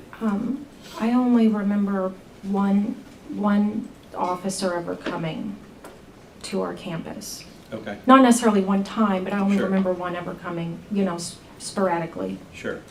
And for whatever reason, funding or whatever else, it's we don't necessarily know why, but the part of, because you were there for a few years, 6 years. Yeah, roughly. Yeah, sure, 5 or 6. Was ever part of it when the officer would come, Was there ever any situation as a teacher where other teachers would get, not in trouble necessarily, but reprimanded for not having their doors locked? Do you remember any kind of time that that had occurred? I never did. If another teacher did, I wouldn't know. Right. Yeah, and I wasn't suggesting that you had been, but I guess the idea would be that, you know, maybe, was there ever a situation where teachers would text each other saying, hey, the police officer's going to come, make sure everybody's door's locked or anything like that? Did you ever get any communications? No, sir. Okay. Were you ever aware of the school issuing magnets that teachers would put on the door that would defeat the, like basically so the door wouldn't lock? It's like a magnet that'll go over the metal part of the plate, and then the door wouldn't be able to be locked. I don't remember the school issuing magnets. I know some teachers had magnets, but I don't necessarily remember the school giving us magnets. Right. Okay. And you yourself were never handed like a magnet? No, sir. Said, Ms. Deming, go, you know, use this when you don't want to lock your door? No, sir. What about when you had substitutes or something? Was that when magnets were commonly used because they didn't have keys? I didn't really have subs. I was one of those teachers. Right. So I'm honestly not sure. Okay. No, then that's fair. I appreciate you answering.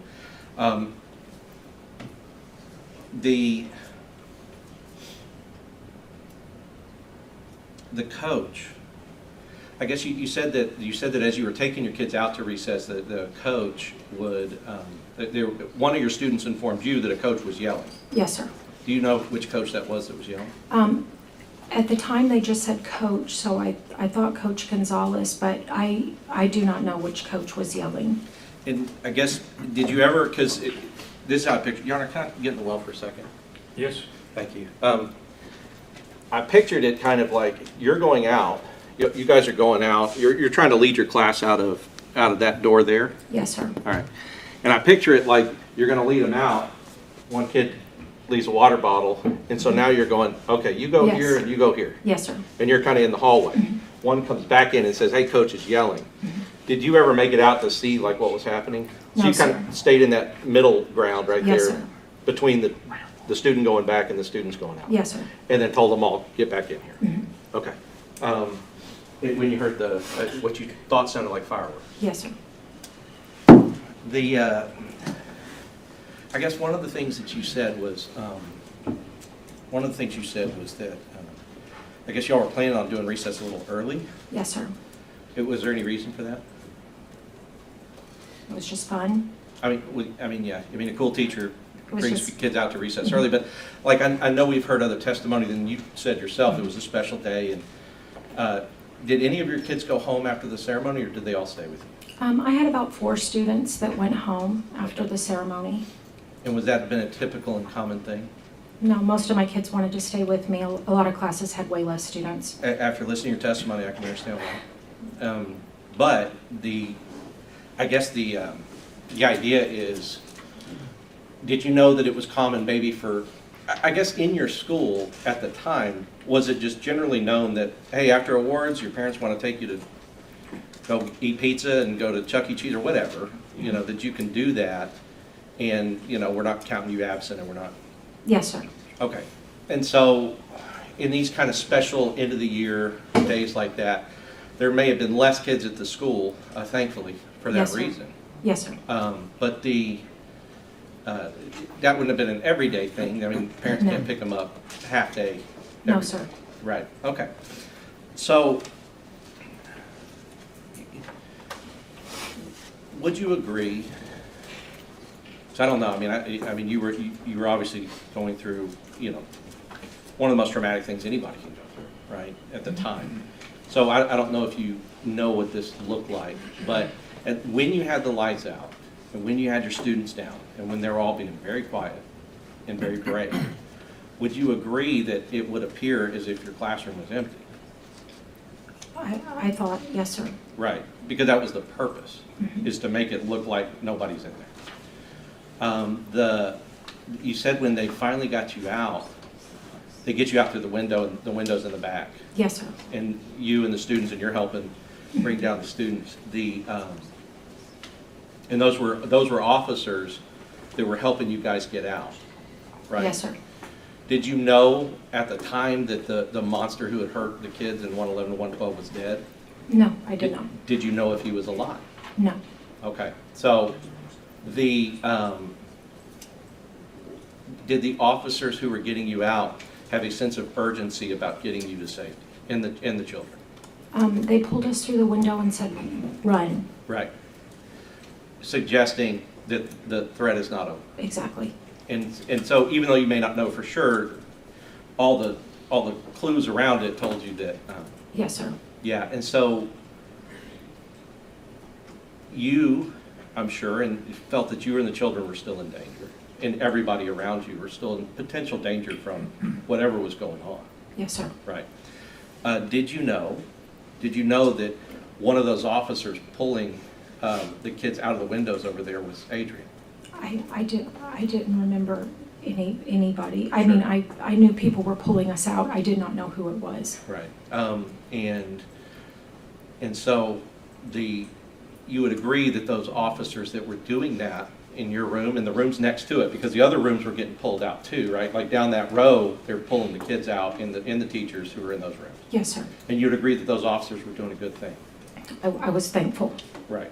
And Adrian, as part of those officers, would have been doing a good thing trying to evacuate the kids and the teachers out from further danger. Yes, sir. I'll pass the witness. No other questions, Your Honor? Good. Recall?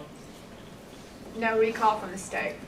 Oh, Judge, no, we don't need her subject to recall. You're excused, thank you very much. Not subject to recall. Thank you. All okay? Your next witness. The state calls Nicole Ogburn.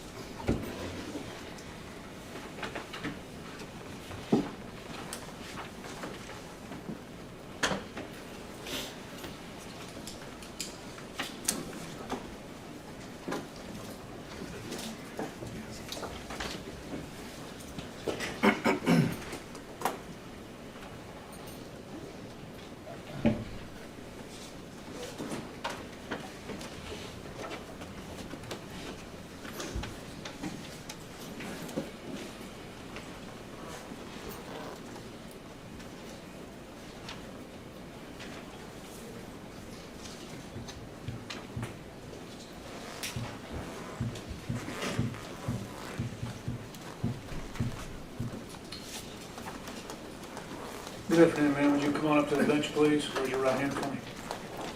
You solemnly swear the evidence in the testimony given the cause will be the truth, so help you God.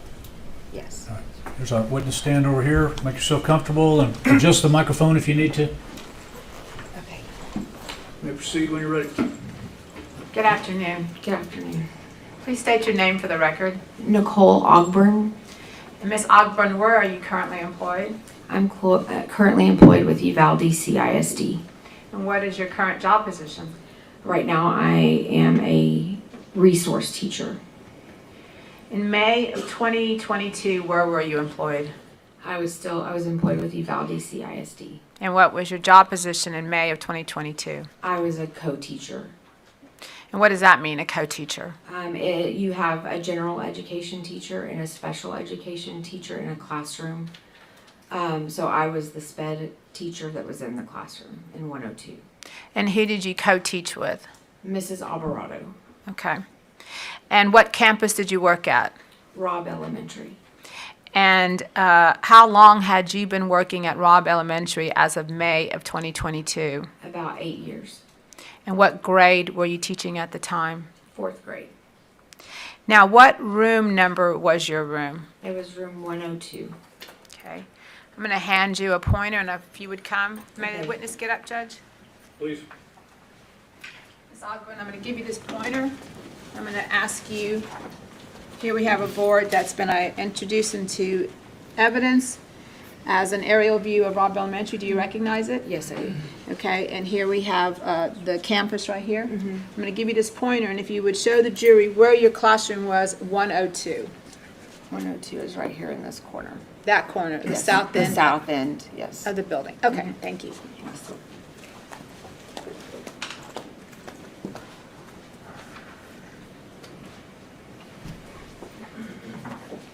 Now, did you begin the year at Robb in the 2021-2022 school year? Yes, ma'am. Okay. And for the jury and for the record, the record from the court, can you explain to the jury what is a lockdown procedure? Lockdown procedure was lights out, windows covered, and you hide in a corner that cannot be you can't be seen from the window that's at the door. Okay. And you had received this training as a teacher for the Uvalde Independent School District? It was spoken to us about, like, every year they kind of briefly go over what the procedures were, but it had always been shut your window, turn your lights off, make sure your door's locked, and hide in a corner that is not visible to the windows. And is that the same training that the students receive? Yes. Okay. And how often were you trained on this? You said they mentioned it, or? Well, we did a training for teachers. Usually they would mention it during our PD days before school started, and then throughout the year we'd have lockdown drills and fire drills and all, practice all the drills that we had. And who would provide the training to the students?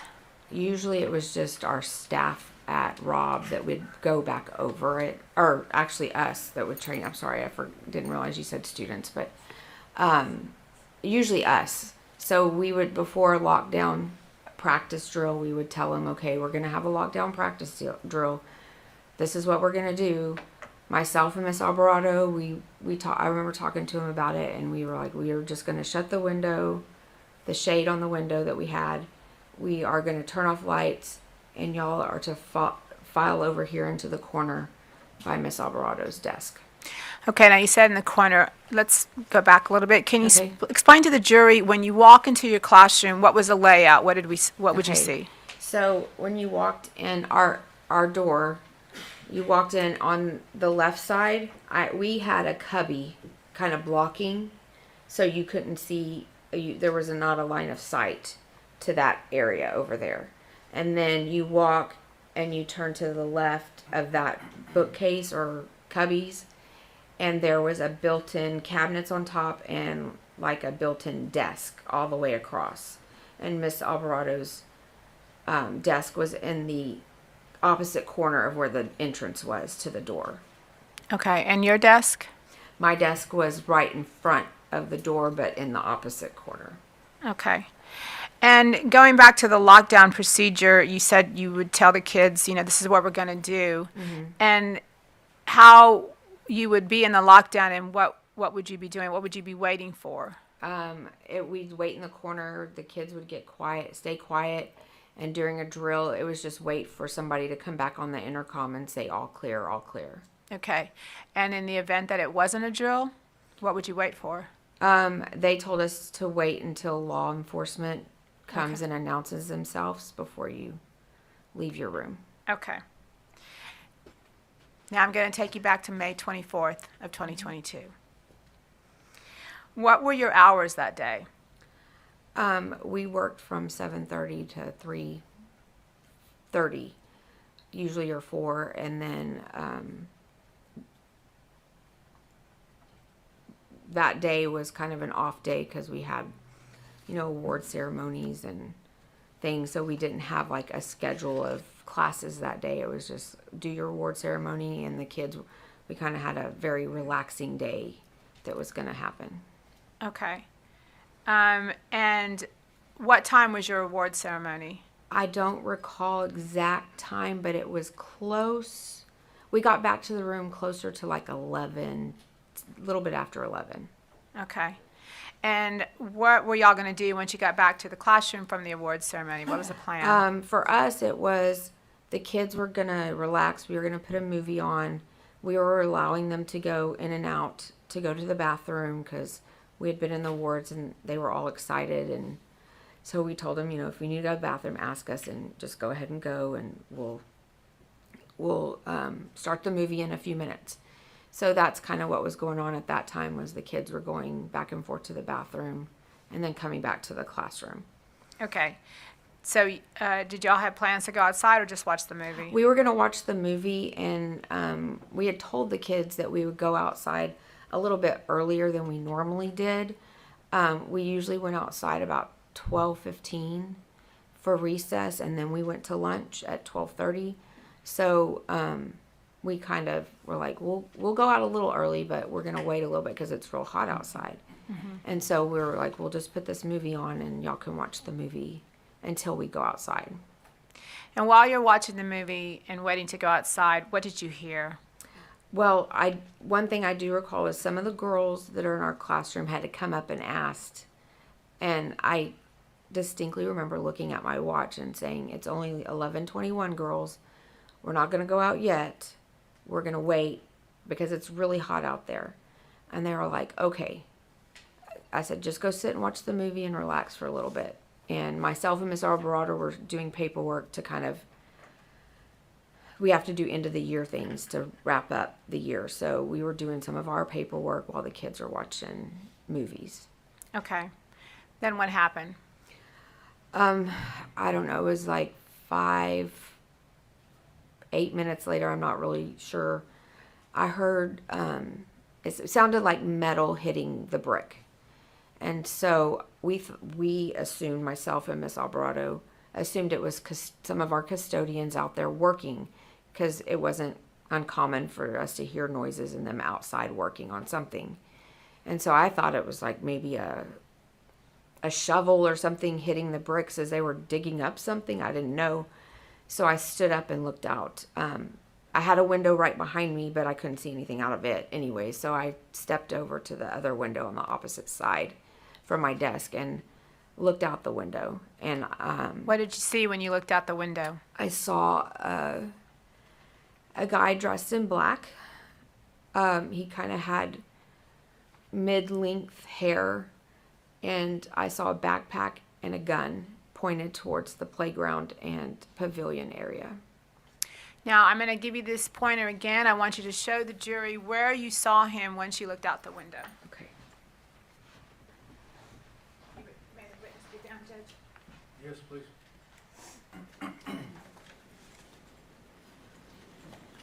So there was a tree right outside this window right here. My desk was over here somewhere, and there was another window. So I was looking out this window closest to the corner of the room, and there's a tree here, and he was standing by that tree.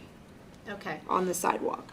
And where you're pointing to, for the record, is the southwest corner of that 4th grade building. Is that right? Yes, ma'am. Okay. And we see a sidewalk that's kind of in an elbow shape, right? Yes, that. Okay. Right there, and that leads up to the south door. Okay. And he was on that corner? Yes. Okay. Thank you. Let me sit down.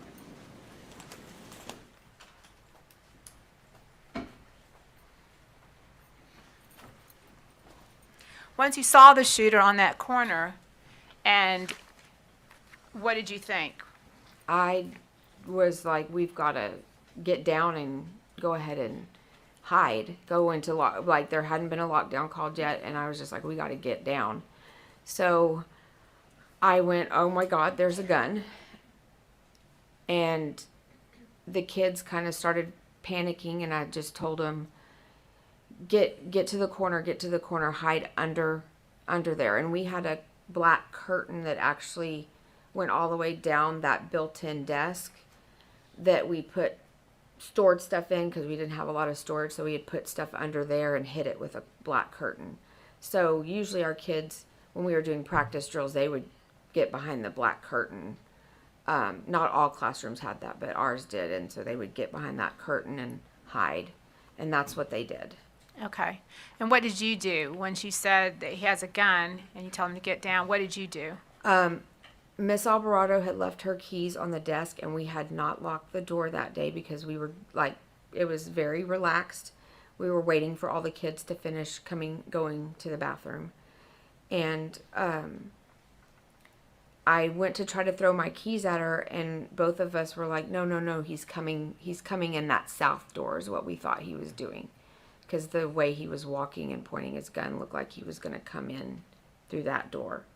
And so I was like, we have no time, just hide. So all the kids hid, and I remember coming around all the desk, and I had two little boys that were actually sitting by the door, and I said, no, get over here, get over here. So I had them go around the cubbies and get behind the cubbies and underneath. And right about that time, I heard gunshots, and I felt stuff falling on me. So I literally like went onto the ground on my belly and started just crawling on my belly to get underneath the curtain with the kids. Okay. And the kids were already underneath that table? Yes, they were already there. Okay. Did you move any furniture? Did you change things? Okay. Not at that time, no. Okay. So what did you do? You crawled to where the kids are? And I laid underneath. I was kind of closer to Mrs. Alvarado's desk. I crawled over there and got under there, and there were kids like all around me, in front of me, behind me. I kind of felt like my body was kind of sticking out of the curtain, but I was trying to cover myself with that curtain too at the same time. And is that part of your lockdown procedure? Yes. I mean, for me, for our classroom, it was, because then they were completely out of sight. Okay. And the kids knew this? Yes. Okay. Did you have one student that was trying to protect you? Yes. I had one of my students, after I got under the curtain, I was laying on my stomach, and he crawled onto my back and laid across me and rubbed my arm and telling me, Ms. Ogburn, it's going to be okay. Okay. So what did you do after you crawled underneath the table and were with the kids?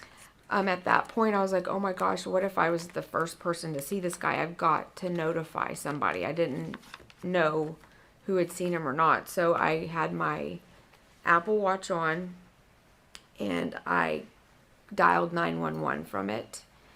And I did that twice, and my calls were dropped. And I think it was on my third try that it finally went through. And 911 operator was asking me where I was and who. I don't even recall telling her my name. I just said, I'm a teacher at Robb Elementary. There's a active shooter in our building. I'm in room 102, the new building at Robb. And she said, stay on the line with me. And I told her I couldn't, because if he heard me, he was gonna come in our room and shoot us. And I just hung up the phone. I didn't wait for her to say anything else. Okay. Do you remember if you told her that somebody had been shot, or did you get Oh, yes, I did. I remember. I had also told her that Miss Avila, I didn't mention her name, but I said another teacher across the hall from me, because I couldn't remember her room number, had been shot and had sent a message in one of our group chats from like several years back. We had a math Google chat, and I guess that was the first one she opened, and she sent a thing saying she had been shot. Now, where is Miss Avila's room in relation to your room? Her room was just like diagonal from my room. There was one room across from me, and then hers was the next one over across the hall. Okay. Now, you said you called 911. Yes. Okay. And you would recognize your voice on that tape, right? Yes, I would. The state would. Okay. The state offers exhibit number 10 into evidence, which is the 911 recording of Ms. Ogburn. That'll be noted. The state would ask to publish that 911 recording to the jury. Please.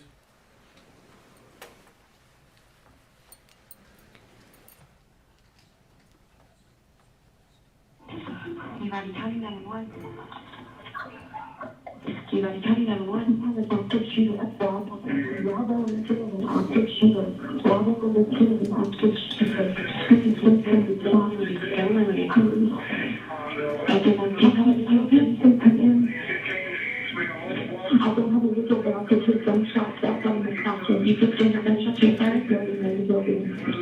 I don't know who's in the lot. I pull up and I probably know that somebody is shot in the classroom.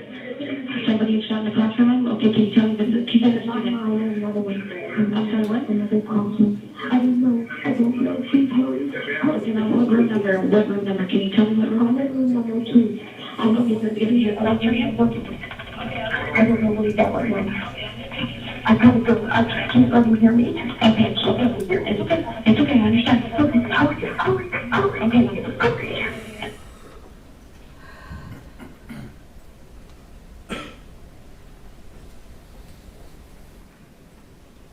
I want to be real specific about why you hung up and why you told her, I can't let him hear me.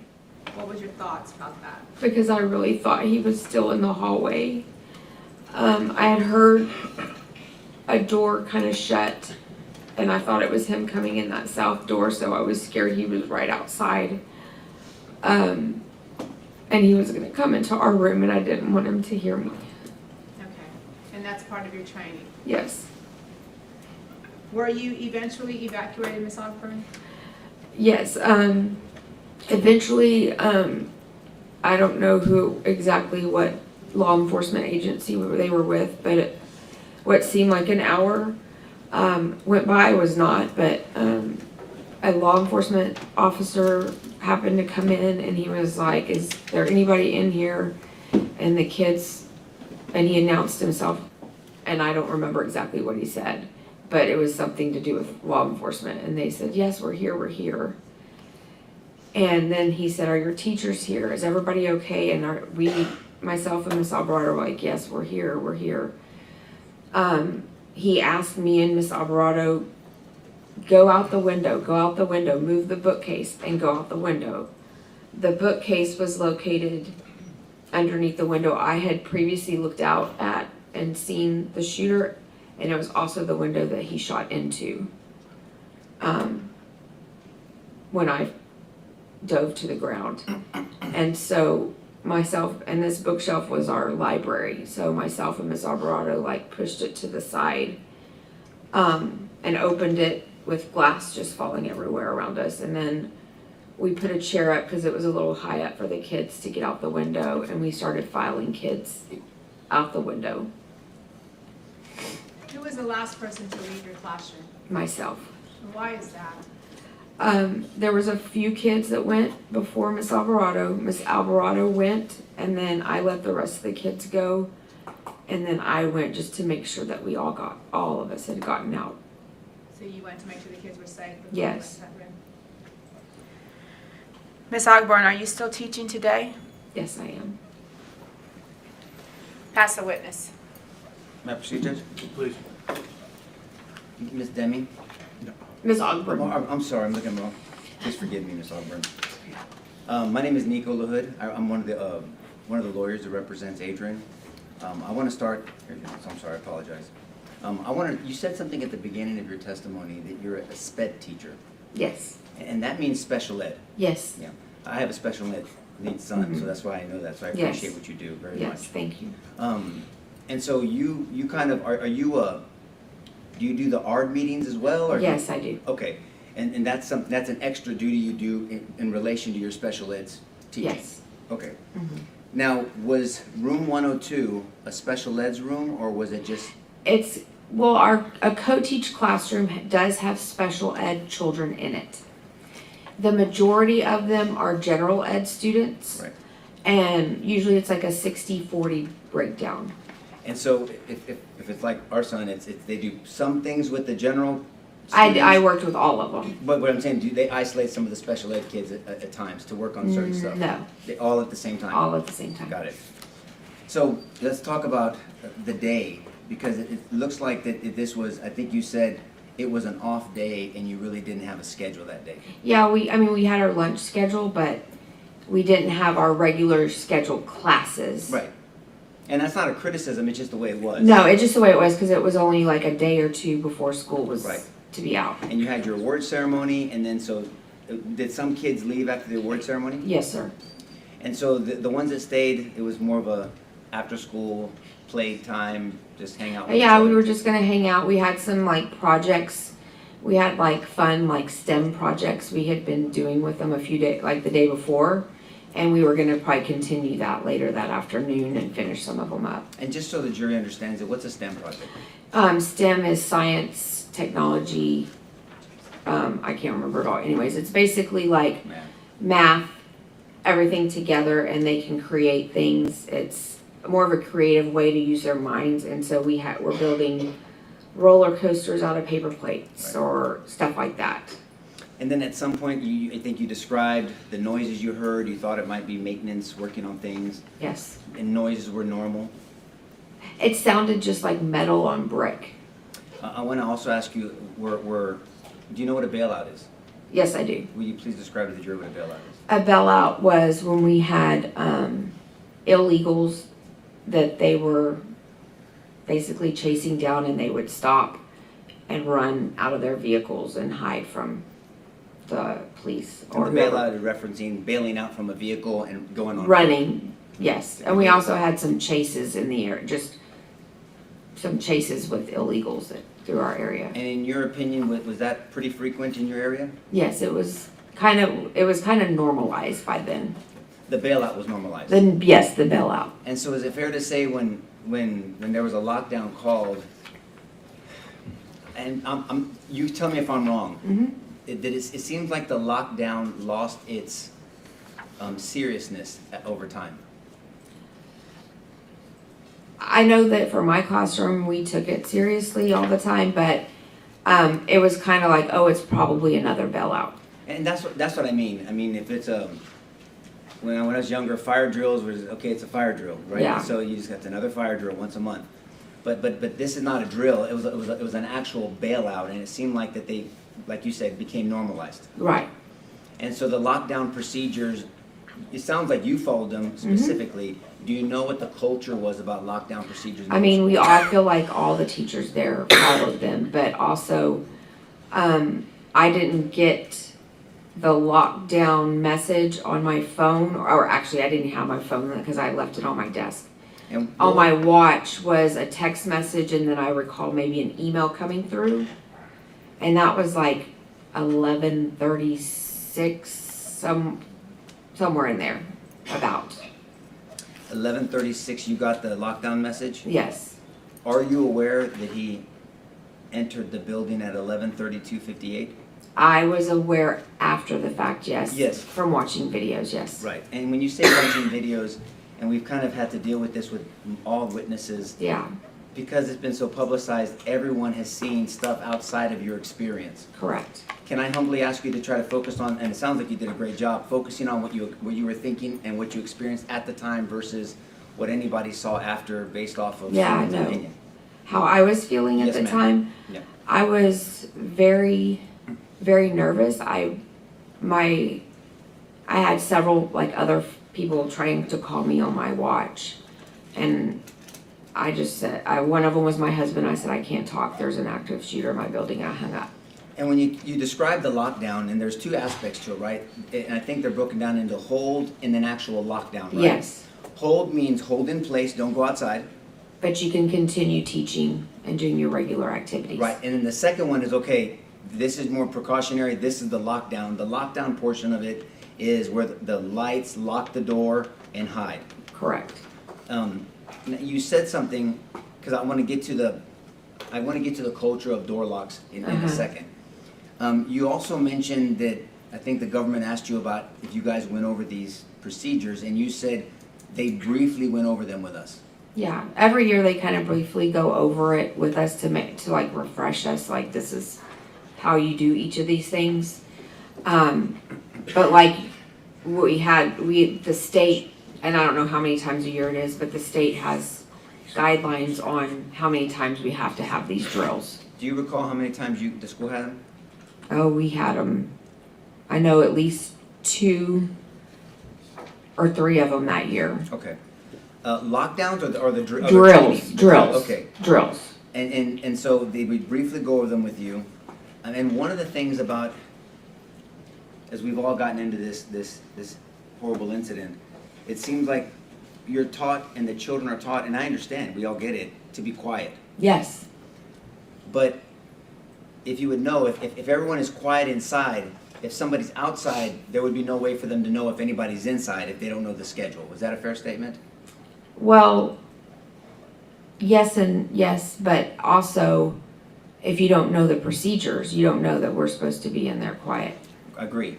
But also, what we have found out, and I want your opinion about this, your school was not assigned a full-time officer. No, we didn't have enough officers at that time to have one at each school. And this is not a criticism of you, you understand that? Right, no, I understand that. I'm just saying, do you know if teachers had been requesting administration to have a full-time officer? I don't recall that. Okay. But the fact remains is there was not a full-time officer that... Was at our campus all the time, correct. Now, you talk about locking the doors. So every teacher was given a key to their door, correct? Yes. There wasn't a kind of key fob, a No, badge? no, That no. would... We had none of that. Right. And were there some teachers that used a magnet to make it easier for substitutes that didn't have keys? I recall seeing some on some doors, but I didn't know if they used them or not. Okay. But that was, the teachers got a key, but substitutes didn't get a key? That is correct. Okay.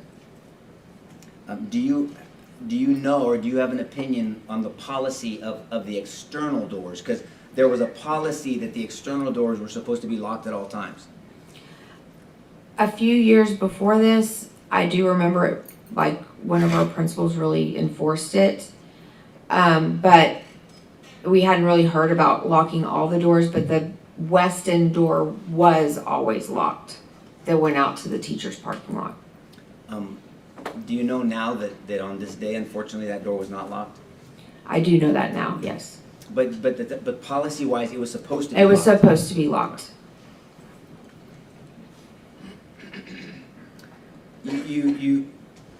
And I'm sorry you have to go through that 911 call again and reliving what you went through.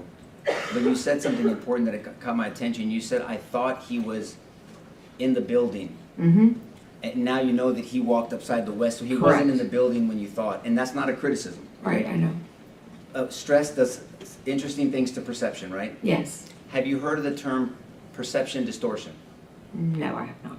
Okay. But you understand stress is... Yes, does yes. different things to different people? Yes. Okay. And so when you said you thought he was either going to go in the south building, he didn't, correct? No. And when you were on 911 call, he wasn't actually in the building at the time? I did not know that at that time.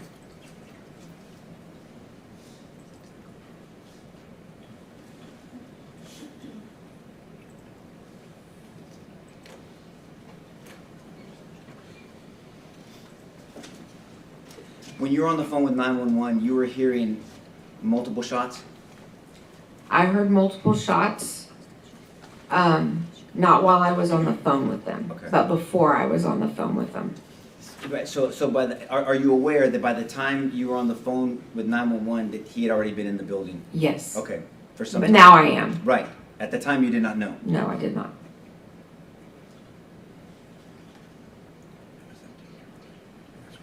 I think you testified on direct examination that when you got a message from a teacher that had been struck? Yes. What was the name of that teacher? Elsa Avila. Avila? Mhm. And if I'm looking at a diagram of yours, you're in 102, correct? Yes. Thank you, sir. May I approach, Judge? Yes. Just for me. Okay. I told you that you're back. May I get this close to you? That's okay. So if you're 102, where is her? Elsa's was this one, 109. 109. Yes.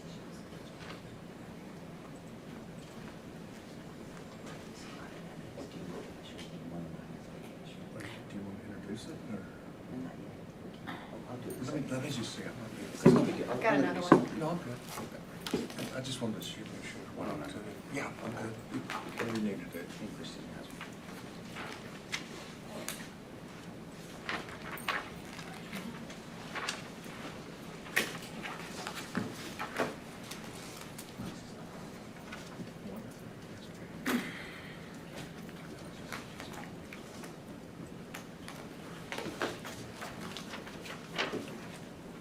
My personal witness, Judge? Yes, sir. I'm handing you what been marked as Defense Exhibit 1 for identification only. You recognize Defense 1, correct? Yes. And this is kind of a diagram of Robb Elementary. This is a diagram of just the new building, or the newer building at Robb Elementary, And yes. the new building is really the newer building, right? The newer, it's not that new, but yes. And 102 is where you were at on the screen? Yes, right here. And then 109 is where Ms. Avila was? Yes, just, And is this diagram a fair and accurate depiction of the newer building? yes. Judge, I move defense one into evidence. No objection. Thank you. Submitted. Can I publish to the jury? Yes. And so,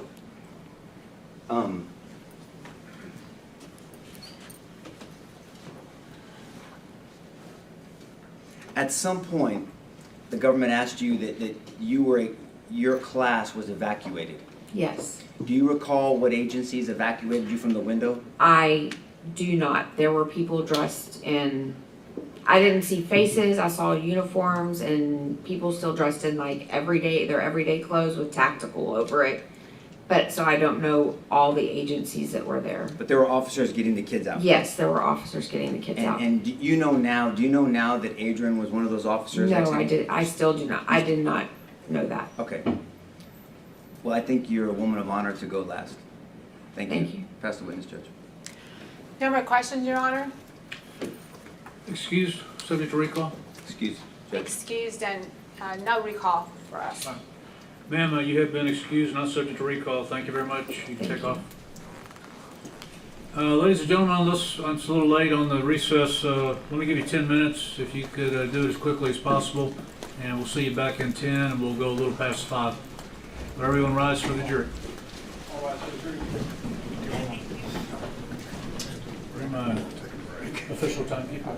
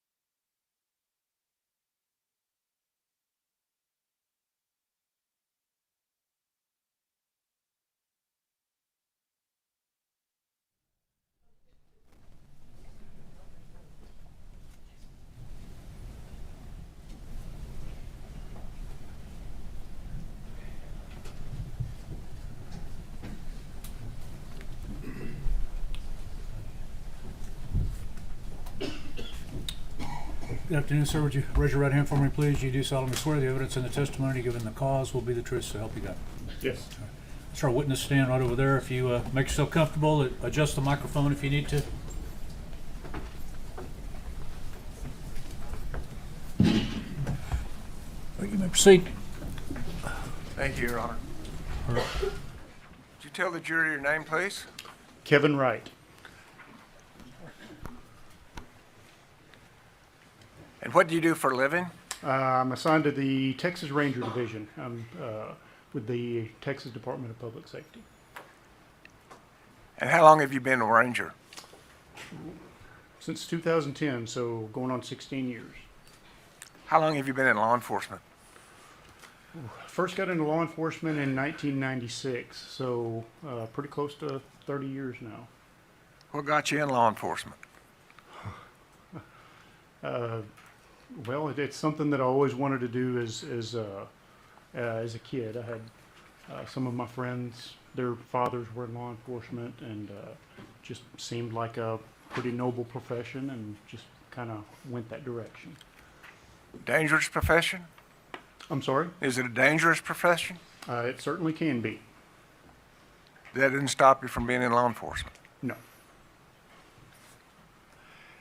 And on May 24, 2022, where were you assigned?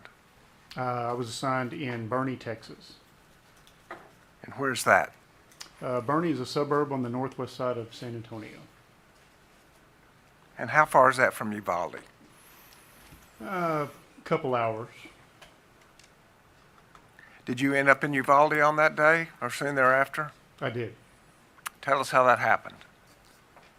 So I received a call from my lieutenant at the time, who advised that there was a mass casualty incident in Uvalde, Texas. I'm a member of the state crime scene team for the Texas Ranger Division, and so my assignment at that time was to go to San Antonio from Boerne, pick up our crime scene trailer. It's a trailer that just has lots of crime scene supplies for working a big type of crime scene like that. So pick up that crime scene trailer and then drive to Uvalde. And when did you get there? I think I got there around 5 or 6 in the evening, a few hours after everything had happened. And did you get an assignment? Yes. Tell us what that was. The assignment that evening was to help identify the victims inside the school. And how did you do that? How did you go about doing that? Most of it was visual identification. We did have, I guess some of the parents of some of the children had provided photographs of their children from earlier in the day. My understanding is that there was some type of award ceremony, and so there were a lot of pictures of the children and actually what they were wearing that day. So we were able to identify several of them from those photographs. Because the photographs were so quick, it happened the same day, the clothing helped to identify. Correct. Many of them were wearing the same exact clothing that they were wearing in the photographs earlier that day. And where were the children that you found? They were in a couple of the classrooms. So how long did that take? It took several hours that evening. I think I remember working till about, I want to say 11 or 12 that evening. I believe that was a Friday evening. And what did you do with the information? As far as the identity? Yes, sir. We just provided it to our chain of command. I don't know who it was that actually took the information and matched it up and gave it to funeral homes or any other entity. It's one of the things that we were doing. We compiled it, and somebody within our group took it to whoever needed it. Just moves up the chain. Correct. Thank you. Did you also have any assignments with evidence collection? Yes. Tell us about that assignment. So my primary assignment over the next few days was to gather evidence from a few of the classrooms. I think it was 4 of the classrooms, maybe 4 or 5 of them, on the the west side of that building at Robb Elementary. My primary assignment was to identify where bullet defects were in the windows coming into the classrooms and try to trace as best as possible the flight path, the trajectory of these bullets that came in. Many of them struck the ceiling, many of them struck the opposite walls. But that was my primary assignment for the next few days. Okay. Let's take a second just to familiarize the jury once again with the part of the bullet that you were working on, okay? Okay.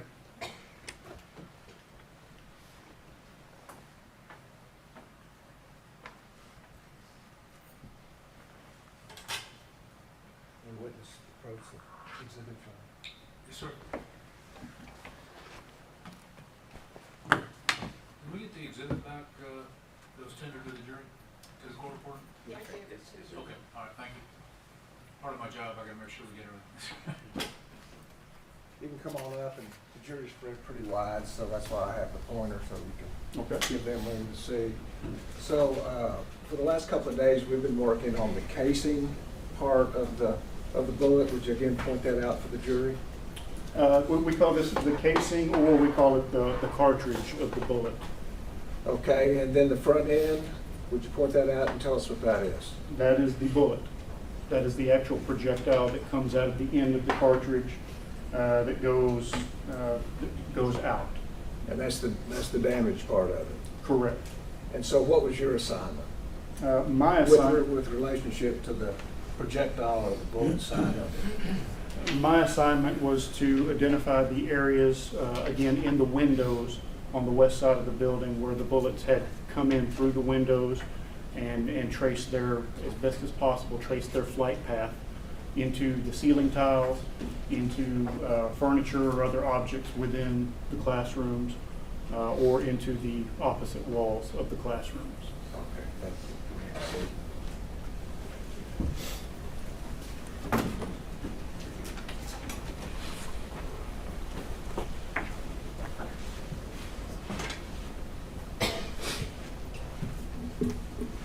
And when a bullet leaves a gun, in general terms, does it go in a straight line? Generally speaking, yes, unless it hits something else or if there's some other type of force exerted upon it. So generally it goes in a straight line until it hits something. Generally speaking, yes. And then what happens? When the bullet hits something? Yes, sir. Judge, I don't know if he's qualified to testify about trajectory. I'd like to take him on board. Or if he's going to go down this type of, or he thought he was going to do evidence collection. I'm going to do evidence collection, but he's collecting pieces of bullets. I mean, I guess I don't know the scope of what he's going to go into, Judge, which I'm happy to do. I just want to make sure I question him before. Let me rephrase Okay. this and not clear it Okay. out. Thank you. Would you tell us what a fragment of a bullet is? Thank you. When a bullet strikes an object, many times it will basically break off into several pieces. A bullet fragment is going to be just one of those pieces, and they can go any type of direction. I think an old ranger told me one time bullets do weird things whenever they hit something, and they do. They can go in a million different directions depending on many circumstances. And does it make a difference if a bullet is just a solid bullet or a hollow point or a jacketed bullet? It would make some type of a difference. However, every one of those I've seen, they have fragmented before. Okay, they fragment, just means different pieces, is that correct? Correct, they've come apart. Okay, and so was your job then, well, first let me ask, did you see places or indications where a bullet had gone through a solid object? Yes. And tell us what that was. There were many of them. Many of the bullets went through glass. Some of them had gone through the actual steel window frame. Once they perforated through the glass or the window frame, they came into the classroom and hit several other objects, whether it was desks, books, ceiling tiles, the wall on the opposite side of the room, just anything in its path was could and did get hit. And were you able to recover any of those fragments or solid bullets? Yes. And were there both? Were there recovery of both, solid bullets as well as fragments? Yes. Okay. And in general terms, which rooms did you work on primarily? The rooms that were on the west side of the building. I don't remember the room numbers right offhand. If you have a diagram, I could explain to the jury which ones those were. I think this is probably a good time to do that. Tender, you photographed your work, did you not? Yes. And before coming here today, did you have a chance to review those photographs to determine if they're fair and accurate representations of your work? Yes. And were they? Yes. With tender exhibits at this point, 23 through.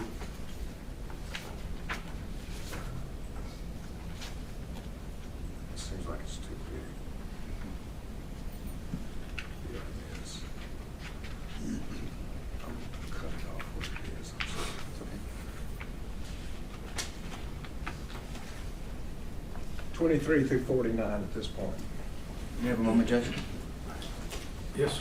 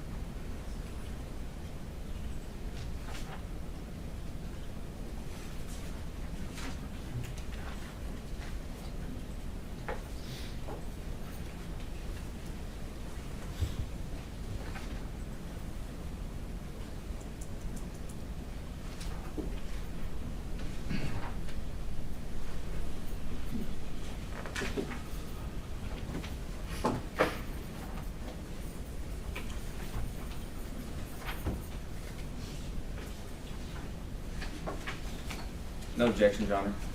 They're admitted. And I was just informed that we had to skip numbers because other exhibit numbers were taken, so I'm going to add to the offer 153 through 163. Apologies. It's okay.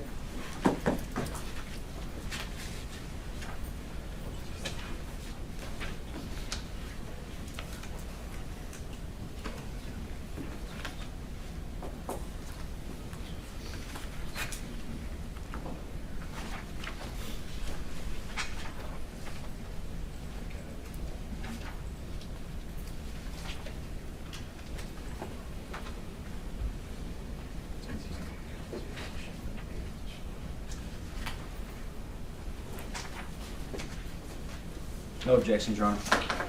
They're admitted as well. You may publish. Thank you. Starting with the first location then.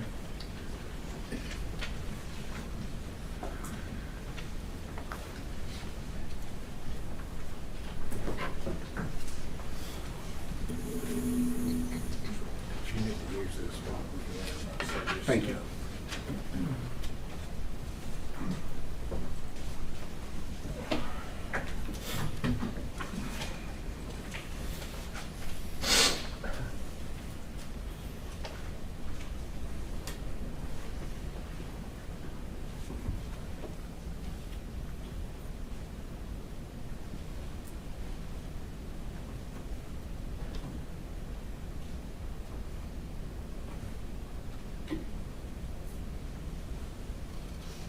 Okay, if we could start with Exhibit 23, Could you point out the room 102 and where it is in relationship to the building? Your Honor, may I approach the screen? Yes, sir. Okay, 102, room 102 is going to be highlighted here in yellow. And I'll next show you State's Exhibit 24 and ask you to identify what we're looking at here. This is going to be room 102, an outside view, and the two windows that for room 102. And by looking at the far right window, just to the right of that, what is the perpendicular structure coming up and down right by the end of the building? I guess I don't know what you're referring to. Okay. Are you talking about Yes, sir. this? Yes, sir. The drain pipe? Yes, sir. Just a Okay. drainage pipe? Correct. I'm doing that so that I can identify it in the next photograph. Okay. So Exhibit 24 is the window next to the drainage pipe. It shows both of them though. Yes. And then Exhibit 25. This is going to be that window that you were referring to in the previous photograph, and you're going to be able to see some bullet defects in the glass in this window. And Exhibit 26. Again, it's a little bit closer angle, but you're going to be able to see bullet defects in the glass of that window. And how many defects do you see? Offhand, 4. Okay. And now I'm going to show you an exhibit that's already been introduced into evidence.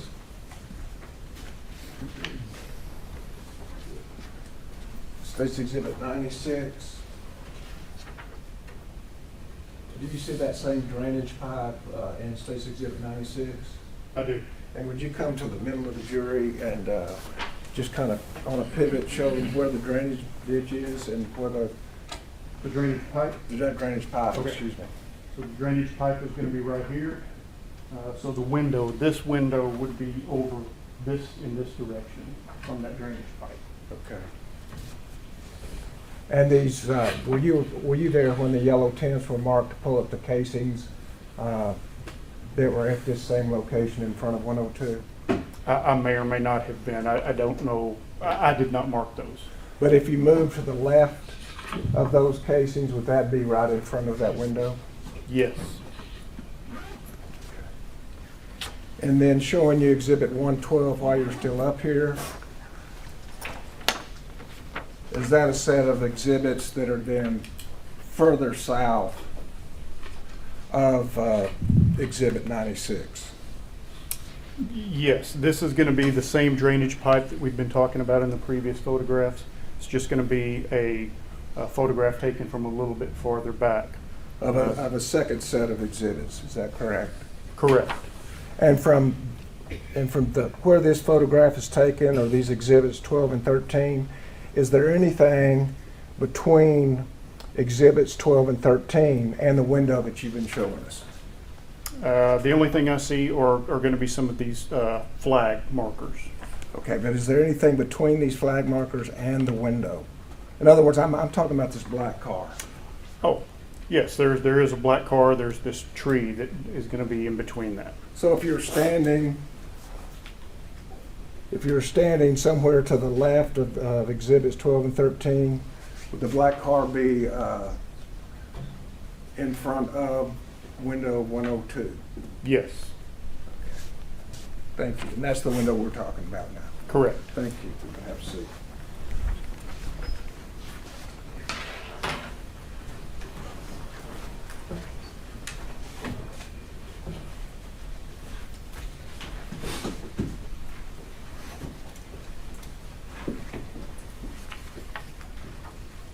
And closing in,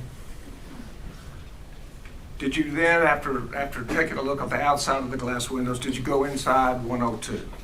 Yes. And is this a fair and accurate depiction of the inside of the classroom 102? Yes. Would you show us which window had the defects? Yes, it's going to be the window to the left The window to the right is covered with a curtain. The window to the left is open, and you can see the sun shining through it. Thank you. And tell us what we're looking at in Stakes Exhibit 29. This is going to be an inside view of the same window. You can see on the bottom where the window is shattered. You can see my evidence markers that are going to be on the bullet defects on the window. Our evidence markers are, in this case, they're little adhesive stickers. They have a scale on them.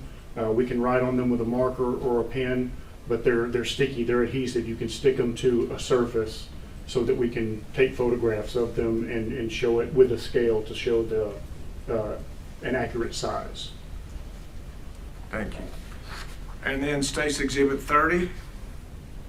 That's going to be just a closer up view of the window. And it shows the number of defects? Yes. And how many do you count? Looks like 5. Thank you. Stakes Exhibit 31. It's going to be a photograph of the same window, going to be just standing a little further back from it, showing some of the items that were going to be in front of the window. And were those the items in that position when you came into 102? Yes. And were the items of significance to you in evidence collection? Yes. Tell us what the significance was. Some of these items, some of these books, you can see where bullets or bullet fragments passed through these books, creating a bullet defect. And specifically, is the book entitled Bill Cosby and then one behind it, The Bee? Yes. Showing you Stakes Exhibit 32, is that a close-up of those books? Yes. And could you tell us what we're looking at or why you took that photograph? That's just going to be bullet defects that came through the window and struck those books. And where would you point those out for the jury? Yes. Your Honor, can I approach again? Yes, sir. It's going to be right here on the top of this book. I have one here and one here. And is States Exhibit 33 a close-up of that? Yes, it's going to be just another photograph of those bullet defects. And States Exhibit 34. That's going to be another book showing another bullet defect passing through. And I'll go back so we can get an idea. Do you see that same book in this exhibit?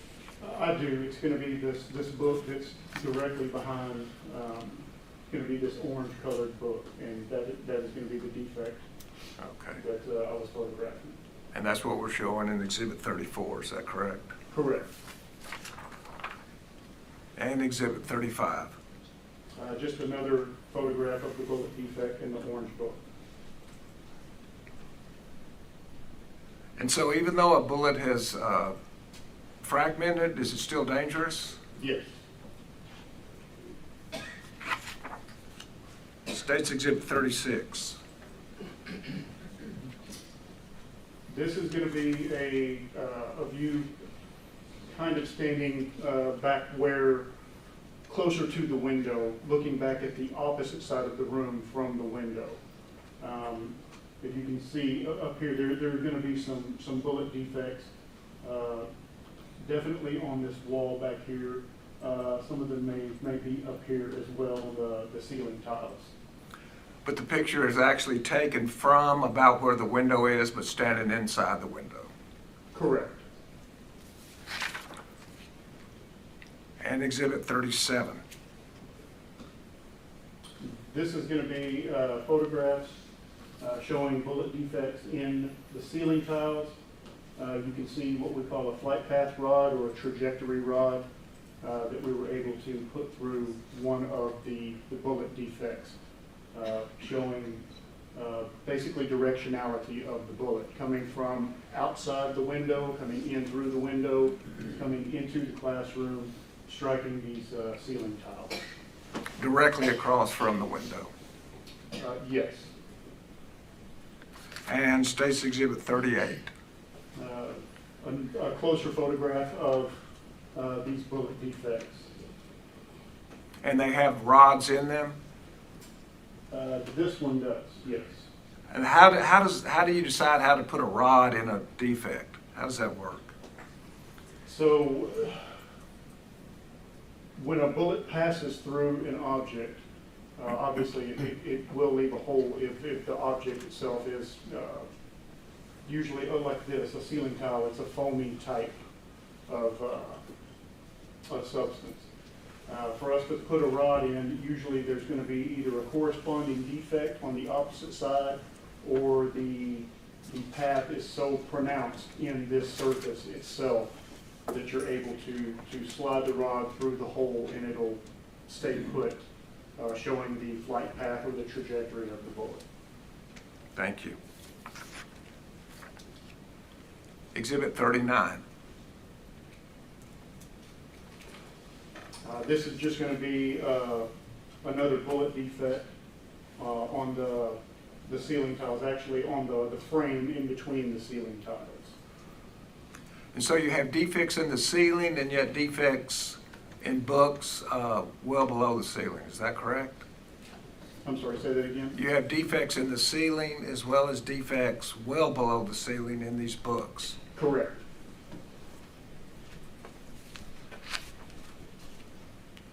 And State's Exhibit 40, is that a close-up of that?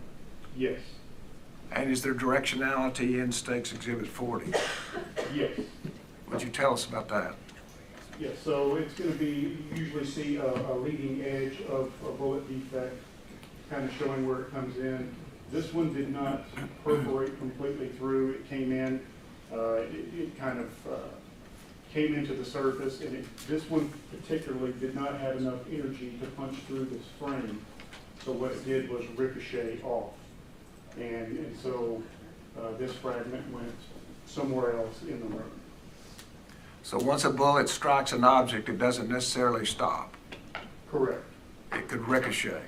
Correct. So is that dangerous to anybody in that room? Yes. State's Exhibit 41. That's going to be just another photograph of that bullet defect. And Exhibit 42.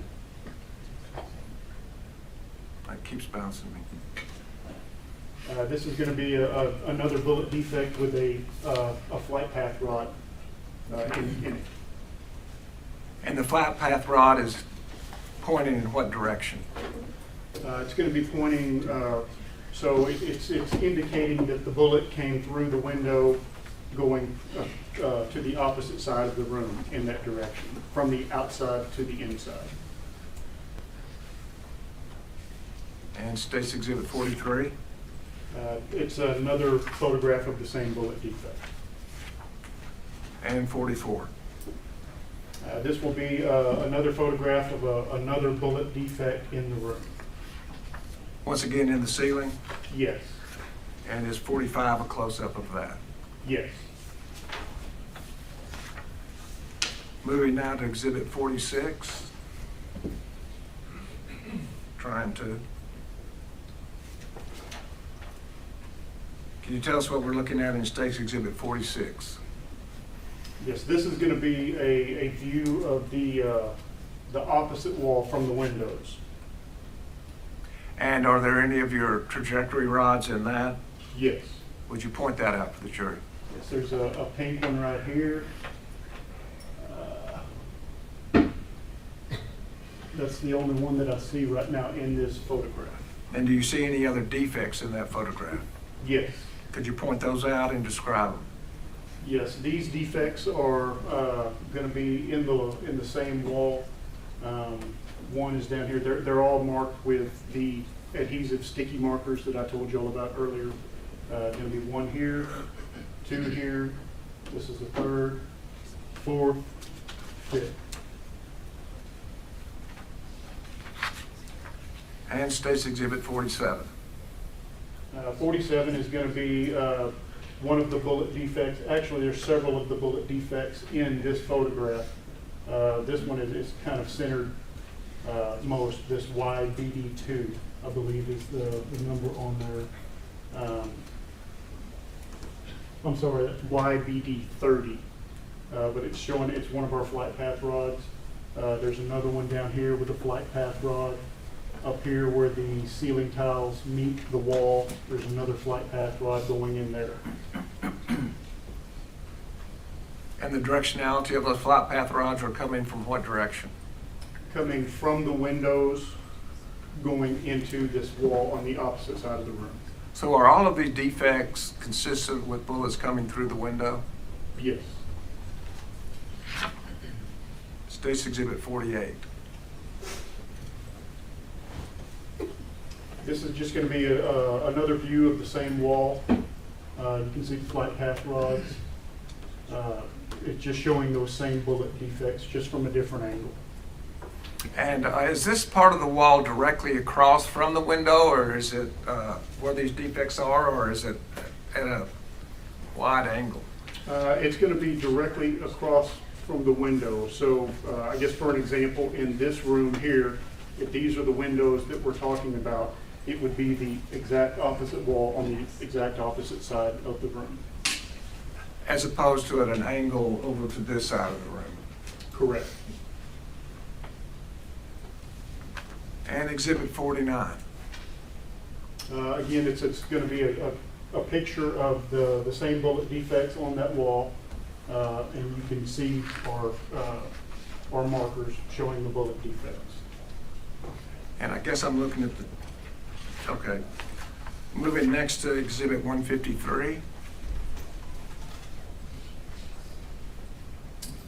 Okay, this is going to be one of the bullet defects. This is the one that we saw earlier where the ceiling tiles actually meet the wall. And there was a bullet defect that went in right there. Right where the wall and the ceiling Yes. connect. And Exhibit 154.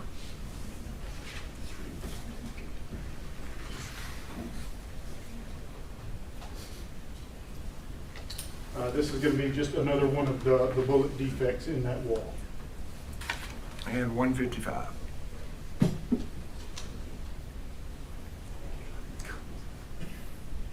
Sorry, it just bounces back. This is a photograph of a couple of the Rangers trying to basically dig either a bullet or a bullet fragment out of the wall. So it's more than just the defect that you try to recover the fragments also, is that correct? Yes. And that's what they're doing? Yes. And 156, is that a close-up of that?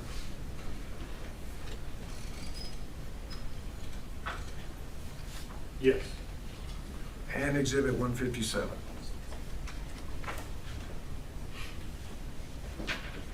That is going to be the bullet that came out of that defect. The defect, the YBD31. And is that the same shape it would be in when it was in the entire cartridge? No. Tell us the difference. This bullet is obviously flattened. It hit a hard surface, and so the edge, the pointy edge of the bullet is flattened where it hit, most likely where it hit this wall. And States 158.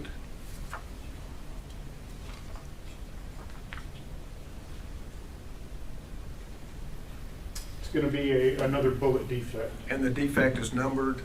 Correct. And do you match that up then when you recover fragments? Yes, if we recover a fragment from that particular bullet defect, we generally try to take a photograph of whatever came out of that bullet defect. And so what is this defect labeled? YBD25. And Exhibit 159.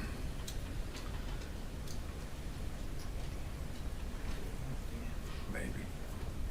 This is going to be a bullet fragment that came out of that bullet defect.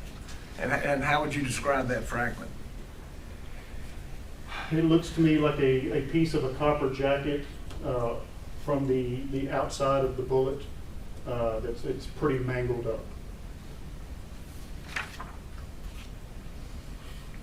Exhibit 160. So this is a photograph standing in the hallway on the opposite side of the wall. So for reference, so the jury can understand, if these were the windows that we started with, this is the opposite wall that the bullet defects from the previous photographs. This photograph is going to be from a hallway that would be on the opposite side of that wall. You can see where we have bullet defects coming out, where they traveled through the room and into this hallway, and one of them coming over here and actually going through the wall on the opposite side of the hallway. And what was the origin of those fragments that caused that? Everything from everything that I observed at the scene, every one of those bullets came through the original windows where we started the photographs. So, go through a window, through sheetrock, both sides of the sheetrock wall, and then penetrate another sheetrock wall? Yes. So would that be dangerous to a human being? Yes. Even after it goes through a window? Yes. And when a bullet hits a window, what happens to the window? A multitude of things. It depends on several factors, including what type of glass it is. But I mean, generally speaking, I mean, there's a lot of things that it can happen to the bullet. And to the glass? The glass usually shatters, again, depending on what type of glass it is. And is it at a dangerous speed when glass shatters from a bullet strike? Yes.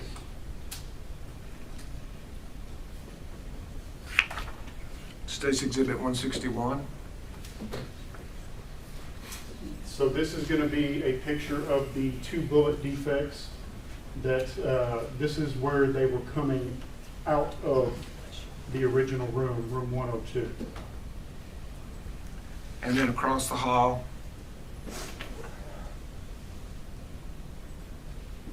Yes.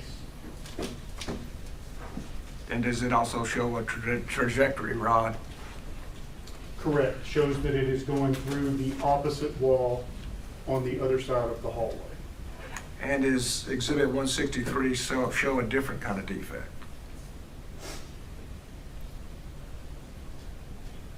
Yes. So this is a defect that was caused by a bullet fragment. Okay. Thank you. You can have a seat. May I approach, Your Honor? Yes. Oh, me. Yeah. Not the witness. Okay. No, to you, I'm sorry. We're not even halfway through. I'm about to go on.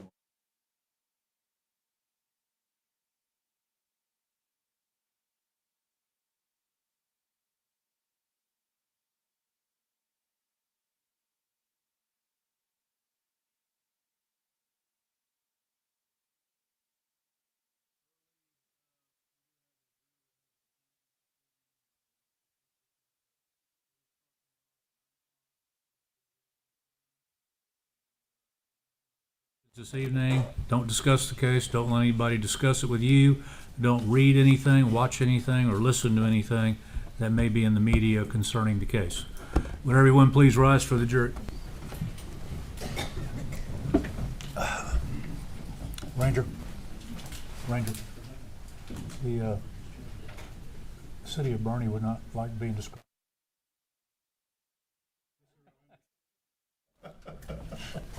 I will see you all in the morning. Have a good evening.